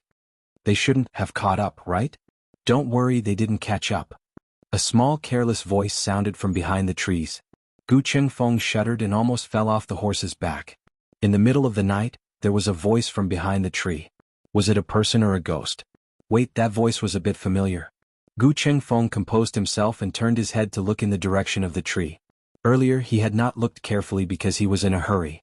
Now, using the thin moonlight, he saw a horse tied to a tall Chinese parasol tree. Beside the horse stood a young man in green clothes. The young man crossed his arms and leaned against the tree behind him. After saying that, the young man walked out from the shadow of the tree. Gu Chengfeng saw her face clearly. "It's really you?" He was shocked. Gu Jiao's finger pointed at the arm around her. She tilted her head and said, "Are you very surprised?" How can I not be surprised? What are you doing here in the middle of the night instead of sleeping? You've already left the capital. No, it was at least 20 to 30 li away from the capital. Gu Chengfeng looked at her suspiciously. "You're not going to make me run errands for you again, are you? I'm warning you, this time I won't go with you no matter what. I have something important to do. Something very, very important." A human life was at stake. Oh. Gu Jiao made a sound and let go of her arms. She straightened her body and touched the tall and strong horse. She nimbly flipped onto the horse. Only then did Gu Chengfeng realize that she was also riding a top-notch horse, which was not inferior to his father's mount in the slightest. "Didn't you say you were going to leave?" Gu Jiao looked at him strangely. Gu Chengfeng was too surprised and did not understand the meaning of this sentence. He stared straight at her horse. "Didn't you not know how to ride a horse?" "I'm not good at it." Gu Jiao corrected him. "But I should be good at it in the future." After all, it was 1,000 li from here to the frontier fortress. It was enough for her to practice. Gu Chengfeng still did not understand what she meant. His gaze moved away from her horse and fell on her back. The small basket she always carried was hanging on the saddle. It was replaced by a large thing wrapped in cloth. Even though it was wrapped in cloth, Gu Chengfeng could still faintly feel a strong aura. "What are you carrying on your back?" he asked curiously. "A red-tasseled spear," Gu Jiao said. "What red-tasseled spear is so big?" The suspicion in Gu Chengfeng's eyes grew heavier. "Also, why are you carrying this thing on your back in the middle of the night?" Gu Jiao looked at him indifferently. "Are you still going or not?" "Of course I'm going." Before Gu Chengfeng could finish speaking, Gu Jiao urged her horse forward. Gu Chengfeng looked in the direction she was going and reminded her, "Hey, are you going the wrong way? That's not the way to the capital." Gu Jiao said indifferently, "Who said I'm going back to the capital?" Gu Qingfeng sneered. "If you're not going back to the capital, are you going to the frontier fortress with me?" As soon as he finished speaking, his eyes suddenly widened. He urged his horse to Gu Jiao's side and looked at her cold face. You can't be noisy." Gu Jiao directly took out a cornbread from her bag and stuffed it into his mouth. Gu Qingfeng's mouth was stuffed. He whimpered a few times and took the cornbread down. He urged his horse to ride side by side with her. "Wait, tell me clearly. Are you really going to the frontier fortress? What are you going to do there? Don't you know that there's a war at the frontier fortress? The Qin Kingdom's army has already taken over 3 cities at the frontier fortress. It's not a good place to go sightseeing." Gu Jiao pulled the reins. "Yes." Gu Qingfeng frowned. This girl didn't seem to have that much free time. "Hey, don't tell me you want to go to the frontier fortress because you heard that something happened to your grandfather?" Gu Qingfeng muttered. "You're not the real Gu Jiao's mother. You don't need to care about my grandfather's matters. The frontier fortress was too dangerous." Princess Ningyan had 3 dragon shadow guards by her side, but they were still captured by the remnants of the previous dynasty. It was clear how difficult it was to deal with those people. This wasn't a muddy water she should wade into. Gu Qingfeng looked at her seriously. "Tell me the truth. Are you going to the frontier fortress or not, and why are you going to the frontier fortress?" Being able to ask the second question meant that Gu Qingfeng already had an answer to the first question in his heart. "To save someone," Gu Jiao said. "Who are you saving?" Gu Qingfeng asked. "A brother." Gu Jiao paused. "And a fool. Brother? Then it didn't seem to be his grandfather." Gu Qingfeng wasn't in a hurry to ask who her brother was, nor did he ask who the fool was. In short, it couldn't be him. Gu Qingfeng said again, "Speaking of which, how did you get out of the city?" Gu Jiao made an O sound and said, "I rode out on a horse." Gu Qingfeng opened his mouth. "From the north gate?" Gu Jiao said, "Or are there other gates?" Gu Qingfeng frowned. "Isn't the city gate already closed? Did you come out very early?" Gu Jiao shook her head. "No, just a little earlier than you. I have an imperial edict." Gu Qingfeng was flabbergasted. Why do you have an imperial edict? Are you going north by imperial edict?" If this girl had an imperial edict, then why did he have to risk the crime of deceiving the emperor to come out of the secret passage? Gu Jiao shook her head again. "I asked His Majesty for it. I said I wanted to go out and His Majesty gave it to me. He also gave me a horse." Gu Qingfeng, who had suffered a blow, "I suddenly don't want to talk to you anymore."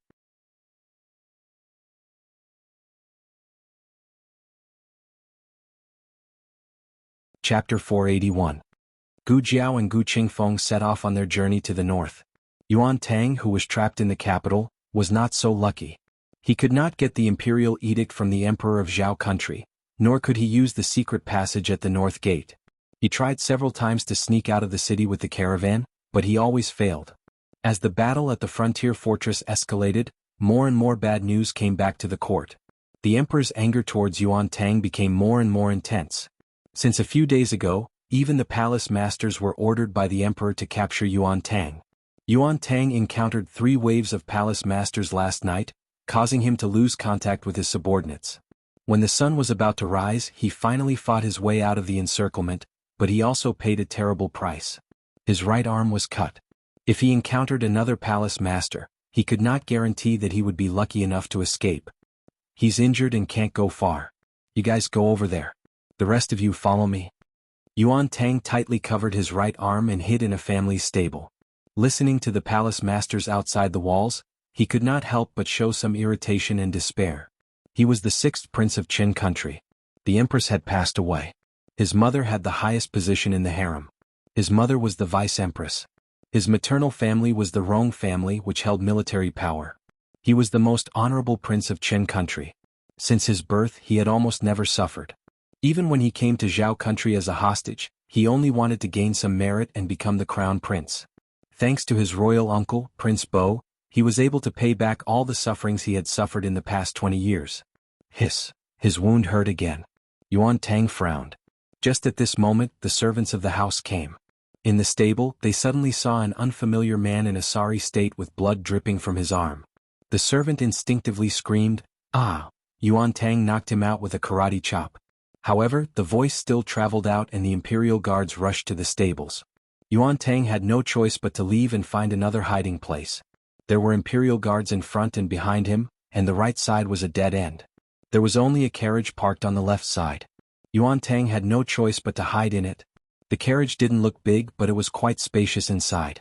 It was also a little tasteful. The bench was covered with a cloth. He lifted the cloth and tucked his tall body under the bench. In such a narrow space, a big guy like him was really wronged. Sir Xiao, please take care. In the study room next to the carriage, the boss personally sent Xiao Heng out. Please wait a moment. Xiao Heng nodded. After speaking to the boss, he turned around and boarded the carriage that was parked at the side of the road.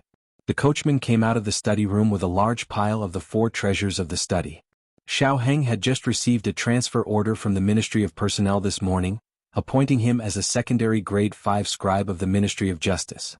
Clerks were mainly responsible for organizing files, managing official seals, and drafting documents.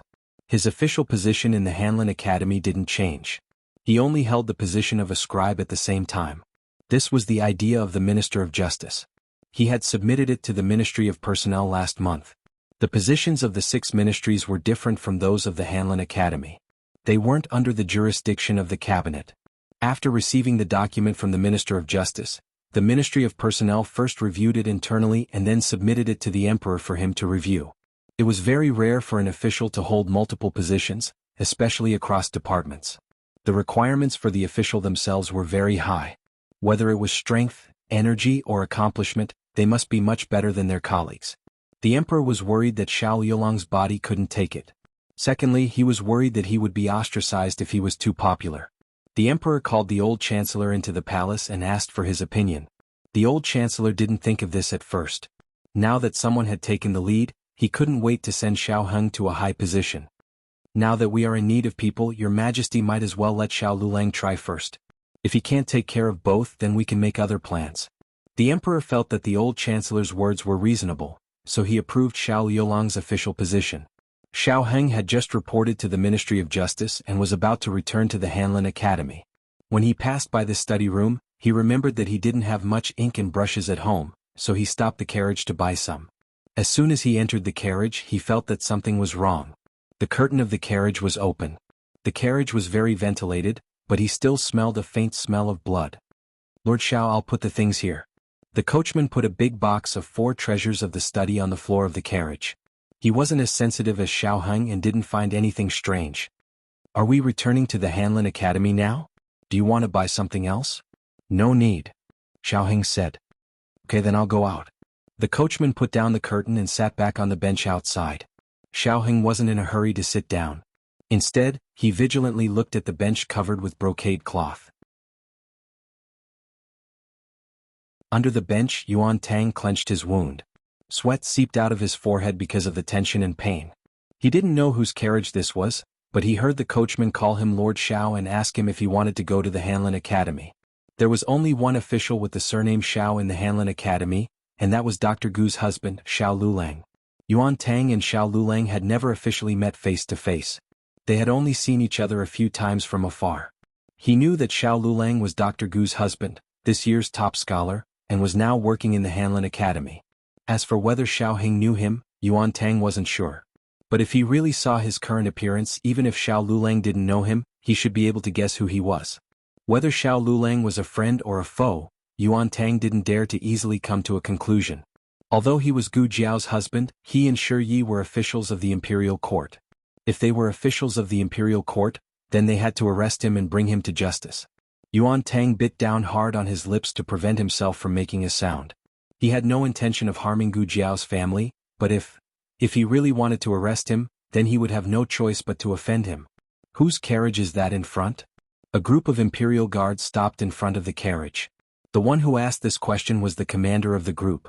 They had chased them all the way and surrounded them, but that brat Yuan Tang seemed to have disappeared without a trace. They guessed that Yuan Tang must be hiding right under their noses. If he wasn't in a nearby shop, then he must be in a passing carriage. Xiao Heng looked at the blood slowly flowing out from under the bench. His eyes moved slightly. He turned around and walked forward. He lifted up his clothes and sat down. His right foot just happened to step on the flowing blood. The coachman and the imperial guards talked for a while. Then he lifted the curtain slightly and said to Xiao Heng, "Lord Xiao, the Imperial Guard said that they were trying to capture a hostage from the Qin Empire. They hope that you can search our carriage." Xiao Heng raised his hand and gestured for the coachman to lift the curtain. The coachman bowed and lifted the curtain as far as it could, allowing the Imperial Guards to clearly see the situation inside the carriage. Xiao Heng sat upright in the carriage with a serious expression. His appearance was young and handsome, but his aura was exceptionally strong. His eyes revealed an imposing manner without being angry. "Do you need to come up and search carefully?" The commander was stunned by Xiao Yolong's appearance and aura. He was stunned for a while before coming back to his senses. He probably realized that he had lost his composure. He hurriedly lowered his head and cupped his hands in salute. "There's no need. We have already seen clearly. We hope that Lord Xiao will forgive us for disturbing you." Xiao Heng was someone who was highly regarded by both the emperor and the empress dowager. Even if the commander had 8 times the courage, he wouldn't dare to offend him easily. Moreover, it was quite rude of him to stare at him like that. "It's fine," Xiao Heng said. The commander said politely, "Then we will continue to search. Lord Xiao, farewell." Xiao Heng nodded. "Farewell." The commander planned to take the rest of the Imperial Guards to search the nearby shops. Just as he turned around, he heard the sound of something dripping on the ground. The sound was very soft, but there weren't many people on the street at the moment. The surroundings were very quiet. Yuan Tang's expression suddenly changed. His blood was dripping down the cracks in the floorboards. This was the end. He was going to be discovered. "What are you standing there for?" Xiao Heng snapped at the coachman. "How much longer are you going to make me bleed? Hurry up and go to the medical center." The coachman was stunned. Was His Excellency injured? What? Xiao Heng's aura was too strong. The coachman didn't have the courage to ask him what was wrong. He hurriedly lowered the curtain and said, Yes. We will go to the medical center now." The moment before the curtain was lowered, the commander saw that there was blood seeping out of Xiao Yolong's right foot. So His Excellency was really injured? The commander frowned. He was a little suspicious, but he was still afraid of Xiao Yolong's status. Sure, Yi also didn't think Xiao Lulang would lie. In the end, he didn't go to check. The coachman drove the carriage to the nearest medical center. Suddenly, he heard His Excellency say, "Don't go to the medical center. Go to the north gate." The coachman was startled again. "His Excellency Xiao, aren't you injured? We're almost at the medical center. I just remembered that the carriage has some medicine for wounds. I'll just apply some ointment myself." "Then okay." The coachman was confused. He didn't understand how His Excellency's temper changed so quickly. "His Excellency wants to go to the north gate?" Xiao Heng's tone was normal. "I originally planned to go in the afternoon, but after thinking about it, I think it's better to go now." "Okay." The coachman's status was low, so he didn't dare ask about Xiao Heng's official business. He drove the carriage to the north gate.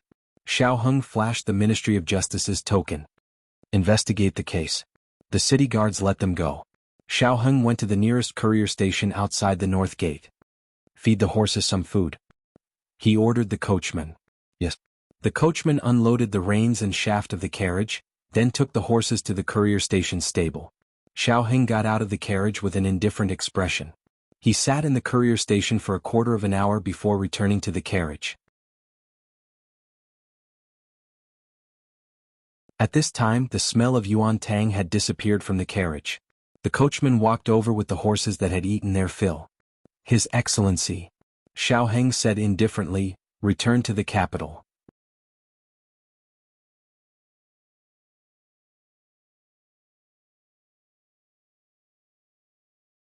Chapter 482. This book's newest chapter is not finished yet. For Xiao Heng, today was a joyous day for his promotion.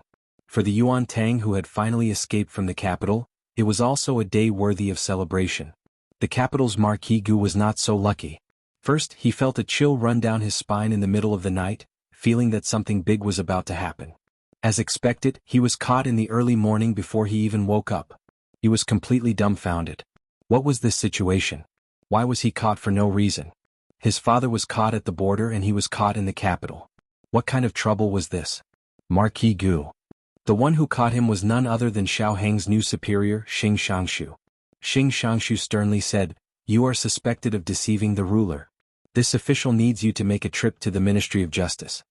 Marquis Gu was dumbfounded. "Wait, speak clearly." who deceives the ruler. Xing Shangshu had already expected him to say this. He brought in the guards who had been on duty last night and asked the leader, "What happened last night while you were on duty? Speak in detail." The leader of the guards said, "Last night, Marquis Gu made a fake imperial edict and left the capital through the secret passage at the north gate." Marquis Gu angrily said, "This marquis stayed in the manor the entire night. When did I leave the city? When did I make a fake imperial edict?" Xing Shangshu looked at the guard. "Are you sure you didn't see wrong? In front of Marquis Gu?" The guard sternly said, "That person was holding Marquis Ding'an's token." His voice was also the same as Marquis Gu's. Marquis Gu's eyes turned cold. "Don't slander me." "What did he look like?" Xing Shangshu asked.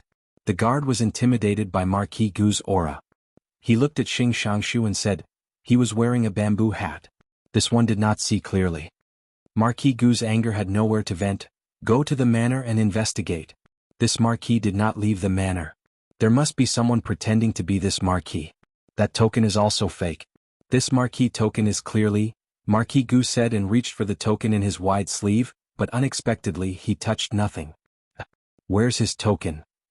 Marquis. Not good. Second young master is missing."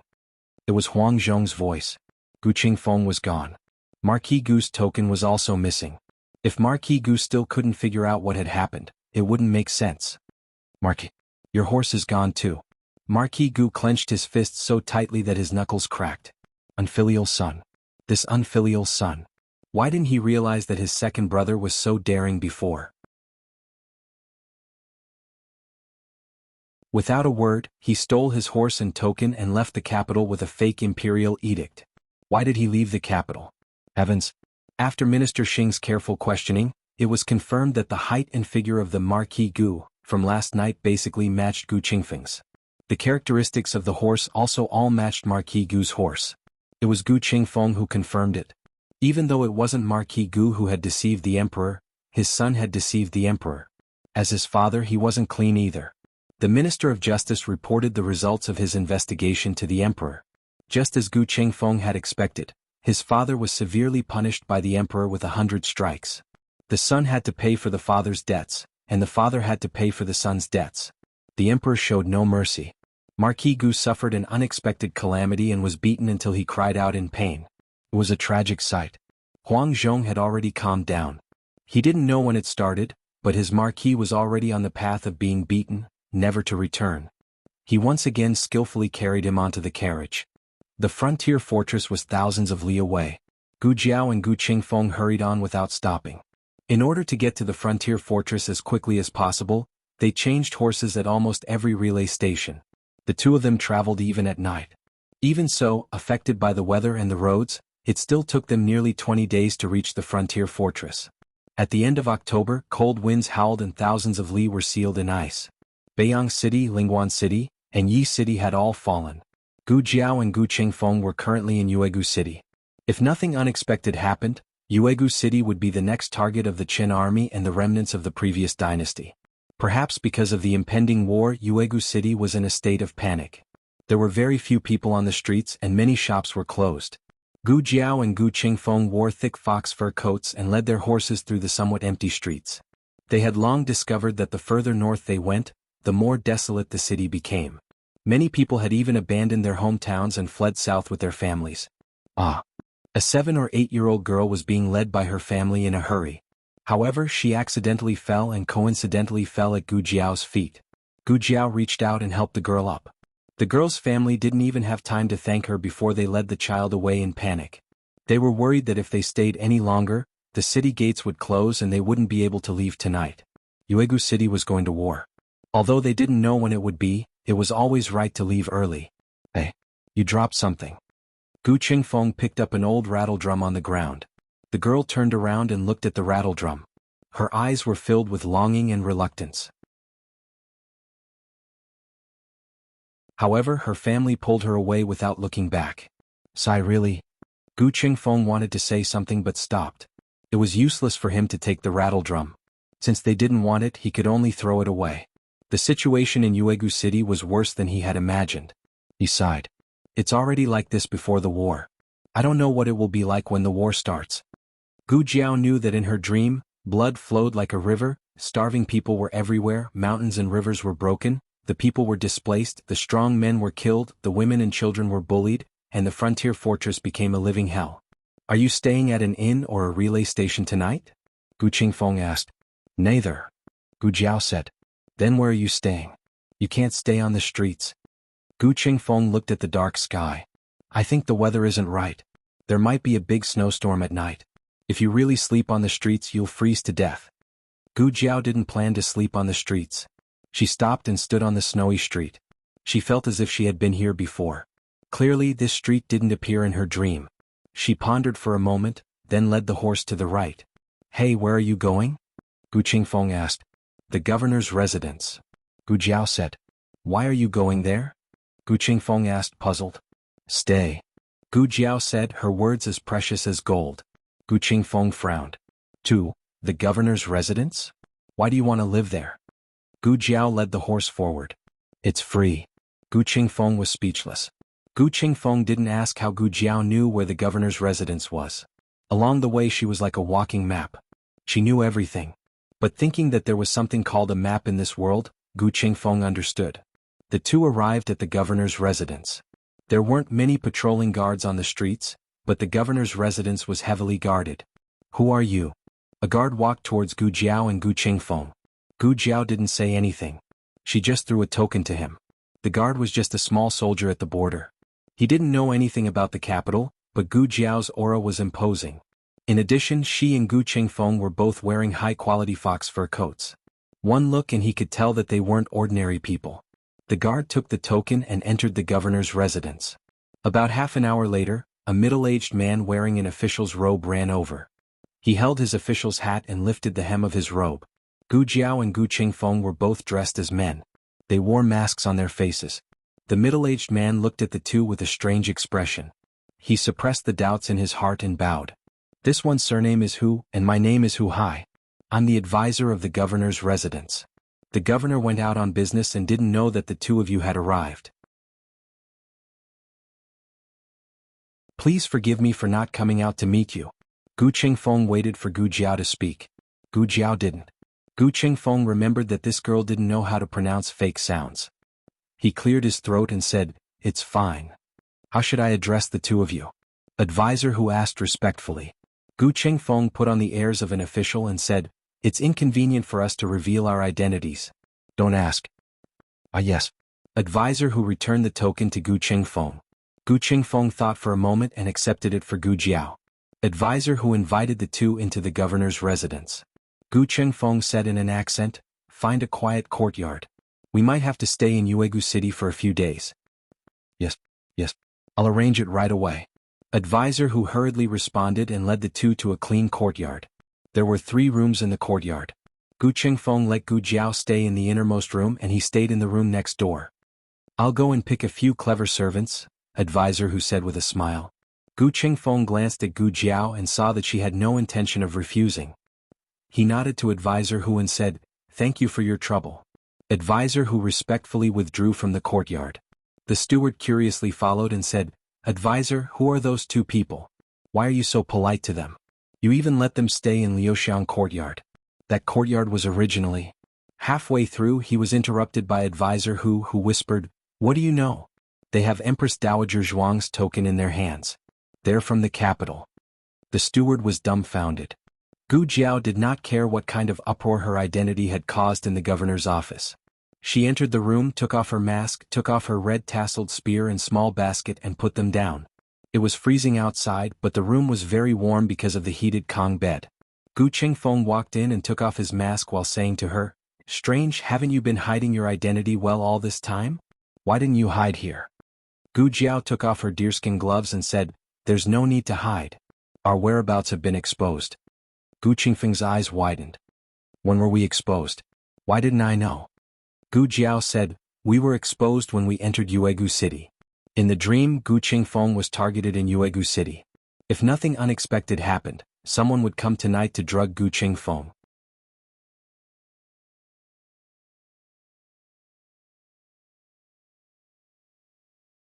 Chapter 483. Gu Jiao and Gu Qingfeng entered the governor's residence in the afternoon. but the governor did not return until evening. Advisor Hu asked the kitchen to prepare dinner, and he personally brought it over. Since Gu Qingfeng was with Gu Jiao, Advisor Hu also brought the food to this room. At this moment, Gu Jiao and Gu Qingfeng both took off their masks. When he saw Gu Qingfeng, Advisor Hu only thought that this official was born with good looks, but he was too young. Why would Empress Dowager Zhuang send such a young man to the frontier fortress? Then he saw Gu Jiao at the side. Advisor Hu was stunned by the birthmark on Gu Jiao's face. Was the imperial court so careless with its personnel?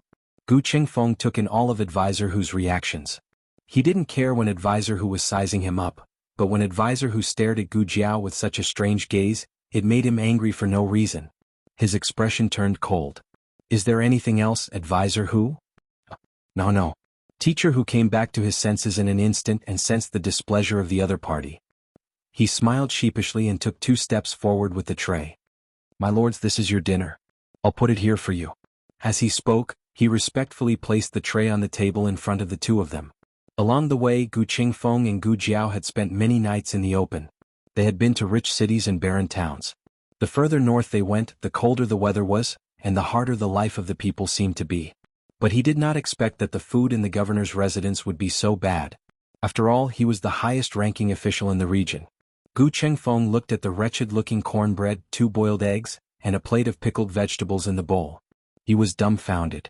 As if sensing Gu Qingfeng's confusion, Advisor Hu smiled awkwardly and said, "The frontier fortress is a bitter and cold place. It cannot be compared to the capital. I hope my lords will forgive us." Even the governor's residence is so poor? Gu Qingfeng could not help but ask. Wasn't there a saying among the common people that 3 years of being an honest magistrate is worth 100,000 snowflakes of silver? There were only poor commoners in the world, how could there be poor officials? Advisor Hu lowered his head and sighed helplessly. Sirs, you may not know this, but Yuegu City is poor and the people don't have enough to eat. The prefect was born in a poor family and loves the people as if they were his own children. His salary has been used to provide relief to the victims of the disaster. He usually eats whatever the people eat. Today, in order to entertain the 2 sirs, he dug out the eggs and pickles that he is only willing to eat during the new year. There's meat in the pickles. The last sentence was the finishing touch. Gu Qingfeng's mouth twitched. There was meat inside? The kind with diced meat? Thinking of something, Gu Qingfeng asked. The imperial court allocates funds to the frontier fortress every year. Where does it go? Advisor Hu sighed again. Our ancient moon city is just a small city. We don't get much money and all of it has been used up. The governor doesn't take a single cent from the commoners, nor does he take a single cent from the imperial court. Gu Qingfeng was silent. Forget it. He was a bandit. Why should he care about the commoners? The purpose of his trip was to save his grandfather. Everything else had nothing to do with him. Advisor Hu observed the situation and said, Sirs, please enjoy your meal. I'll take my leave. Gu Qingfeng waved his hand lightly. After Advisor Hu left, Gu Qingfeng picked up a cornbread. It was probably hot when he took it out of the pot, but it was already cold by the time he brought it over. It was as stiff as a rock. Gu Qingfeng took a bite. It tasted so bad that he frowned. He said to Gu Jiao, if Princess Ning knew that she would marry into such a place, she probably wouldn't have come to the frontier fortress, right? I don't know, Gu Jiao said. Gu Qingfeng pursed his lips in disdain. She always had a way to end the conversation. He looked disdainful, but he was very careful when he picked out the cornbread for Gu Jiao. He peeled off the dried outer skin and put it in his bowl. The warm and soft core was placed in Gu Jiao's bowl. He also carefully picked out the pickled vegetables for a long time before picking out the diced meat and giving it to Gu Jiao. He wasn't so natural in the beginning. The first time was at the first relay station after leaving the capital. At that time the food wasn't bad. They actually ate a plate of prawns. He was used to taking care of his younger brother, so he peeled one for Gu Jiao. When he put it on Gu Jiao's plate, he felt that something was wrong. Gu Jiao wasn't his younger brother or sister. He wouldn't admit it. The most awkward thing wasn't that he peeled the prawns for Gu Jiao, but that if Gu Jiao suddenly asked, "Why are you so nice to me?" Unexpectedly, Gu Jiao didn't say a word. She didn't even lift her eyelids, as if this action wasn't out of line and didn't matter. This made Gu Qingfeng secretly sigh in relief. After that, he unconsciously did something similar a few times. She always accepted it calmly. If he didn't do it, she wouldn't ask him why. Gu Qingfeng felt that this girl wasn't very difficult to get along with. Or more accurately, she was very easy to get along with. Even Gu Jinyu in the residence wasn't so easy to get along with. Gu Jinyu was too fragile and needed someone to protect her at all times. Otherwise she would be sad and cry. Gu Jiao wasn't like that.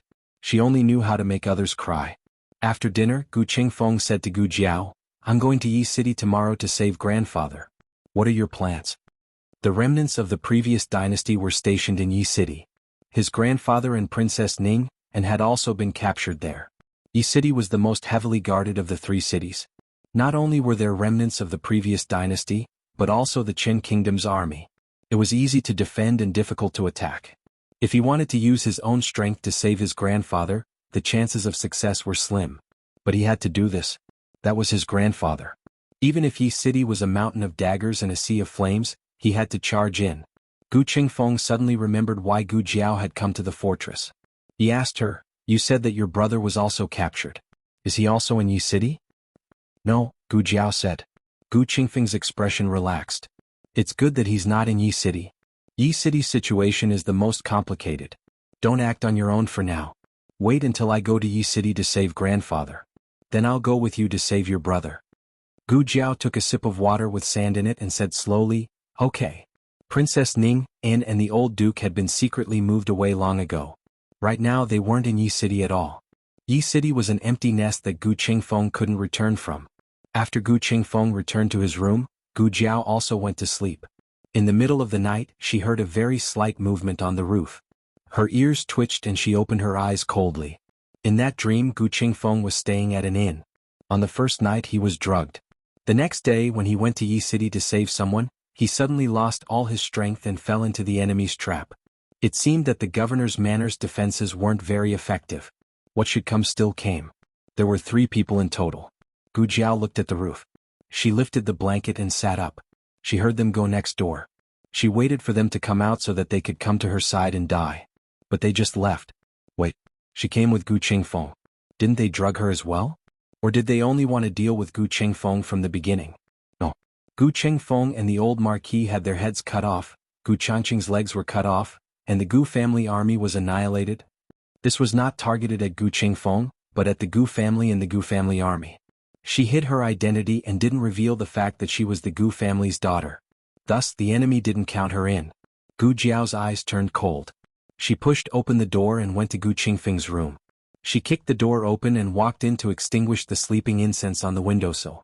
Gu Qingfeng was awakened by the loud noise. He sat up with a dagger in his hand. "Who is it?" He looked at Gu Jiao and frowned. "It's you? Let's go," Gu Jiao said calmly. "What for?" Gu Qingfeng asked. Gu Jiao threw the extinguished sleeping incense out of the windowsill. "Didn't you want to save someone?" Gu Qingfeng followed her movements and looked. "What did you just throw away?" Gu Jiao took out a handkerchief and wiped her hands. "Sleeping incense." Gu Qingfeng frowned. "You gave me sleeping incense?" Gu Jiao said calmly, "Yes, I wanted to kill you." Gu Qingfeng's face darkened. Of course he didn't believe that Gu Jiao would kill him. Therefore the sleeping incense wasn't given by Gu Jiao. He looked at Gu Jiao and then at the door that she kicked open. His face darkened. "Did someone come here just now? You're not too stupid." Gu Jiao kept the handkerchief and said. Gu Qingfeng's expression turned serious. He was Fei Shuang. Only he knew how alert he was. Gu Jiao said that they were targeted when they entered the city. At that time he only thought that the other party was far away and he couldn't find them in time. However, tonight the other party was right under his nose and he didn't even notice. Gu Jiao walked out. "If we don't leave now, we won't be able to catch up." At this point it would be a bit pretentious to tell Gu Jiao that she didn't need to take the risk with him. Gu Qingfeng's expression turned serious. He lifted the blanket and got out of bed. They had been sleeping in the open all this time. They slept with their clothes on. After getting out of bed, he grabbed his sword and quietly left the governor's office with Gu Jiao. In order not to be noticed by the 3 people, they followed them from a distance. At this moment the 2 of them were hiding on a roof. Gu Qingfeng looked at the 3 people who were relieving themselves in front of him. He raised his hand and covered Gu Jiao's eyes. Gu Jiao was speechless. "Thank you. I wasn't interested anyway." Gu Qingfeng whispered, "Do you think they're remnants of the previous dynasty or masters of the Qin kingdom?" Remnants of the previous dynasty. Gu Jiao said without hesitation. Are you sure? Gu Qingfeng was surprised. Gu Jiao nodded. She had thought about it carefully just now. The remnants of the previous dynasty had colluded with the Qin kingdom's army. It looked like they were all working together, but in reality they all had their own goals. For example, it seemed like the Qin kingdom's army's idea to let the 100,000 Gu clan soldiers never return. And it seemed more like the remnants of the previous dynasty's plan to deal with the Gu clan's grandfather and grandson. She didn't know how the Gu clan had offended the remnants of the previous dynasty for them to take such savage revenge. Actually, Gu Qingfeng also felt that it was more likely the remnants of the previous dynasty. After all, his grandfather had fallen into the hands of the remnants of the previous dynasty. Gu Qingfeng continued, Princess Ning An's son-in-law is also a remnant of the previous dynasty. And according to the information I gathered from the Qinji Pavilion, he's also a member of the previous dynasty's imperial family. Gu Jiao didn't know about this. After the three of them finished relieving themselves, Gu Qingfeng removed the hand covering Gu Jiao's eyes and continued chasing with Gu Jiao. As he chased, he felt that something was wrong. That doesn't seem to be the direction to Yi City. He had studied the map several times before going to bed. If they walked along this official road, they would reach Yi City if they headed east and Lingguan City if they headed west. They're going to Lingguan City? Gu Qingfeng sucked in a cold breath of air suspiciously. Why are they going to Lingguan City? Shouldn't they be going to Yi City? Could it be, they've secretly moved their base? Gu Qingfeng wasn't stupid.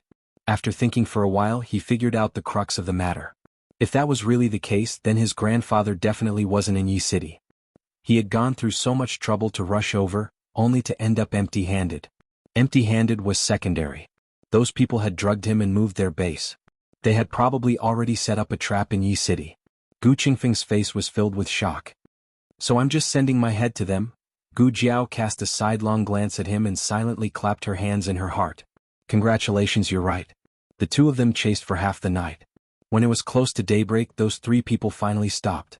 Instead, they took the medallion and entered a residence. It's the Lingguan City governor's residence. Gu Qingfeng lay on the eaves of a building and turned his head to whisper to Gu Jiao behind him. Lingguan City had fallen, and the governor's residence had long since fallen into the hands of the remnants of the previous dynasty and the Qin kingdom's army. The governor's residence was heavily guarded. Judging from their armor, there were both Qin kingdom soldiers and remnants of the previous dynasty's army. Could grandfather have been locked up here? Gu Qingfeng muttered. Gu Jiao thought he was asking her and replied, I'm not sure. She hadn't dreamed of this detail.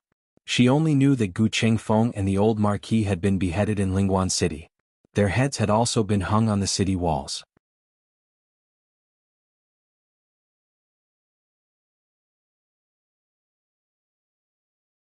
Chapter 484. After the war, Lingguan City was devastated. There were more soldiers than civilians on the streets. Innocent civilians could be seen being taken away for no reason from time to time. Gu Qingfeng reminded himself again and again that he was a bandit and that the lives of civilians had nothing to do with him. However, when he saw these things happen in front of him, the blood in his body still surged with anger. He clenched his fists tightly. It took a great deal of effort to resist the urge to kill those Qin soldiers who bullied civilians. He could not expose himself. It was not time yet, let's find an inn. He turned around, afraid that if he looked any longer, he would not be able to resist charging over. Gu Jiao nodded calmly. She seemed to be indifferent to everything. The lives of others were not worth mentioning in her eyes. However, she had traveled thousands of miles to this dangerous and bitter cold place for the idiot and brother she spoke of. Gu Qingfeng suddenly felt that he could not understand her. The two of them found an inn nearby. The inn had signs of being robbed. The shopkeeper's face had a shocking palm print. As for the workers in the inn, they were either injured or in pain. Their eyes were red and swollen. They were picking up the chairs that had fallen on the ground. There were no other guests in the inn. They did not know if no one was staying or if they had all been scared away. Gu Jiao and Gu Qingfeng came to the counter. The innkeeper pulled himself together and looked at the two of them. His voice was still trembling after choking with sobs. Are you two guests eating or staying? Gu Qingfeng said to the shopkeeper, Give us a room. If there's food, send it up. If there isn't, then forget it. The two of you please follow me. The shopkeeper held back his grief and brought Gu Jiao and Gu Qingfeng to the second floor. He pointed to a room that could be considered clean and tidy. This is our inn's best room. 100 copper coins a night including 2 meals. 100 copper coins. Gu Qingfeng suspected that he had heard wrong. The shopkeeper hurriedly said, "Do you think it's expensive? In that case I can give you a discount. How about 80 copper coins?" Gu Qingfeng opened his mouth. "That's not what I meant. 100 copper coins was really too cheap. They had never stayed in such a cheap inn on their way here. Moreover, it was the best room with 2 meals included. 100 copper coins it is." Gu Qingfeng couldn't bear to see the shopkeeper lose, so he didn't raise the price. The shopkeeper said gratefully, "Thank you, sir. Then I will go and prepare the food for you, but you may have to wait for a while." Gu Qingfeng understood what he meant. Those soldiers had ransacked the inn, so they probably didn't even let go of the good stuff in the kitchen. They had to go buy groceries again. Gu Qingfeng had mixed feelings. Gu Jiao continued to eat and sleep as if she didn't have a care in the world. There wasn't the slightest bit of annoyance or pity on her face. The corner of Gu Qingfeng's mouth twitched as he looked at a certain someone who was sleeping soundly on the bed while hugging her red-tasseled spear. How could a little girl's heart be bigger than a man's? After dinner, the two were ready to set off. The two of them changed into their night suits, put on their masks and prepared to set off. Unexpectedly, as soon as Gu Qingfeng opened the door, he immediately closed it again. "Someone's here?" Gu Jiao asked. Gu Qingfeng's throat moved. He composed himself and said, "It's the Qin nation's soldiers." A large group. A large group meant that there were dozens of them. They filled the inn's main hall almost instantly. For a moment, Gu Qingfeng suspected that he and Gu Jiao's whereabouts had been exposed. Fortunately, the group sat down in the main hall. It seemed that they were only here to freeload. Gu Qingfeng secretly sighed in relief. It wasn't that he was afraid of these soldiers. If they really fought, he could deal with them alone. However, if they really fought, it would be bad if they alerted the governor's office's soldiers. There were no windows in the room. They could only wait for the group of soldiers to leave. The group of soldiers didn't know that other people were staying in the inn. They even thought that everyone here was on their side. They didn't have any qualms about talking about it. They actually let Gu Jiao and Gu Qingfeng hear something incredible. It turned out that Tang Yueshan had something to do with the old duke's capture. The prince consort put Princess Ning under house arrest. The old duke asked Tang Yueshan to borrow some archers to sneak into the princess residence to save Princess Ning. However, Tang Yueshan refused the old duke's request, saying that he wanted to send troops to eliminate the rebels. The old duke had long sensed that something was wrong. He reminded Tang Yueshan that things weren't that simple and that he shouldn't act rashly. Tang Yueshan thought that the old duke was preventing him from performing meritorious deeds. He didn't listen to the old duke's advice and stubbornly launched a night attack on the remnants of the previous dynasty. In the end, he fell into the enemy's trap. The remnants of the previous dynasty and the Qin nation's army attacked from both sides. In the end, Tang Yueshan suffered a crushing defeat and Yi City was lost. The Qin nation's army won the first battle. Their morale was high. On the other hand, the Zhao nation's local army naturally didn't have much morale after seeing that the world's marshal had been defeated. They stubbornly resisted. Lingguan City and Beiyang City were easily taken by the Qin nation's army. Gu Qingfeng said angrily, "If Tang Yueshan had listened to my grandfather wouldn't have been captured. The frontier fortress wouldn't have been lost so easily. If his grandfather hadn't been captured, whether his grandfather and Tang Yueshan had joined forces to fight the enemy, or if his grandfather had led the army after Tang Yueshan's defeat, the frontier fortress wouldn't have been lost so quickly." Gu Qingfeng frowned suspiciously. "Do you think Tang Yueshan did it on purpose?" "On purpose what?" Gu Jiao asked. Gu Qingfeng said coldly, "He lost on purpose so that my grandfather would be captured. As the saying goes, like son like father. If he could raise such a vicious and perverted son like Tang Ming, it's obvious that he's not a good person himself. Maybe he found out the truth about Tang Ming's death from somewhere and hated the Gu family. Tang Ming bullied Gu Yan and suffered from Gu Jiao's violent revenge. Gu Qingfeng was also involved. If Tang Yueshan knew the truth, he would have a reason to take revenge on the Gu family." Gu Jiao paused and didn't say anything. From the information revealed by the soldiers, Tang Yueshan disappeared after the defeat. Now they were searching everywhere for Tang Yueshan. If he was alive, they wanted to see him. If he was dead, they wanted to see his corpse. The more Gu Qingfeng thought about it, the more suspicious he felt Tang Yueshan was. Even the defeat of the army was very likely to be part of Tang Yueshan's scheme. He's a man who enjoys grandiose achievements. If he lost the city first and then took it back, His Majesty would see how difficult it was for him to fight this battle. When he returned to the capital, he would receive double the reward and the emperor's favor. Gu Jiao tapped his shoulder.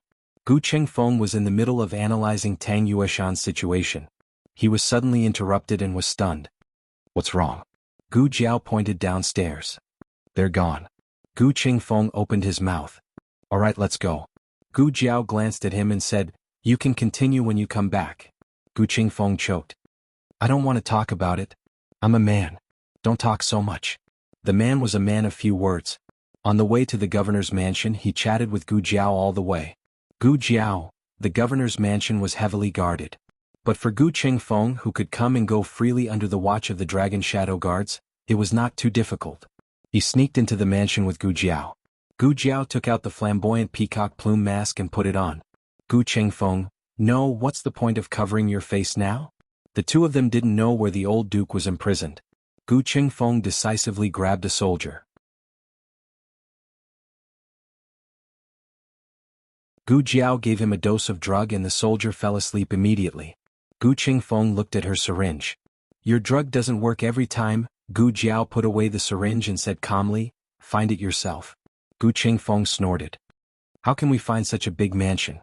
Do you want to find it until dawn? Gu Jiao clapped her hands indifferently. We've already searched the Ning prince's mansion. Why should we be afraid of a mere governor's mansion? Gu Chengfeng said disapprovingly, How can it be the same? The Ning prince's mansion only had a few storerooms, and they were all in his and Princess Consort Ning's courtyard. In front of the governor's mansion is the government office and behind it is the private mansion. We don't know where they're keeping grandfather. Could be a woodshed, a dungeon, or a secret room. Before he finished speaking, Gu Jiao pushed open the door beside her. It was a wine cellar used to store fine wine. Gu Chengfeng shook his head. There was no need to look for such a place. It was not a good place to keep a hostage. His gaze swept across the room and he was stunned. Grandfather? The old man with shackles on his hands and feet, covered in bruises and fainted on the ground was none other than his grandfather. Gu Chengfeng was stunned. How did you know my grandfather was imprisoned here? Gu Jiao spread her hands. I don't know. I just randomly found it. Gu Chengfeng's mouth twitched. What kind of luck did this girl have? She could even find him here. What happened to searching until dawn? What happened to the 100 ways he thought of to avoid detection by the Qin soldiers? Was there no place to use it?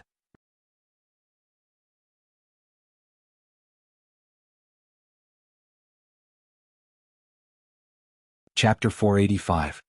Gu Chengfeng felt that the remnants of the previous dynasty and the Qin army must have been out of their minds to lock someone in a wine cellar. What the hell? Gu Jiao was about to enter the room. He raised his hand to stop Gu Jiao. Wait, I'll go in first. After learning that he had almost sent someone to their death, Gu Chengfeng became especially vigilant. He left Gu Jiao outside and went into the wine cellar to carefully inspect it. After confirming that there were no hidden traps or dangers, he said to Gu Jiao, Come in. Gu Jiao entered the room and closed the door behind her. There were no windows in the wine cellar. Once the door was closed, the room became so dark that one couldn't even see one's fingers. Gu Chengfeng took out a match.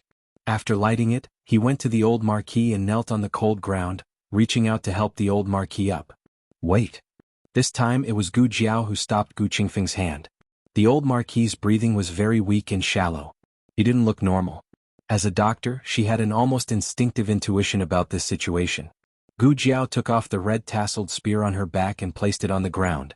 Then she knelt down on one knee beside Gu Chengfeng and used the light of the match to see the old marquis's appearance. It wasn't enough to describe him as covered in cuts and bruises. He had clearly been brutally tortured. There wasn't a spot on his body that wasn't covered in blood.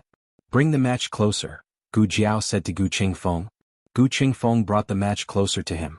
The light from the fire could actually hide some of one's complexion. But even so, the old marquis's paleness couldn't be hidden. Gu Chengfeng's heart clenched. His Adam's apple bobbed as he endured and called out in a small voice, Grandfather, grandfather. The old marquis didn't respond. Gu Chengfeng's heart clenched even tighter. Gu Jiao's expression did not change in the slightest. She calmly took off the old marquis's clothes and began to check his injuries one by one. For Gu Chengfeng to be able to train to his current level, he naturally had his fair share of injuries and had seen others get injured. However, if the injured person was his own grandfather, he didn't dare to look down. He didn't know how this girl was able to remain so calm. After all, she wasn't Gu Jiao's real mother. To her, his grandfather was just an ordinary patient. The lighter wouldn't last long and there wasn't enough light. Gu Jiao opened the small medicine box and took out a small emergency flashlight. She turned it on and handed it to Gu Qingfeng. Light it. Gu Qingfeng was no longer surprised by her strange things. Wasn't it just a night luminescent pearl? The only difference was that the light was longer and brighter. Gu Qingfeng extinguished the fire and turned on a small flashlight for Gu Jiao. Is my grandfather seriously injured? Yes, Gu Jiao said. Her movements were very light, but she didn't miss a single bone. He has both internal and external injuries. There are many comminuted fractures on his body. Gu Qingfeng was shocked. Broken into powder? Gu Jiao sighed. If it's broken into more than 3 pieces, it's called comminuted fractures. She didn't say that it must have been broken into powder. It wasn't a bone crusher. In addition to the fractures, there were many whip wounds all over his body. The blood on his body was left by these whip wounds. These whip wounds looked scary, but they weren't the main cause of the old Marquis's loss of consciousness. Gu Jiao took out a sphygmomanometer and measured the old Marquis's blood pressure. Strange, why is his blood pressure so low? The reason for the old Marquis's loss of consciousness was found. It was hemorrhagic shock. However, the old Marquis's whip wounds were only superficial and mottled with blood. In fact, the total amount of bleeding was not large. Internal bleeding? Gu Jiao murmured and narrowed her eyes. Gu Qingfeng didn't understand a single word she said. Even if he understood, he felt that it might not be what he understood. Gu Jiao took a pair of gloves from the small medicine box and put them on. Then she took out a long needle. Gu Qingfeng's eyebrows twitched. What was this girl doing now? After watching Gu Jiao suture Gu Qinglin's surgery, Gu Qingfeng hadn't eaten a single bite of meat for half a year. Gu Qingfeng's psychological trauma had just recovered. He couldn't let this girl poison his little heart. He decisively turned his face away. Gu Jiao called him. I'm not scared, he said sternly. The flashlight is crooked. Gu Jiao reminded him. Crooked? Where is it crooked? Gu Qingfeng didn't dare to look back. Gu Jiao pulled his hand and moved the flashlight forward. Don't move. Gu Qingfeng, okay. Gu Jiao performed a peritoneal puncture on the old Marquis. The blood extracted was not coagulated, which meant that the patient had bloody ascites. Combined with his injuries, it should be a substantial organ rupture. Gu Jiao put away the needle and quietly looked at the old Marquis's abdomen. Then, she began to gently press down along the direction of his ribs. When she pressed on the upper left abdomen, his body spasmed slightly. He didn't completely lose consciousness? He could still feel a little pain. That should be where the problem was. Gu Jiao's eyes turned cold. This place was the spleen. Are you done with the examination? If you are, let's hurry up and get my grandfather out of here. I feel that it's not safe here. Those people might come back at any time. We can't leave. Gu Jiao said, he's injured.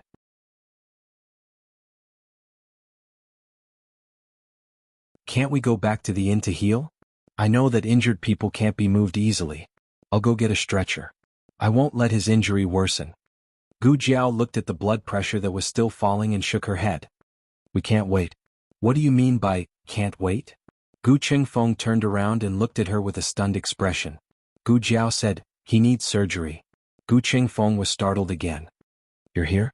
Gu Jiao nodded solemnly. Here.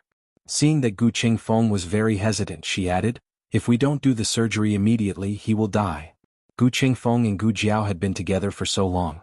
Of course, he knew that this girl liked to ask for a lot of money when receiving medical fees. She never exaggerated about anything else. Gu Qingfeng looked at Gu Jiao deeply. Are you sure you want to do this? He didn't need to remind her how risky the surgery was in the enemy's territory. She was saving his grandfather, but she was also risking her own life.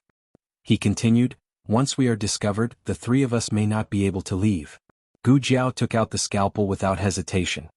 I'll do it as soon as possible. Why are you doing this? Do you recognize him as your grandfather? No. Gu Jiao opened the scalpel. He's not my grandfather, but it's my duty to do anything for my brother.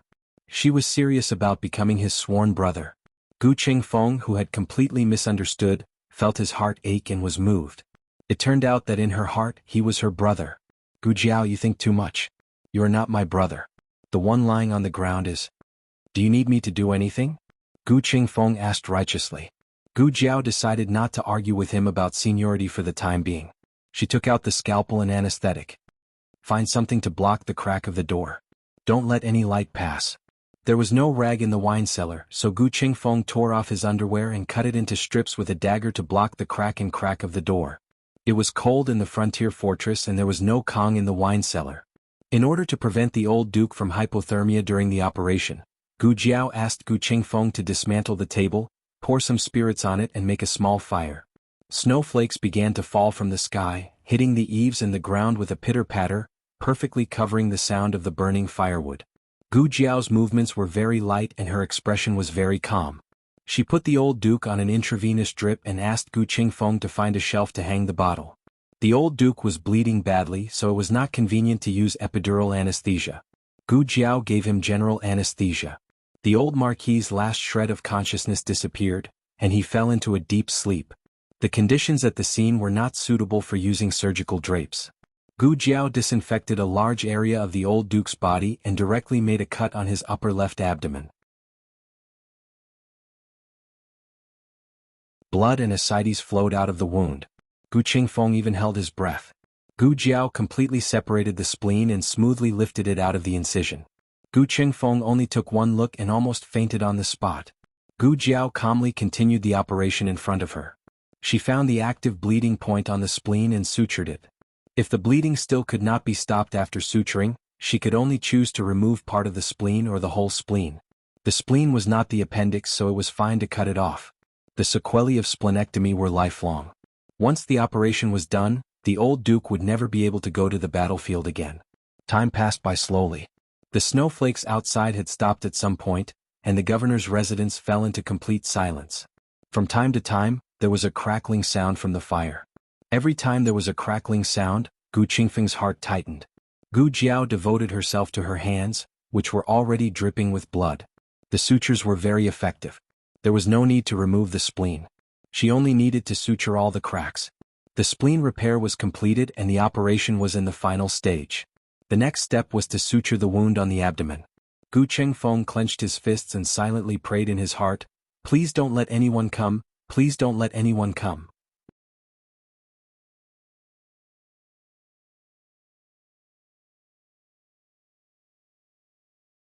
Chapter 486. There are novels with connotations that cannot be found online here. This courtyard was very remote. Usually no one would come here. As long as there was not much commotion in the wine cellar, it would not attract the patrolling guards. Yet there were people who came.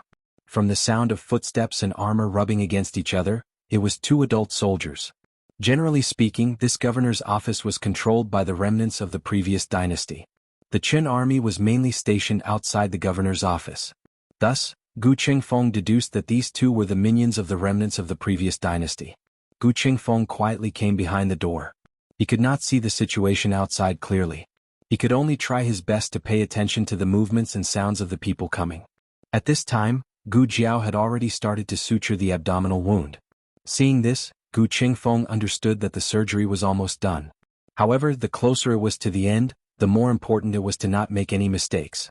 Gu Qingfeng's heart was slightly raised. The 2 soldiers entered the courtyard and walked toward the wine cellar. One of them pulled his companion and said, "Okay, there is no one else here. Take it out. Lower your voice.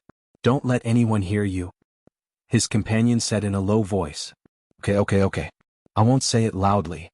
The soldier's voice was lower, but his tone was more urgent. "Don't just talk to me in a low voice. Where is the thing I asked you to bring? Take it out." Hearing this, Gu Qingfeng understood that the 2 were not here to check on his grandfather. His heart sank back into his stomach. However, he did not dare to be careless. He still held the 2 hidden weapons tightly in his hands. His companion took out a small porcelain bottle and handed it to the soldier. "Here." The soldier pulled out the stopper and sniffed the bottle. His tone was somewhat disgusted. "What is this smell? It's all the same smell. Is it really effective? Won't you know if it is effective after you try it? Then have you tried it yourself? Can you really do it 7 times in one night?" Hearing this, Gu Qingfeng could not help but frown. What 7 times in one night? There were too many dirty words. He really wanted to shut their mouths. He turned back to look at Gu Jiao, who was treating the old duke. Gu Jiao was almost done. This girl was treating him so seriously. She didn't hear those dirty words, did she? Just tell me whether you want it or not. Yes. How could he not want it? How much? It sold for 1 tael of silver outside. The boss is my friend, so he gave it to me at a cheaper price of 200 copper coins. If I were to sell it to someone else, I would have to pay an additional 50 copper coins. You're my brother, so based on our friendship, I won't charge you more. Gu Qingfeng sneered in his heart. This kind of despicable thing was already expensive for 10 copper coins, how could they be brothers? In the end, the soldier decided to be a sucker and spent 200 copper coins to buy the bottle of all-aspect nourishment pills. Let's go, the soldier said to his companion. Wait. What happened? Over there. What's going on over there? The soldier looked around and asked.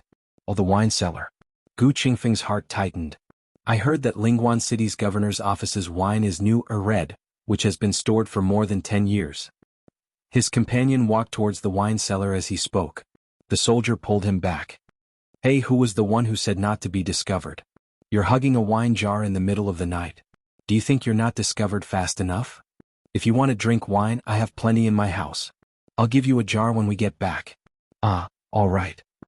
His companion was convinced by the soldier and left the courtyard with him. Gu Qingfeng finally let out a sigh of relief. His entire back was soaked in cold sweat and his forehead was sticky. He raised a hand to wipe his sweat and asked Gu Jiao, Is it done? Gu Jiao cut off the last thread and used gauze to cover the wound. Not yet. The fracture needs to be fixed. The old Marquis's 4 limbs were fractured and needed to be stopped first. Otherwise it would be very dangerous to move. Half of the table was thrown into the fire. There was still half left. Gu Jiao first made do with cutting a few boards. Gu Qingfeng went over to help her. But at this time something unexpected happened. The 2 people who had already left actually turned back in a hurry. Not good. It's Captain Lu. If he finds out that we didn't patrol properly and came here without permission, he will definitely punish us. It was that soldier's voice. Hurry and hide. His companion said. Where do we hide? The soldier asked fearfully. The wine cellar. Gu Qingfeng's eyebrows jumped. His hand that was fixing the boards paused. He instinctively glanced at Gu Jiao. Gu Jiao acted as if she didn't hear anything and calmly and quickly continued what she was doing. Gu Qingfeng's eyes moved and he looked coldly in the direction of the door. Why can't the door be opened? Is it locked from the inside? Impossible, let me do it. The soldier's companion pushed open the door with great force, and a flash of fire suddenly entered his eyes. He was slightly startled, but before he could react to why there was fire inside, Gu Qingfeng shot out 2 concealed weapons. His body stiffened and he fell forward. He didn't fall to the ground. Gu Qingfeng's figure flashed in front of him and caught him. Everything happened in a flash. The soldier didn't have time to react.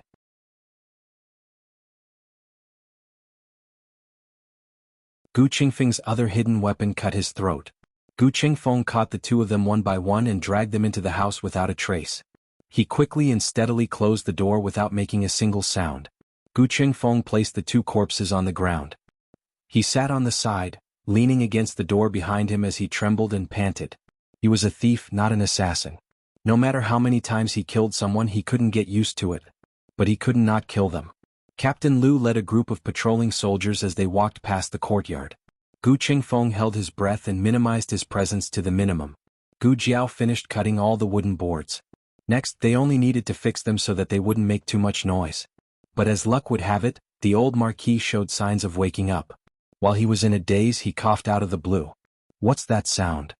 In response to Lord Lu, it seems to be coming from the wine cellar. There's a hostage in the wine cellar. Captain Lu, is it the old Marquis of the Gu army? Subordinate, it's him. He was interrogated this afternoon and was injured. Captain Lu, why is he in the wine cellar? The subordinate smiled embarrassedly. Why was he locked in the wine cellar and not the dungeon? Wasn't it because someone had disobeyed the orders of the higher-ups and lynched the old Marquis? They were afraid that they would be discovered in the dungeon, so they locked him in the wine cellar first. Captain Lu wasn't stupid and quickly figured out the crux of the matter. He was only a small captain and couldn't afford to offend the person who lynched the old Marquis. But he was on duty tonight. If something happened to the hostage, he couldn't escape the blame. Go and see how he is, he ordered. The 2 subordinates walked towards the wine cellar together. At this time, Gu Jiao finished fixing the old Marquis's left arm and started fixing his right arm. Gu Qingfeng took a deep breath and closed his eyes. What was to come still came. Gu Qingfeng didn't give the two a chance to push the door open. He rushed out and shot two hidden weapons at the two soldiers in front of him. Assassin! Captain Liu pulled out the sword at his waist and led the rest of his subordinates to rush towards Gu Qingfeng. This group of people, including Captain Liu, were just ordinary soldiers. They weren't very skilled and Gu Qingfeng didn't feel much pressure dealing with them. However, Captain Liu seemed to have noticed that Gu Qingfeng was skilled. He didn't hesitate to blow the wooden whistle at his waist. A tall and powerful figure flew through the air and kicked Gu Qingfeng in the chest. Gu Qingfeng fell heavily at the door of the wine cellar and spat out a mouthful of blood. Gu Qingfeng clutched his chest. He recognized that this man in black was one of the masters that he and Gu Jiao had been tracking. He also had companions. They also descended from the sky and blocked the door to the courtyard. No wonder he didn't notice when they drugged him. His skills were almost on par with His Majesty's Dragon Shadow Guards. Gu Qingfeng held his chest in pain with one hand and used his other hand to support his body with the sword. He stood up with a fierce look in his eyes. "Archers, get ready!" Captain Liu yelled. A row of archers filed in and knelt on one knee. They drew their bows and aimed at Gu Qingfeng. The Marquis, whose right leg was fixed, seemed to have sensed that something was about to happen to his grandson. He opened his eyes slightly and tilted his head to look outside the door. He had been unconscious for too long and his vision was a little blurry. He could only vaguely see a familiar figure stubbornly holding the long sword in his hand and guarding the people in the room. The Marquis's eyes suddenly welled up with tears. Gu Qingfeng didn't know how many times he had been kicked down by the Master in Black. Every time he fell he would spit out a mouthful of blood. However, he would always stand up again. The Master in Black seemed to be tired of it. After knocking Gu Qingfeng down for the last time, he stepped on Gu Qingfeng's chest with his long boot. He gestured to another Master in Black. His companion understood and strode towards the wine cellar. Gu Qingfeng grabbed a hidden weapon in his palm. However, before he could shoot it, his hand was stepped on by the man in black. It was time to end everything. The Master in Black lifted his icy cold boot and ruthlessly stepped on Gu Qingfeng's head. Heavy snow suddenly fell from the sky. Snowflakes fluttered down. Ah! A sharp scream.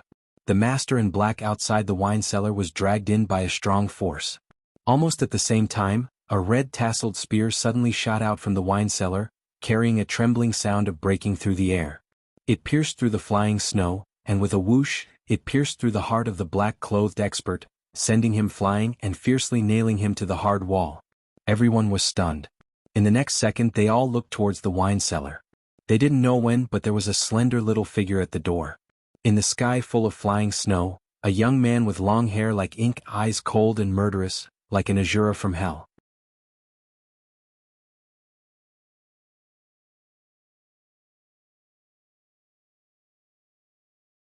Chapter 487. The youth's fair and slender right hand was carrying a person. It was the other black-clothed expert that had been caught and thrown into the wine cellar. He had long since lost his breath and was thrown into the snow in the courtyard by the youth like a sack. The youth's throw was not very strong, but it made everyone feel an unbridled, irreverent, insolent and arrogant aura. No one knew how the youth did it. Just now their attention was all on the first black-clothed expert. They were watching him stomp on Gu Qingfeng's head until it exploded. This was a bloody, ruthless scene that made one's blood spurt out. When the second black-clothed expert went to the wine cellar to look for someone, everyone only heard a scream. They didn't even think that the scream came from their own expert. They thought that their own expert had quickly entered the room and caught the assassin's accomplice. The scream came from the assassin's accomplice. And now, of their own two experts, one was impaled by a spear and nailed to the wall, the other was crushed to death by the youth and thrown to the ground. This scene was simply too shocking and too strange. Everyone's voices were stuck in their throats. Even their breathing unconsciously stopped. Only Gu Qingfeng was lying in a puddle of blood mixed with snow. His body suddenly relaxed. Was this girl finally done with the operation? He thought that he wouldn't be able to wait. It's good that she's out. It's good that she's out. Gu Qingfeng coughed up blood while his body trembled. He smiled as if relieved of a burden. More than half of the three black-clothed experts were killed in an instant. The third black-clothed expert was the first to recover from his shock. He pulled out the soft sword at his waist and attacked Gu Jiao with a murderous aura. When dealing with Gu Qingfeng he didn't make a move because there was no need to. But this youth killed two of his companions as soon as he came out. Even if he didn't want to, he had to admit that this youth who was much younger than everyone present gave him a strong sense of danger. So much so that he even used his weapon. Gu Jiao dealt with all changes by remaining unchanged. When he attacked her, she did not immediately move. Instead, the moment his soft sword was about to strangle her neck, she raised her left hand and shot out a long thread with a hook to entangle the other's soft sword. Then she pulled hard and used the force to throw herself out. As if she had qigong, she soared into the air and shuttled through the flying snow. She stepped on the opposite wall and pulled out the red tasseled spear with her bare hands. She nimbly turned around and at the same time flipped the red tasseled spear in her palm. The spearhead aimed at the last black-clothed expert, and mercilessly shot over. There were no fancy moves and it was impossible to tell which school of kung fu it was from, but killing was done in an instant. Perhaps when the old Marquis taught her spear techniques, he did not expect her to be able to turn every move into such a fierce killing move. The third black-robed man didn't even have time to fight back. His entire body stiffened and he fell to his knees with a plop. Heavy snow fell and his head lowered, no longer making a sound. Gu Jiao pulled out her spear and he also fell to the ground. Captain Liu and all the other soldiers couldn't help but take a big step back. This youth was too scary. It wasn't true that his kung fu was high, but his murderous intent was something that even death soldiers couldn't match. The strong were afraid of the strong, and the strong were afraid of those who didn't care about their lives. And this youth was precisely that kind of person who didn't care about his life. Gu Jiao was still wearing that coquettish peacock plume mask. Coupled with her murderous intent, she gave off an inexplicable sense of strangeness. For a moment, no one dared to step forward to catch her. Gu Jiao came in front of Gu Qingfeng holding the red tasseled spear. She looked down at him from above. "Can you still walk?" Gu Qingfeng wiped the blood from the corner of his mouth and panted. "Yes." Gu Jiao nodded and reached out her hand. Gu Qingfeng suddenly, "Wait, if I can't walk, are you planning to leave me here?" Gu Qingfeng pulled Gu Jiao's hand and stood up from the snow. Captain Liu and the others glared at Gu Jiao, but they didn't dare to actually catch Gu Jiao. Instead, wherever Gu Jiao went, the soldiers would tremble and take a few steps back. This really scared Gu Jiao silly. It wasn't until Gu Jiao walked back to the wine cellar and carried the unconscious old duke out that Captain Liu finally reacted. Fighting Gu Jiao was courting death, but if they let Gu Jiao go, it would be difficult for them to escape death if they were to be held responsible. Captain Liu gritted his teeth and made up his mind. He raised his sword and said, "Are you all cowards? Are you all scared out of your wits by a brat who's still wet behind the ears? If we let them go today, none of us will be able to live when His Excellency pursues this matter. 2 of the 3 of them are already injured. That brat is carrying another one on his back, he won't be able to deal with us. Attack together. Chop them up. Attack together. Chop them up." Some of the soldiers agreed passionately. Captain Liu took the lead and charged out. When he and the other soldiers saw this, they were also filled with bloodlust. It was mainly because they saw that Gu Jiao was carrying an injury on her back and really thought that she was at her wit's end. Little did they know that Gu Jiao had tied the old duke tightly to her back with strips of cloth.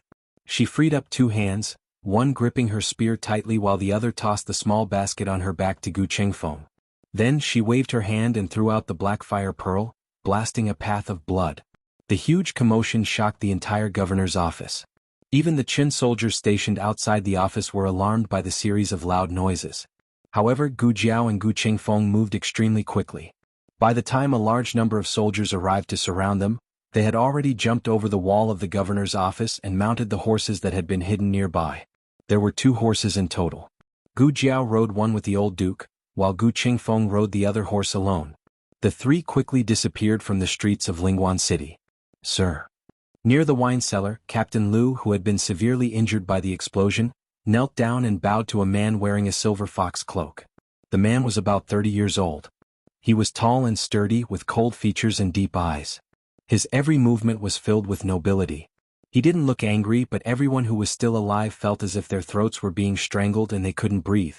The man did not pay any attention to Captain Liu, who was kneeling on the ground, nor did he pay any attention to the other soldiers who had been blown up.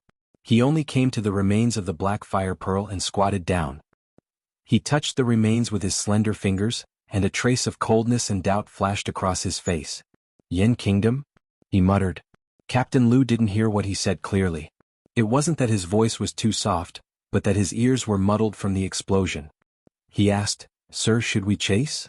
"Chase?" the man in the silver fox cloak said calmly. "I want him alive." Oh, that brat was so powerful. It was already difficult to kill him, but to capture him alive wasn't this. Captain Lu wanted to say that he was making things too difficult for the soldiers, but he also understood that this lord would never take back his words. They either had to obey or die. The cold wind whistled and snow swirled in the air. Gu Jiao and Gu Qingfeng ran endlessly in the night against the flying snow. Their hands and feet were frozen and their bodies were gradually losing feeling. Gu Jiao's long eyelashes were covered in frost. However, thanks to the heavy snow, their whereabouts were concealed. Gu Qingfeng wanted to ask where Gu Jiao was going, but his mouth was numb from the cold and he couldn't open his mouth at all. Just as the three of them were about to turn into three small popsicles, Gu Jiao finally stopped the horse. The moment she grabbed the reins and pulled, Gu Jiao's hand hurt so much that it felt like it was broken. "Proud arrived." "Proud arrived?" Gu Qingfeng immediately blurted out. Gu Jiao responded. She wasn't much better than Gu Qingfeng and had a hard time talking. She slowly loosened her stiff hand, but the reins were already frozen in her palm. The red-tasseled spear wasn't frozen in her hand, but she had held onto it for too long and couldn't open her stiff fingers for a while. The two of them used a lot of energy to get off the horse. The horse was exhausted and was panting heavily. "Where are we?" Gu Qingfeng asked with a pale face. "I don't know." Gu Jiao wasn't familiar with the terrain of the frontier fortress. She was only relying on her intuition to avoid the pursuers of the previous dynasty. "Let's walk forward and see," she said. She raised her hand that had regained a bit of feeling and grabbed the horse's stiff hand. Her other hand grabbed her red-tasseled spear. Gu Qingfeng remembered that she originally carried the red-tasseled spear on her back, but now that she was carrying her grandfather, she could only hold the red-tasseled spear in her hand. "Give it to me." He reached out his hand and said. "You won't be able to carry it," Gu Jiao said. "How can I not be able to carry it? I'm a man." The belittled Gu Qingfeng raised his hand to take Gu Jiao's red-tasseled spear. Gu Jiao glanced at him indifferently and let go. "Fuck." Gu Qingfeng knelt on the ground and couldn't help but curse. What kind of red-tasseled spear is this? Why is it so heavy? Also, he didn't look carefully just now because he was running for his life.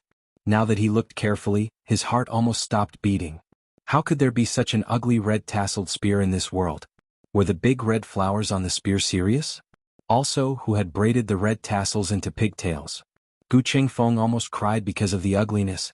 Carrying this red-tasseled spear on the battlefield, it was so ugly that it could kill a bunch of enemies. Fortunately, she used cloth to wrap the red-tasseled spear on the way, or else Gu Qingfeng seriously suspected that he would be blinded by the ugliness. "I already said you can't carry it." Gu Jiao automatically ignored the disdain and shock in Gu Qingfeng's eyes. She grabbed the red-tasseled spear and led the horse forward. "I can't carry it because I'm injured." Gu Qingfeng decided to save his dignity as a man. "Why don't you wait until I recover and see if I can carry it?" Gu Jiao didn't turn around and waved her hand. "You'll talk after you recover." Gu Qingfeng's face darkened and he led his horse to follow. The two of them seemed to have entered a forest deep in the mountains, but they quickly passed through the forest again. "There's a family over there," Gu Qingfeng said. "Yes." Gu Jiao nodded. She also saw it. It didn't look like a normal villager's house but more like a hunter's house. The two led their horses over. Even though Gu Qingfeng was injured, he still pulled Gu Jiao behind him and raised his hand to knock on the door. Gu Jiao said, "No need to knock, there's no one." Gu Qingfeng frowned strangely. "You heard it again? Did this girl have dog ears?" Gu Jiao directly pushed open the door and walked in. This was a small wooden house with 2 rooms. The central room was connected to the bedroom, and there was a simple stove and cooking utensils in the corner of the central room. There was a bit of frozen leftovers in the pot. In this kind of climate, frozen leftovers wouldn't spoil for a month or 2, so Gu Jiao couldn't tell how many days this pot of leftovers was left. But judging from the dust on the stove and the bed, someone had lived in the house in the last 3 days. She didn't know if the owner of the house had gone out or been captured by the Qin army and the remnants of the previous dynasty. Gu Jiao said to Gu Qingfeng, "Let's stay here for a night." Gu Qingfeng looked around and sighed, "That's the only way." The frontier fortress was too cold. The 3 of them would definitely freeze to death outside. The two beds were placed at right angles, one against the inner wall and the other against the side wall.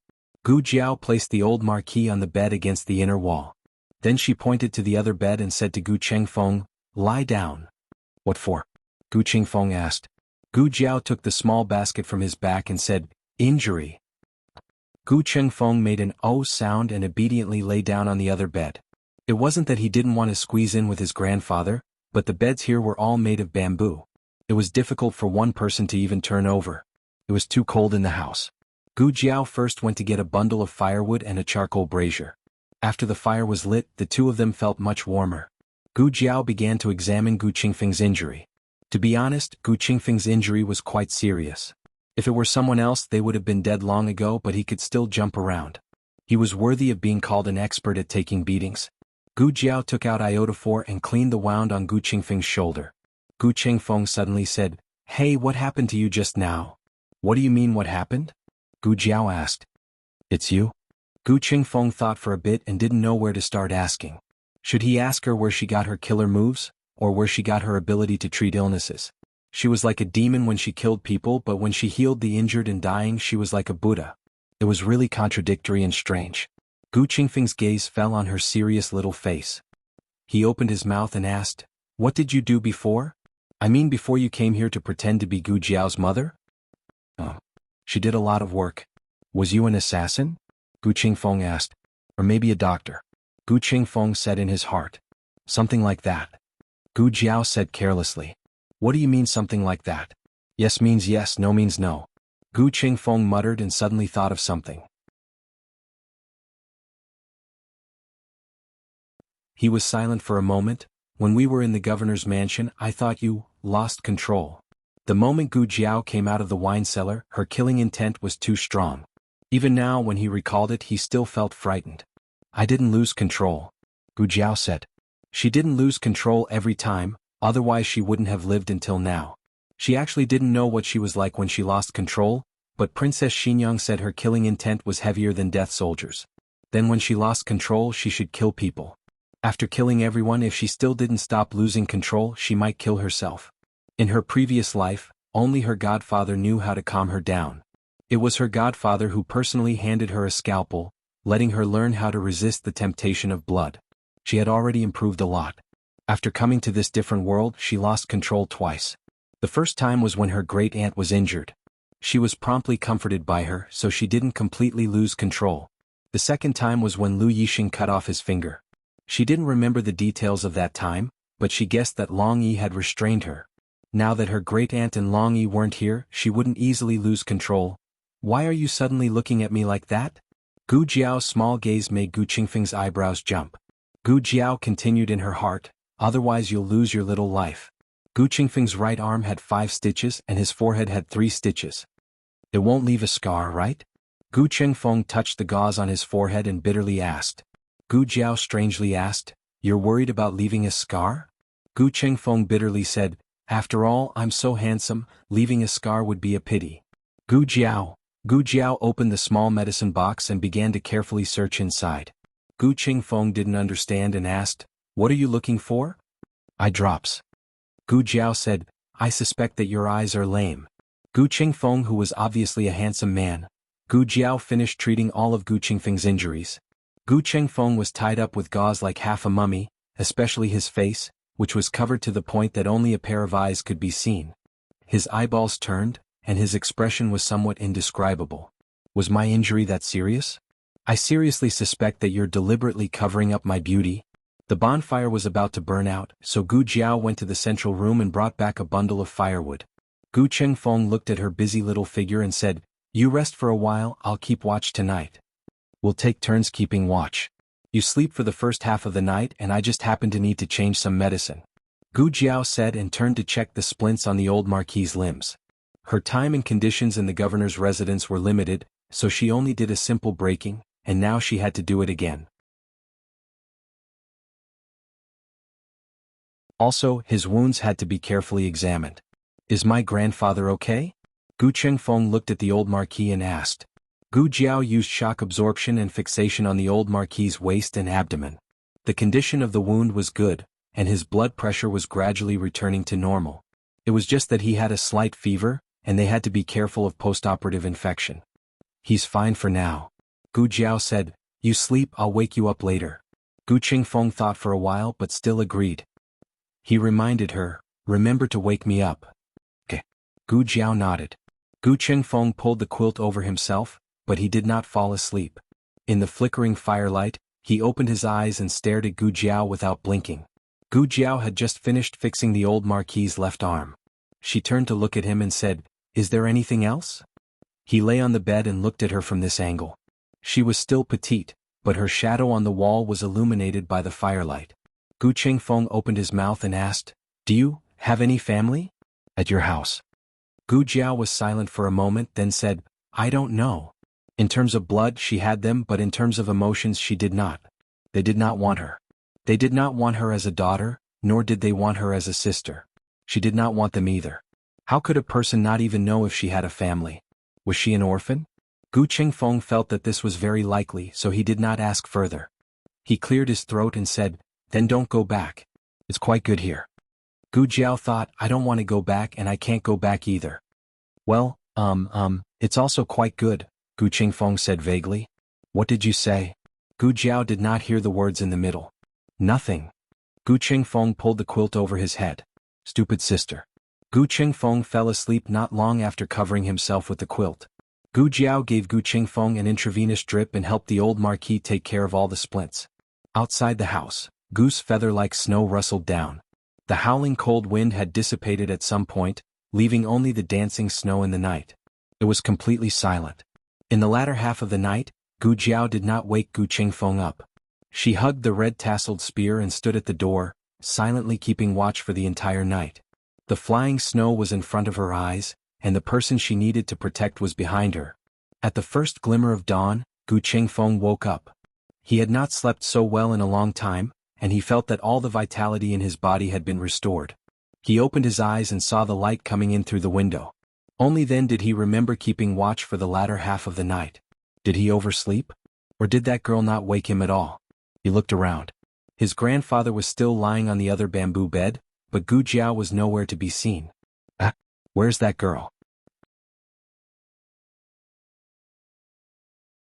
Gu Qingfeng lifted the quilt and sat up. He was injured after all, and there was a pulling pain coming from all parts of his body. He frowned and relaxed his movements slightly. He first looked at his grandfather. His grandfather was still unconscious, but his breathing sounded smoother than last night.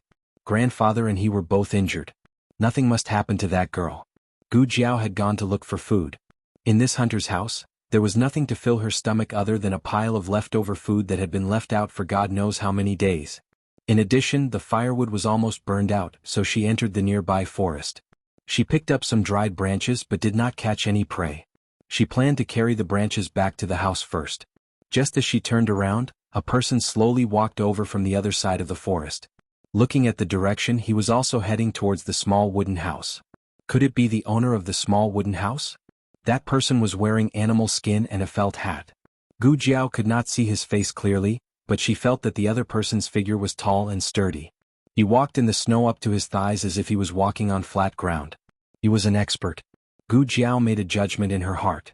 Gu Jiao walked towards the small wooden house with the branches in her arms. The two unexpectedly met on the way. It was not until they met face to face that Gu Jiao finally saw his face clearly. And he also saw Gu Jiao. Both of them were startled at the same time.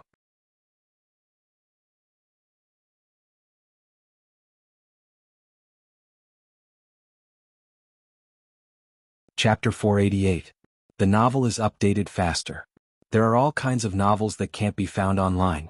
Gu Jiao didn't expect to run into Tang Yueshan, who had been missing for many days here. So the owner of that house was actually Tang Yueshan?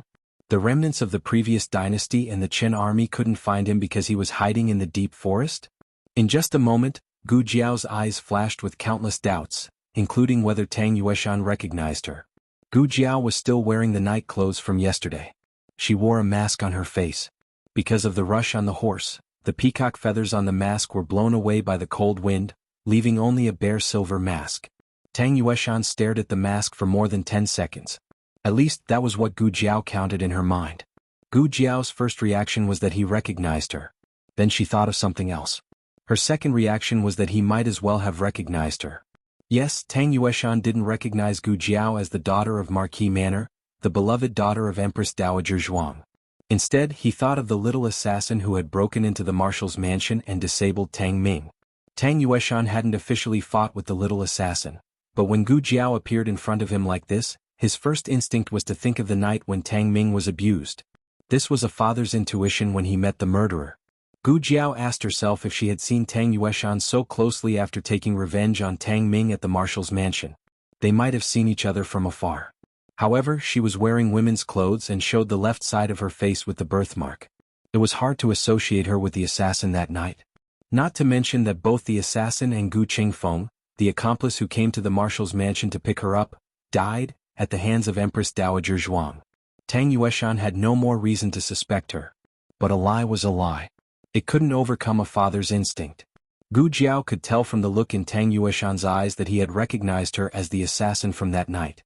That was why Gu Jiao had said that he might as well have recognized her.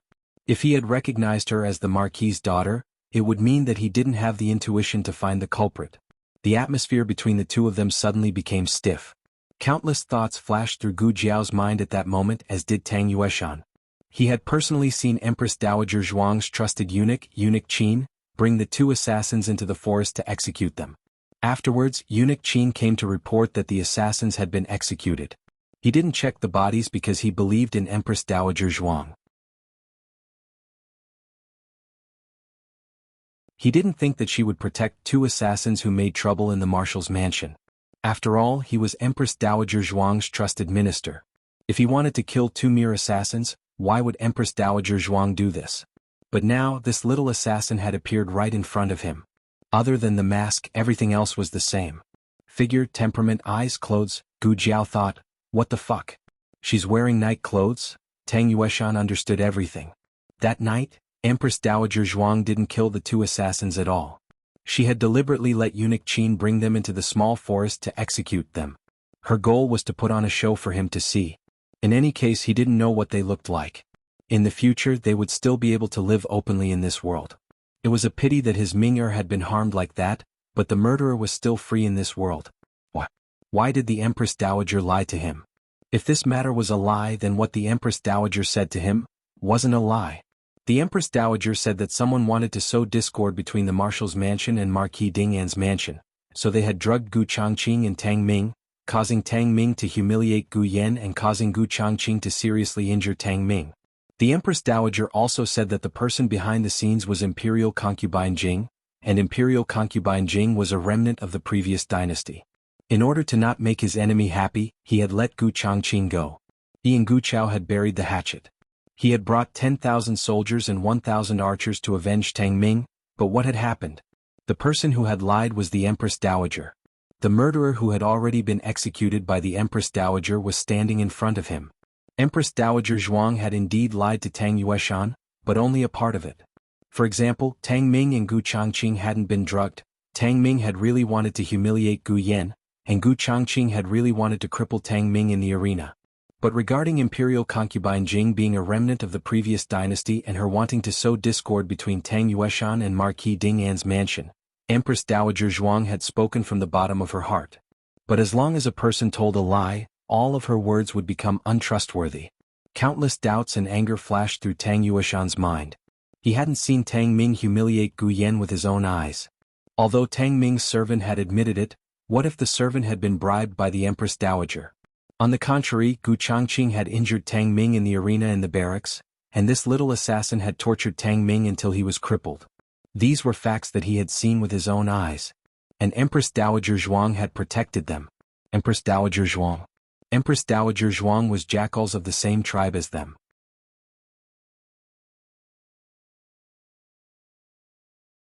They were all murderers who had harmed Ming. Who exactly are you? Tang Yueshan's eyes suddenly emitted a murderous aura that could destroy heaven and earth. He had been holding a prey in his hand, but now he didn't want it anymore. After coldly throwing it away, he reached out his hand to grab Gu Jiao's throat. Gu Jiao wouldn't give up without a fight. She blocked his hand with a withered branch. Unexpectedly, this guy had a pair of iron hands that went through the branch. Tang Yueshan was able to become the Grand Marshal of all the armed forces in the world, not only because of Empress Dowager Zhuang's favor, but also because of his own strength. His internal strength was very strong, and it wasn't any weaker than His Majesty's Dragon Shadow Guards. Gu Jiao had been busy for a day and a night. Her physical strength was already exhausted, and there was no way she could withstand his attack. However, at this critical moment, the sound of soldiers talking suddenly came from the forest. "Boss, there's a small wooden house over there. Let's go. Let's go and see." It was the army of the remnants of the previous dynasty. Tang Yueshan was also wanted by the remnants of the previous dynasty. His expression changed immediately. "You're a remnant of the previous dynasty?" "I'm not," Gu Jiao said. When Tang Yueshan heard Gu Jiao's female voice, he was even more surprised than when he saw the remnants of the previous dynasty's army. "You're a girl?" It wasn't his fault that he hadn't seen the world. It was just that, how could the methods she used to torture Tang Ming be the work of a girl? Was she that shameless? Gu Jiao originally thought that she was unlucky enough to run into Tang Yueshan while picking up firewood. However, now that she saw the remnants of the previous dynasty's army, she felt that Tang Yueshan was the one who was really unlucky. He was hiding in the deep mountains and forests, and if nothing unexpected happened he could hide for a year and a half. But now, she was exposed. Tang Yueshan also figured out the crux of the matter. He gritted his teeth and looked at Gu Jiao. "You're the one who attracted the remnants of the previous dynasty's army." Gu Jiao shook her head like a rattledrum. "Me? Be careful with your words." Tang Yueshan was furious. Where did this girl come from? First she hurt Tang Ming and now she wanted to hurt him.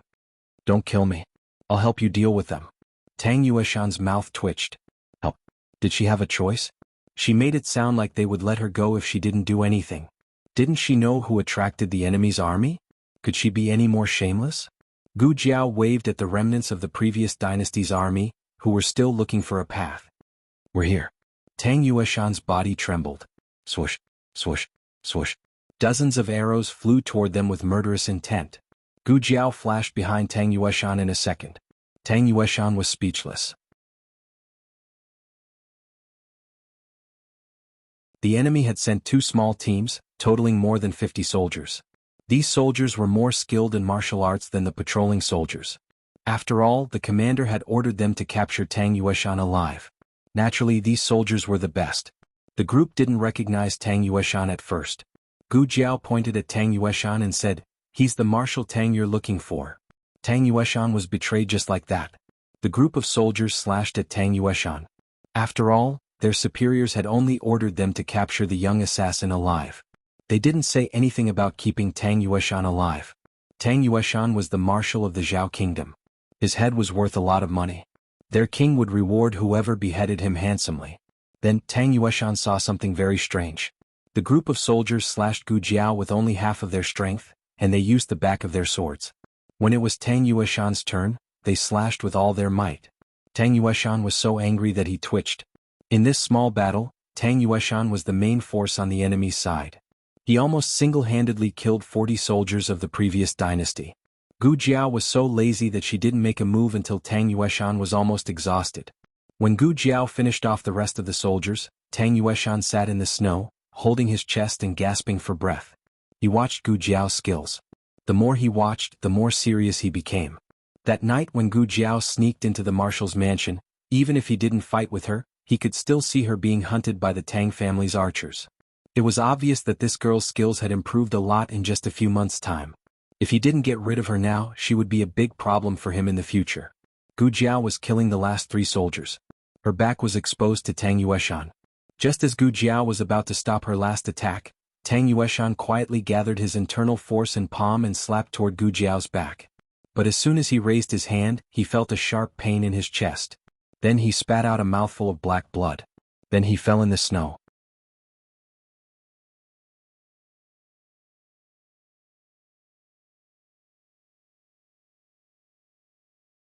Chapter 489.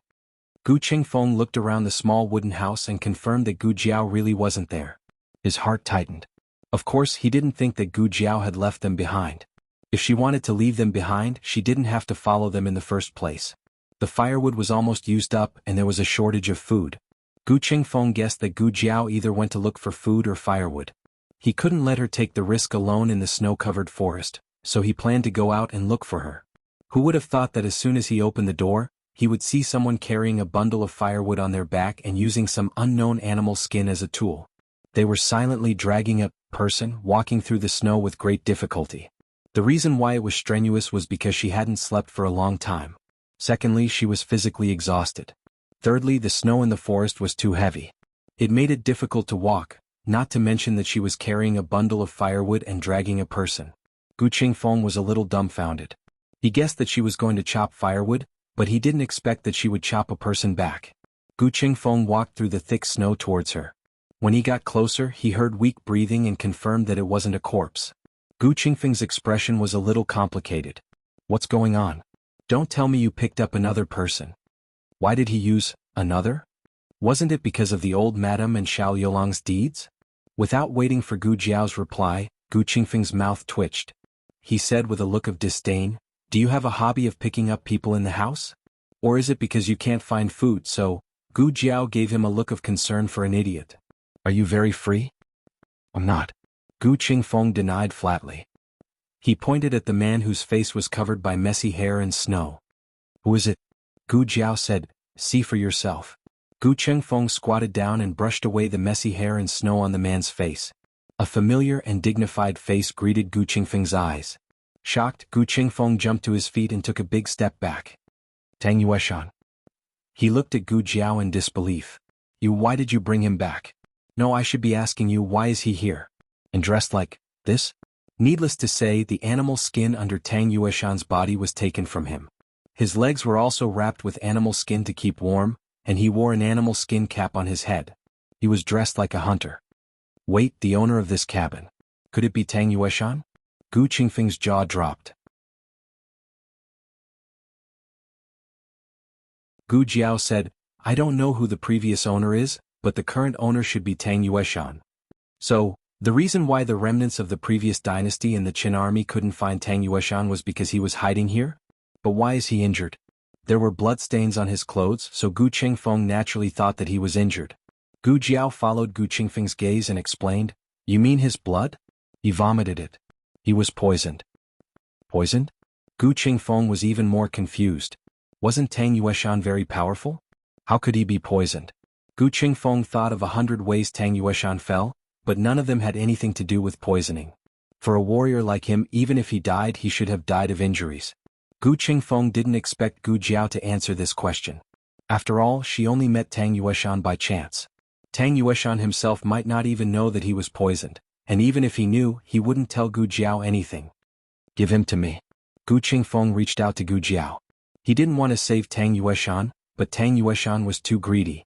He didn't listen to his grandfather's advice, which led to the defeat of the army.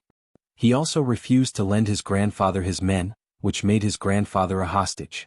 Even if Tang Yueshan died in front of him, he wouldn't bat an eyelid. But Tang Yueshan was brought back by Gu Jiao. Gu Qingfeng thought about it and decided that he didn't have the right to interfere with what Gu Jiao did to Tang Yueshan. But he still had to remind her of her position with Tang Yueshan. "Don't blame me for not reminding you. You disabled Tang Ming, so Tang Yueshan is your sworn enemy. If he finds out that you're the one who hurt Tang Ming, he won't let you go." "Okay." Gu Jiao answered, indicating that she knew. "Then why did you save him?" Gu Qingfeng didn't understand. Gu Jiao looked at Gu Qingfeng and said, "Among you guys, he's the best fighter." Gu Qingfeng looked at himself, wrapped in bandages, and thought of his unconscious grandfather. For a moment he couldn't refute. If the Qin kingdom's army and the remnants of the previous dynasty came after them, it seemed that Tang Yueshan was the only one left who could hold his own. However, Gu Qingfeng thought of something and grabbed Gu Jiao's wrist. He pointed at Tang Yueshan, who was lying in the snow, and said, "Wait, didn't you say that he was poisoned? Then he can't fight, right?" Gu Jiao's words shattered his hope. "He can detoxify the poison. He'll recover faster than you guys." Gu Qingfeng was speechless. Gu Jiao dragged Tang Yueshan into the small wooden hut. She also dragged Tang Yueshan's game into the house. Tang Yueshan threw it away, but Gu Jiao picked it up again. There were 3 plump rabbits and 2 plump pheasants. There were suddenly 3 patients in the small wooden hut. The 2 small bamboo beds were not enough for them to sleep in. Gu Jiao moved 2 benches from the central room and set them up, one in front of the other. Then she removed the door panel of the bedroom and set it up on the 2 benches. Gu Qingfeng was speechless. How could this work? Gu Jiao put Tang Yueshan on the temporary bed. Then she began to check Tang Yueshan's condition. The black marks on Tang Yueshan's forehead and fingernails were not obvious, but his gums were swollen. A blue-black line could be seen under the mucous membrane of his gums. It was mercury poisoning. Gu Jiao found a porcelain bottle on Tang Yueshan's body and poured out a few dark red pills. Gu Jiao carefully analyzed the ingredients in the pills and found a small amount of mercury. Mercury was extracted from cinnabar. In ancient times, it was mainly used to make pills and preserve corpses. Only the rich and powerful could afford to use cinnabar and mercury. However, whether it was pure cinnabar or mercury, they could not be used to make pills. Long-term consumption would lead to poisoning. Therefore, the kings who begged for immortality did not live long. Gu Jiao did not know why Tang Yueshan had such a thing on him. Fortunately, the poison was mild and did not hurt his internal organs. Fortunately, there was a special antidote for this kind of poison. Gu Jiao took out the medicine from the medicine box and gave Tang Yueshan an intravenous drip. Tang Yueshan vomited blood and fainted not only because he was poisoned, but also because he suffered some internal injuries. However, it was not as serious as the old dukes and Gu Qingfeng's. 2 hours later, Tang Yueshan woke up on the wooden door. His treatment was over. He was covered with his own animal skin and there was a burning brazier not far from him, so he did not feel cold. Gu Qingfeng went to the stove in the central room to watch the fire. There was a pot of pheasant soup simmering on the stove. The strong aroma of the chicken soup drifted into the room. Tang Yueshan had not eaten for a few days. He suddenly felt hungry and his stomach growled. Gu Jiao was changing the old duke's dressing. Hearing the sound, she said flatly, "The chicken soup is not ready yet." The room was not big. Tang Yueshan's wooden bed was in front of the old duke's bamboo bed. Tang Yueshan turned his head and saw the old duke and Gu Jiao on the bamboo bed. A trace of seriousness and surprise flashed across his eyes. He looked away from the old duke and fixed his eyes on Gu Jiao, who was changing the old duke's dressing. He asked in a low voice, "Who are you?" Gu Jiao changed the last of the dressing and covered the old duke with a quilt. She turned around and took off the mask on her face. Tang Yueshan frowned when he saw Gu Jiao's fairy-like face with a red birthmark. He had never met Gu Jiao, but he had heard of Gu Jiao. She had a red birthmark on the left side of her face. She was only 15 years old. She grew up in the countryside but was doted on by the Empress Dowager. "I should have guessed it was you, Gu Yan's elder sister and the Empress Dowager's sweetheart." That would explain why she took revenge on Tang Ming and why the Empress Dowager lied and acted for her. Tang Yueshan exuded a murderous aura once again. "Don't think that I'll let bygones be bygones just because you saved me. You've harmed Ming-er, and I want you to pay with your life." Gu Jiao heard his voice and knew that he was recovering well. In fact, Gu Jiao did not give him much medicine. He took the internal injury himself and healed the external injury himself. The only thing Gu Jiao did was to give him some medicine to detoxify him. Well, it was really convenient. Tang Yueshan wanted to kill Gu Jiao again. Gu Jiao suddenly raised her hand and stopped him. "Before you do it, you might as well check your condition first." "What do you mean?" Tang Yueshan asked. Gu Jiao asked enigmatically, "Do you think I will bring you back for no reason?" Tang Yueshan's face darkened. Gu Jiao said, "Lift up your sleeve and look at your left hand. Is there a red line starting from your palm? Look at your dantian again. Is there an additional green imprint? Let me touch your hair one last time. Are you going bald soon?" Tang Yueshan checked his body one by one. When he touched his bald head, his expression changed. "What did you do to me?" Gu Jiao put her hands behind her back and looked at him condescendingly. She raised her eyebrows and said, "Nothing. I just poisoned you. You'd better listen to me. Otherwise you will die a horrible death." You're tuning in to the Han Li's Wuxia Adventures YouTube channel. We're so grateful for your support and don't forget to subscribe to join us on this incredible journey through captivating stories. Your generosity through donations truly makes a world of difference, as it's the primary source of revenue that allows me to expand and enhance this channel for you. Thank you from the bottom of my heart for being a part of this adventure.